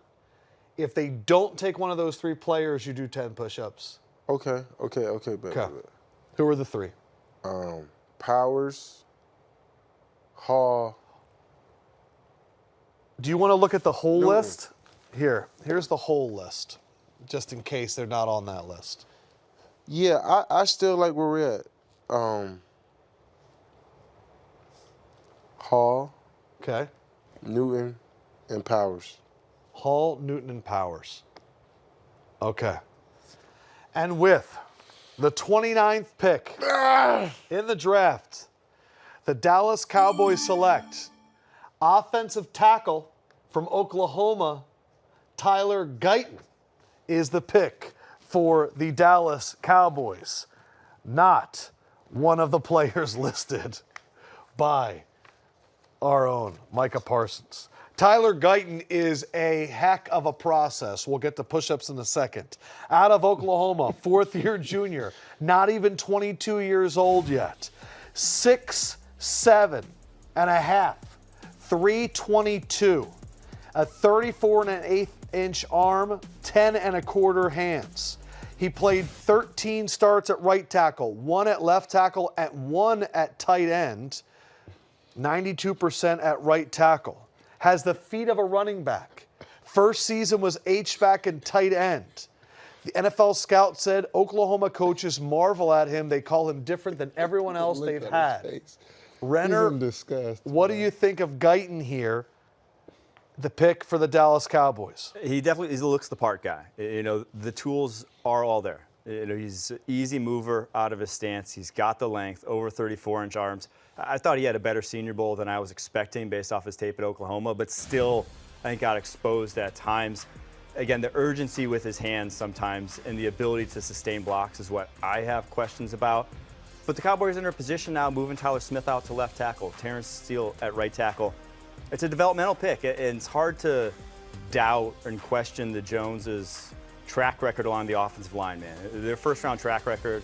Yeah, people at that said this position, about Tyler Smith last year. Haven't really missed. So 2 years I was ago. actually a lot higher on Tyler Smith than Guyton. I had him like a top 20 player that year. I have Guyton lower down on my board in the 40s. But again, that's because just year one, I don't think he's playing. And so they're in a situation where they could have that flexibility year one. I'm still going to go C+ for this pick. Oof, that's your lowest grade of the night. He allowed just 2 sacks in college. Micah, you heard what he said. You watched the film. What is your reaction? I'm not mad at the pick. I think Guyton was like my 4th guy, as I said earlier in the show. I think this is a productive pick. Obviously, losing on Tyron Smith. We need more depth out there on that left tackle. So I think it's very interesting. We still got a lot of room. I think he has some great guys to look after. He got Tyler Smith, who could teach Zach Martin. We still got some veteran leadership. Terrence Steele bouncing back. So I like the pick. It's not a bad pick. We picked up depth. We needed O-line help, and we went and got him in the first round. And I'm never going to question Will McClay and what he's done. I mean, Tyron Smith, Zach Martin, Tyler Smith. I mean, he really hasn't missed in this department. So I agree with the pick, and I like it. You did miss, though, not your top 3. So if you wouldn't mind dropping down and giving us 10 here in the BR drafts. C.J. Stroud, while he's talking, what do you think about Micah as a draft picker? Do you think he's cheating, or do you think he knows what he's talking about? I'll say a little bit of both. Like, you know, Thank you. I think he's a little delusional, just like every other Penn State guy, you know. Why I gotta be delusional? Because you're just delusional. You just talk. Like, the fact that you said the NFC East is better than the AFC North, it boggles my mind. I did not say that. I said we were arguably one of the top divisions. I thought you said they were the top. I said we were arguably one of the top argue. divisions. You see how he tries to renege on everything, bro? I said we were arguably one of the top divisions going into last year, and therefore we were put in 3rd place. 3rd or 4th place. I remember exactly. No, sir. People had Daniel Jones. They said Sam Howell. All of them were before us. No, sir. Yeah, bro, y'all remember they said Sam Howell's going to have a breakout year, obviously with Curtis Samuel, Terry McLaurin, and they went and got Jahan Dotson last year. So they said they had the craziest offense. Still starting Howell. They had everything. Yeah. No, We he's have, not right. I remember. We could pull the receipts. Yeah. We could pull the receipts. We have a word from our control room. Apparently that was 8 push-ups. There's just no way. I'm just telling you what they said in the control room. You save the 2 for later. You don't have to do them all in a row. We never said in a row. In the hotel later. I think they're lying. Speaking of who C.J. Stroud says is the best division of football, the AFC North, the Baltimore Ravens are on the clock now. Baltimore Ravens with Eric DeCosta, they have constantly been a franchise that when they draft a player, you go, that's a Baltimore Raven. They're just really good at drafting identity. Renner, who could that be for this Ravens team? Some people said offensive line. A lot are gone. They could get some wide receiver help. Odell Beckham Jr. is not back. A.D. Mitchell is there. Maybe that is the guy. And linebacker, they did lose a number of their linebackers. They lost Tyus Bouncer, who's a little bit of a rusher. Patrick Queen they lost as well. They could use some cornerback help as well. What are you thinking here for the Ravens? I mean, I would just love for them to add Jerzon Newton to that defensive line, just because that's the bread and butter. That's the lifeblood of this defense. But the Ravens, they don't pick for this year. They are a well-run franchise that picks best value possible and doesn't really think about what's our team need right now. And that value is cornerback Nate Wiggins out of Clemson. 6'1", 173. This man ran a 4.28 40. His flying 20, that last 20 of the 40, was the fastest at the combine. Returned 2 of his 3 career interceptions for a touchdown. So that means that there's a 67% chance. Yep, that's going for a touchdown. Threw it straight to him. Yep, that was a layup. Renner, to get Wiggins at 30. Renner, what do you think about Wiggins at 30? He's probably the best pure cover corner in this class. Now, he's 173 pounds, and that's obviously going to be a transition for him from college to the pros. Dudes get bigger. They're stronger. He's going to lose at the catch point a lot more than the guys we've talked about already. But he's going to be at the catch point consistently, man. I think his speed sometimes gets him in trouble because he knows he's fast. He knows he can make up ground on anyone. And so sometimes he gets lackadaisical, won't really worry about the deep stuff. Got beat by Tez Walker in North Carolina, wide receiver, a couple times in that game because of it. But make-up speed is the name of the game at cornerback position in the NFL, and no one has it better in this class than him. Won't turn 21 years old until August. Man is young, uber productive over the course of his career. For the Baltimore Ravens specifically, when you have that good of a defensive line already in front of him, I think he's going to be a playmaker in that defense. And really, a guy I said they draft for future years, they're not getting immediate need. That's an immediate need that he fills, and I think fits them perfectly. So love the pick, love the fit. Think he was underrated in this class, and I give it a name. Thoughts on the pick, CJ? I like Nate Wiggins. I think he's very talented. Watching him a little bit, I would say the one thing that I'll question just, I don't want him to take plays off. He's so talented that I feel like sometimes he knew, and he's smart. He probably knew he was a backside read. He was a backside guy. And one thing that I know, playing Baltimore 2 times last year, that's one thing, they play hard. And I think that's going to help him. Is being around Kyle Hamilton, being around Roquan, Humphrey, they're going to challenge him. And I think that's a great thing. And just his motor, I wanted his motor to pick up. Because when he's out there and he's making plays, he's having fun. You see, all his teammates love him. The video of the 40, everybody was very involved in that. They were all yelling back at Clemson. So, man, I think he's uber talented. I think he has his career and his trajectory is going up. I think they will help him with some of those plays that, he might be on the backside against a guy who's not as good as him. But I think definitely if he gets that motor, I think he'll be able to roll. Last year, the Washington Commanders took Emmanuel Forbes, and he was another very light cornerback. And you said, he's coming to the NFC East, the best division in football, and it's going to be tough to stop the run. Nate Wiggins now 173 pounds, going to the AFC North. The Cleveland Browns, the Pittsburgh Steelers, the Cincinnati Bengals. What do we think about him in that division? Hey, it's big boy football, for sure. Now, it's not as much run. Unlike Cleveland, Cleveland's a little bit more run. Steelers try to keep the run game, but, I think that was more of a Bengals pick. They know how, I think they need, that's. Keeping up with Jamar Chase. And T. Higgins, they want to keep that under containment. But, even then, they both are threats. All of those are threats, man. I think it's a good pick. I think he has great versatility, great speed, but he got to put on the weight. And he got, even Jamar Chase, Jamar Chase is a big receiver. He bullies receivers. Cornerbacks a lot of times. He's a bully ball. He's going to go get it. He's going to make the contested catches. So it's going to be a tough matchup, but he just got to have that dog in him. And I think Baltimore, with the pressure, the scheme, it's going to allow him to play a lot loosely, more than he likes to play, because he knows the ball has to come out. And if he gets hands on it, he could go all the way. Yep. Some comments before we get to the Niners who are on the clock. Jordan the Bag, we need 2 more, Micah. Tommy Trojan, Micah traded the last 2 push-ups back to the 2nd round. The Machine, CJ would have done all 10. Joe Carroll, man, Stroud and Micah gave me some new age Shaq and Charles Barkley vibes. Pretty comical to watch. I could see that. Who's Shaq and who's... Obviously, I'm Shaq. I'm not asking you. Why you just thought I was asking you? Because I'm going to just answer. I'm Shaq. No, you not. I would have gone the opposite. Thank you. Huh? I would have gone the That's opposite. all I got to say. I don't got Why would you make him Shaq?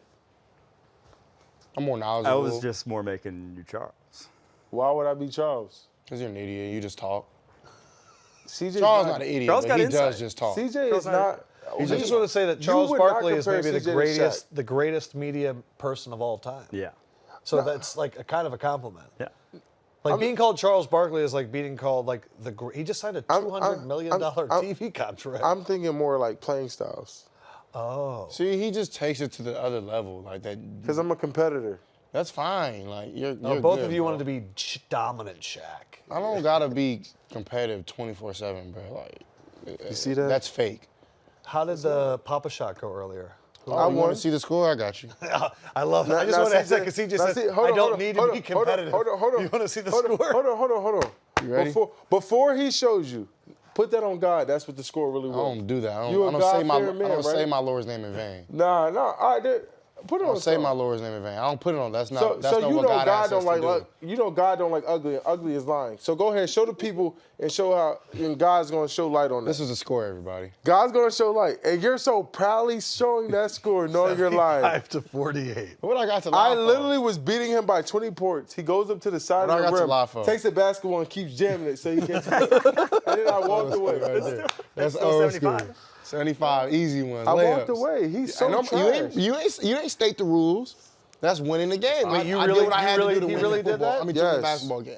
Wow. I was beating him so bad. He got up, took a basketball, went to the side, and just went like this. Okay, first So of all, he could calculate points. I don't put stuff on stuff, but I'm not gonna do that.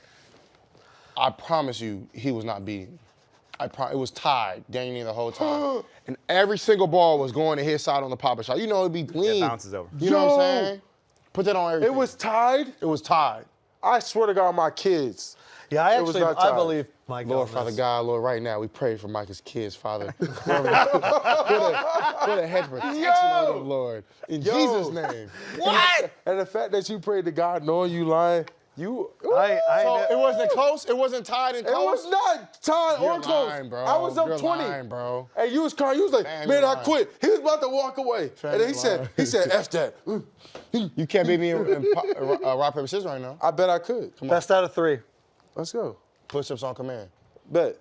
Nah. He's scared. He's scared. He ain't I'm no not killer. a clown. I'm not doing You ain't no push-ups killer. on live. You ain't Come no on, killer. Come on. What you want to do?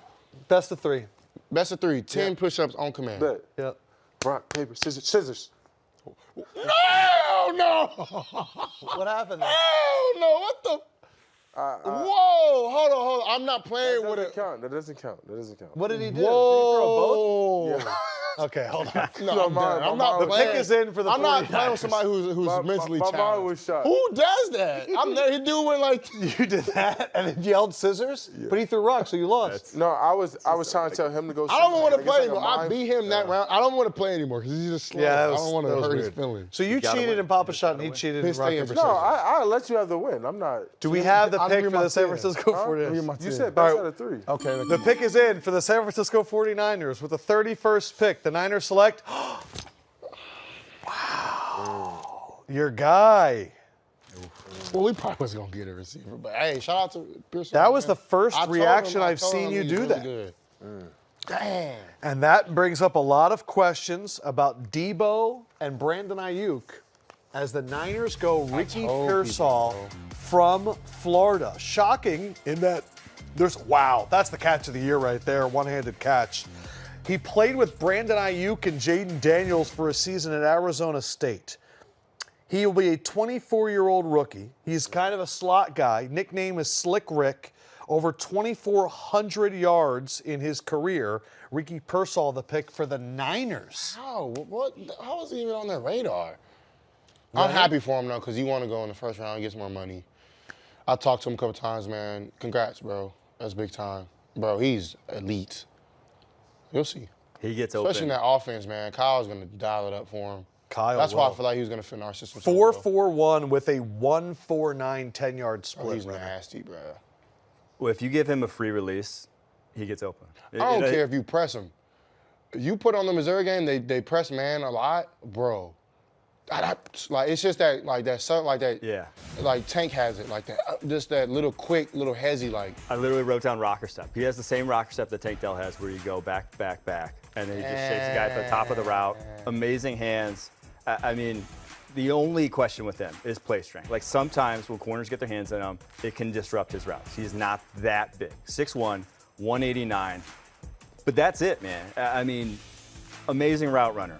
High-end deep speed. Tracks the ball exceptionally well. 3.6% career drop rate. Like, if his ball is catchable, he's catching it. So, for San Francisco 49ers, this lends me to believe he's more like Ayuk than he is Debo. Like if we think they're trading one of them, and that's obviously been the rumor, he is more to fill the Brandon Ayuk role in that offense than he would the Deebo Samuel role. But in that offense, he's getting open.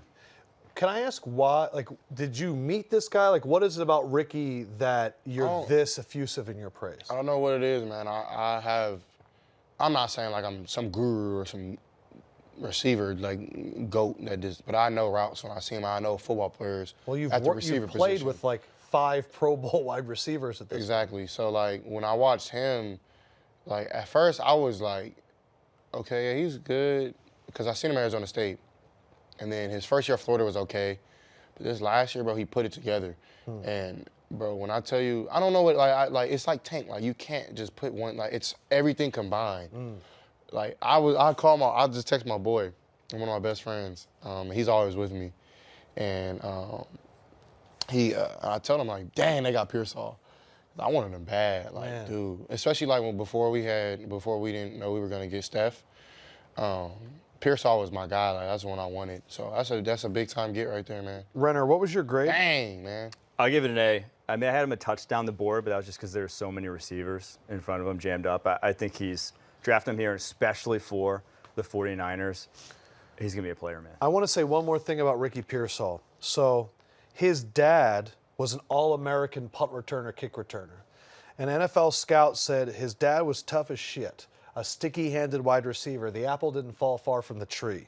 His dad is currently the captain of the Phoenix Fire Department. This dude is going to be like one of those tough-ass, like, get out of my face. And when Kyle Shanahan scouts a wide receiver, remember, he took Brandon Ayuk at about this part of the draft as well. Oh, he knows. He knows exactly, because Kyle Shanahan played wide receiver at Texas. All right. And he was down there, Ed McCaffrey and all that stuff. So I don't know if this is a sign for Brandon Ayuk, but they got themselves a heck of a weapon if C.J. Stroud's reacting. They can get Ayuk back, man. Ooh, that's scary. Panthers. So Buffalo was on the clock because they traded down earlier to give the pick to Kansas City when they took Xavier Worthy. Buffalo is now trading down again with the Carolina Panthers, who did not have a first-round pick in this draft. Few questions here. Are they trying to get a weapon for Bryce Young? Are they trying to maybe get some offensive line help? What could we be thinking the Panthers are doing? This is not a team. I don't think it's offensive line help. They signed 2 guards. Right. Correct. They Damian got the Lewis and tackle. Robert Hunt.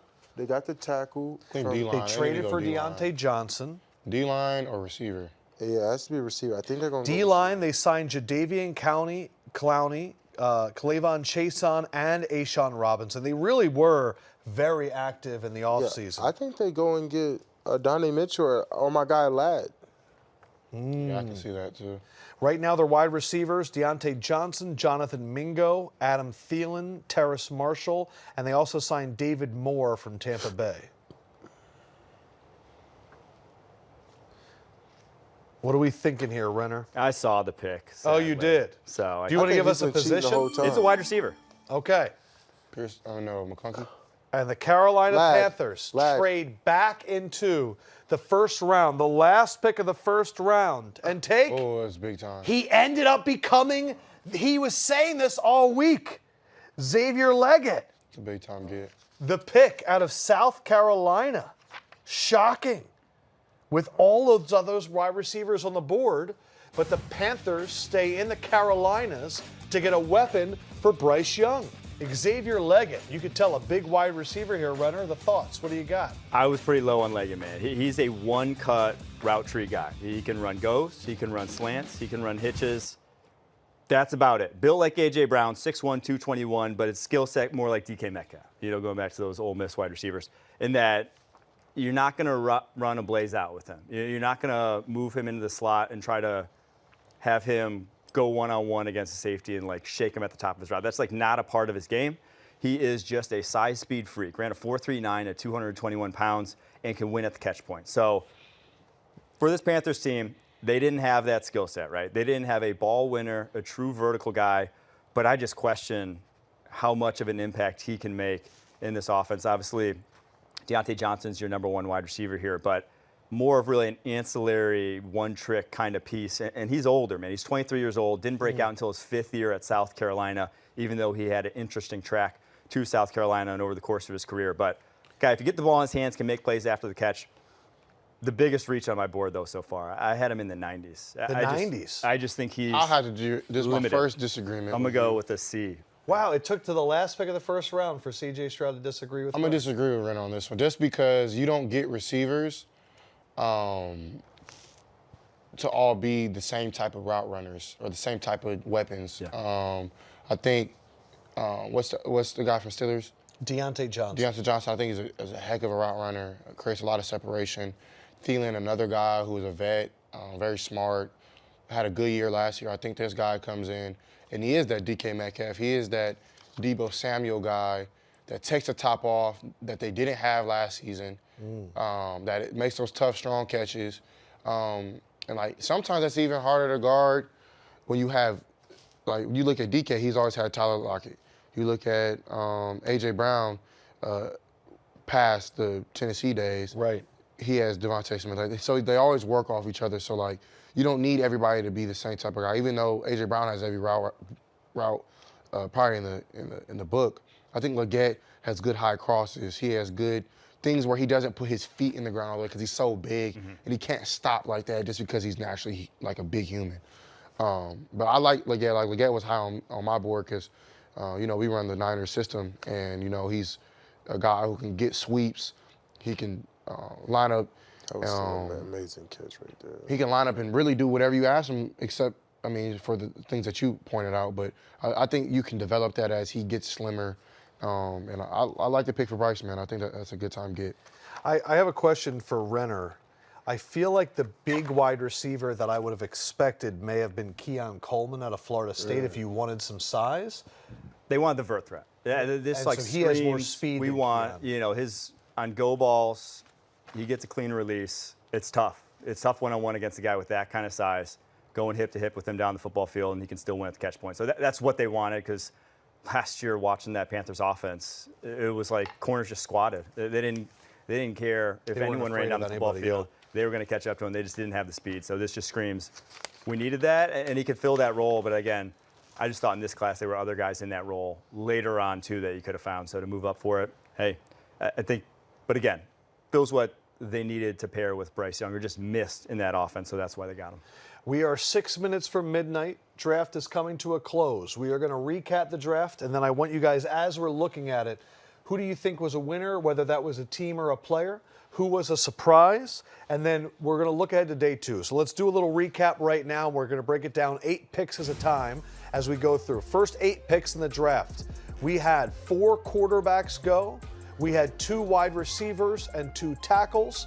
Caleb, Jayden, Drake, we knew about that. We knew about Marvin, even Joe and Malik there to New York. The Michael Penix pick, that was the shocking. Yeah. I mean, I even checked Twitter. I mean, I saw some controversy. A lot of people are confused by the pick. We'll get into that in the surprises, because I think of all the picks, that is the surprising pick of the draft. Now let's look at 9 through 16. We get the weapon for Caleb and Rome. JJ McCarthy goes to the Vikings. We've been looking at that for weeks. Olu to the Jets, protection for Aaron Rodgers. Sean Payton gets his guy in Bo Nix. Brock Bowers was a surprise to the Raiders just because they had Maye, and now you have that duo there of tight ends. They got to get an offensive lineman there for the Saints. Latu, the pass rusher for the Colts, makes sense. And then Byron Murphy, the stout D lineman for that Dallas Cowboys new scheme, that Ravens Cowboys scheme there in Seattle. Now we move ahead again, 17 through 24. Dallas Turner, the pass rusher with the suit, going to Minnesota. Some protection for Joe Burrow in the project that is Amarius Mims. Pass rusher for the Rams, trying to replace all those sacks lost in Aaron Donald's retirement. Troy Fautanu, the offensive lineman for the Steelers. Chop, Penn State guy. Quinyon Mitchell. Wow, what a pick. Brian Thomas Jr., a deep threat and athlete for the Jaguars, and Terrion Arnold, the Lions trade up to get him to add some depth to Aaron Glenn's defense. And the final 8, Jordan Morgan to the Packers, Graham Barton, we go offensive line, Arizona getting a sizable edge setter in Darius Robinson. The Chiefs trade up with the Bills to get Xavier Worthy, the 4.21 speedster out of Texas. Dallas takes Tyler Guyton to add some depth to that tackle rotation.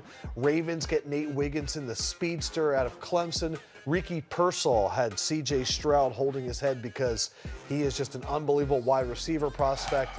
Two surprising wide receiver picks at the end of the first round. I think many people thought maybe they could last to the second day, going ahead of A.D. Mitchell and Ladd McConkey. As we go through all of that, I'm going to give you the first pick for winners. Who would you say was a winner? My winner, I'm going to say the Bears. The Bears, they just did a terrific job on that trade back with the Panthers, and they got so much value over the last couple of years with that pick, and they just capitalized. I think they capitalized with at least 4 or 5 blue chip players, and that's so rare. And they have the draft, and it's so rare because they can have a run for the next 4 years with a guy. Because of the contract for Caleb. Because of the contract for Caleb. You restart that QB contract, right? You got Caleb on a rookie contract. He's going to make 30 to 40 million, whatever his deal is, with his 5th-year option. Yes. And then you have your first round pick last year was the offensive tackle. You got DJ Moore, Darnell Wright, Keenan Allen, and now you get Romeo Odunze. So you got at least, and reminder, the Panthers probably still eating up dead cap for DJ Moore, or whether I don't know how that works, but they have so much room to work with. Whether Keenan Allen stays or whether he goes next year, they have so much room because they don't owe the QB bill. And that cap is just going to keep going up and up. The Bears could still be aggressive next year in free agency. They could build a dynasty over the next 3-4 years until they got to pay Caleb Williams. All right, so he is going the Bears. How about you, CJ? I'm going to either go the Chiefs with Xavier Worthy, or I'm so high on Ladd, man. I'm not Ladd, Pearsall. Or I'm going to go the Niners, man. So yours would be bottom, the last 5 pick wide receivers. Yeah. Chiefs, Xavier Worthy and Ricky Pearsall. Because, they're so good, and I think those two guys just stuck out to me. So the 2 teams that were in the Super Bowl are your winners. Well, I look at it like this. You give Mahomes and Andy Reid, I wouldn't say he's Tyreek Hill, but, he's their next thing to that. And I think maybe he's going to be different than that, but I think Andy Reid is going to use him in the right way to be very, very successful. I think, to be honest with you, I think Xavier ran so fast. If Zay would have went to another team, they would have used him in a totally wrong way. And so I think getting to Andy Reid, like coaching, to me, a receiver is like dang near just as important as quarterback. Oh, yeah. If your offensive coordinator can put you in positions to win, and more so that I like Andy Reid is because he doesn't make the system fit a player. He makes the player fit the system. So, like, if Zay and Rashid do well together off a 1-2 punch, off a corner and a flat route, they'll be the 2 guys doing that. If Zay is the burner guy and Hollywood Brown is the big dagger guy, after Zay clears it out, then he'll do that. Like, he'll make things fit the route tree they like to run, which I love. And then Pearsall going to arguably the best coordinator in football, Kyle Shanahan. To me, that's really good. I think Pearsall was my favorite receiver other than Marv. And Nabers. I think he was very slept on. Just his quick area ability is able to get his feet in the ground and get away, his yak ability, his catching ability, his catch radius. To me, those are the 2 winners. There's plenty, like the Bears won this draft, I felt. They did a great job this whole offseason. And to be honest with you, I don't want to throw any shade to their front office, but why couldn't they do this for Justin? Because he's my guy. Right. That to me, that makes no sense. They couldn't do this years prior. They try to make Justin work. And no quarterback in probably NFL history has ever made 3 coordinators work with 2 head coaches.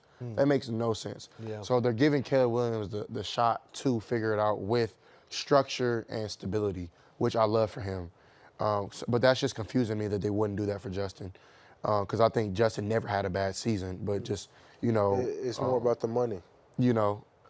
But I mean, like, I don't know if they were the GM that drafted Justin. yeah, it was. So you're right. you're looking out for the guys that you take. 100%. Yeah. But I agree with you. It doesn't feel like you got to. No, fit. I think it's more about what that GM would face, right? They say Caleb Williams is a generational quarterback. Right, if he misses out on that, you then, can't pass up. So if you're not the GM who drafted Justin, you say, well, Justin's a great player, great teammate, but if I don't take this generational quarterback, then I'm going to resell and Justin doesn't turn out what we think he could be. And then we still might have to pay him $200 million in the next 2 years. Or I could say, hey, I could restart it. If Caleb Williams don't turn out, we could probably bring someone else in at that point. You still have a 3-year leeway. Renner, you're big winner for the first night. I love that the Seahawks got Byron Murphy, but to me, the Lions getting Terrion Arnold, the Alabama corner, like no one in their wildest dreams thought that was a possibility. No one thought, and obviously they had to trade up a little bit, but it wasn't that much draft capital. And now they've completely revamped the secondary. Brian Branch was like, Pro Bowl caliber slot year one. You add Carlton Davis, you add Terrion Arnold, who I think is super NFL ready in his skill set. It's like, how do you get over the hump in the NFC? You were at the precipice last year. Pass defense. Stop those wide receivers for the 49ers. Stop those wide receivers for the Packers. Stop those wide receivers for the Cowboys and the Eagles. Terrion Arnold can do that for you. So to get him where they got him, yes, I thought that was a big winner. I have a question. Who was your pick to win the draft last year? I had the Eagles. Yeah, because they got Jalen Carter at 9. I have 2 winners. One I'm going to say is from what we thought they had to do and what they did. I'm going to say Minnesota. Minnesota, all we heard is that they're going to have to give up future firsts and their other first-round pick to move up and get a quarterback. They moved up 1 and they got JJ McCarthy. I'm just saying what you had to get your quarterback of the future. Then you move up a few more picks later and you get Dallas Turner. So you get your quarterback of the future and you get what many people believe is the #1 edge rusher in this class. And then you see Kirk Cousins go down to Atlanta and then they draft another quarterback. So now they're in this quarterback weird place in Atlanta. You have your quarterback of the future and your edge rusher, and you didn't have to give up future assets compared to what we all thought you would. And my other winner, I think, is obvious, the Eagles.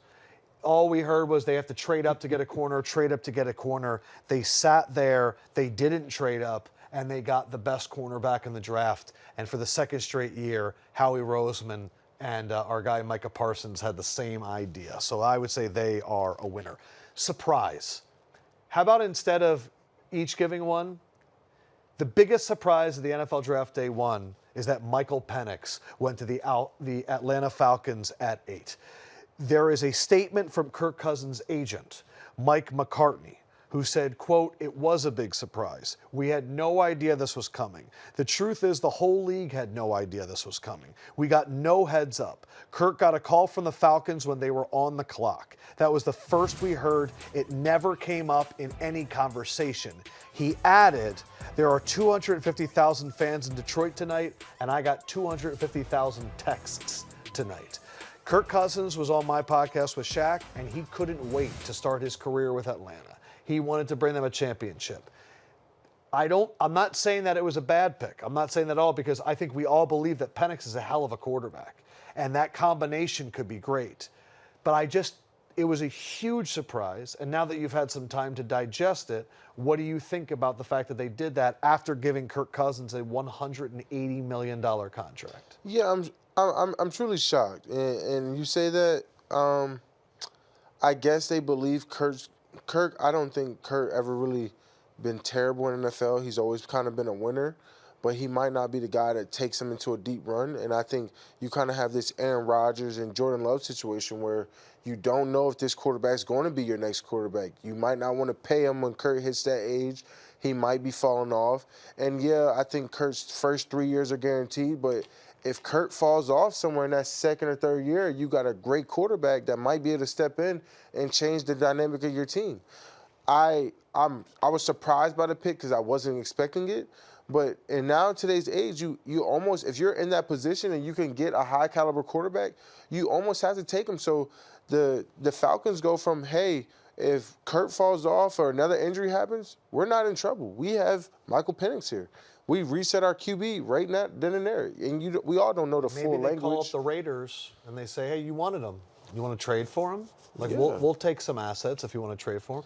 Quarterback C.J. Stroud. What is your thoughts? I know I was ranting. You actually know what you're talking about, so I'd love to hear what you I love every point that you guys made. I think Micah's comparison to Aaron Rodgers, Jordan Love, that was almost spot on because you look at next year, is there a quarterback for Atlanta to go get to, you know what I'm saying? So it's like to go be the franchise guy, and they maybe thought Penix was that dude. And for me, I think Penix is somebody who is older already, so that's the one thing that kind of surprises me. Right, 24 years old. Right, so like by the time if he waits behind Kirk, he'd be 27. 27 years old. You know, so like I don't really understand why they would take him. I think Penix deserved to go in the first. And, you know, I would have loved to see him even go to Denver or somewhere, you know, but I want to see him play because he's 24, you know, like I don't really want to see him sit. I mean, I feel like Micah said earlier, for some guys, yeah, you need to be able to sit and learn. But when you've had that much experience, He was the NFL ready guy. Right. Yeah. I think the confidence that you have from the experience is why you are, you know, in this predicament because you're old already and you played so many games.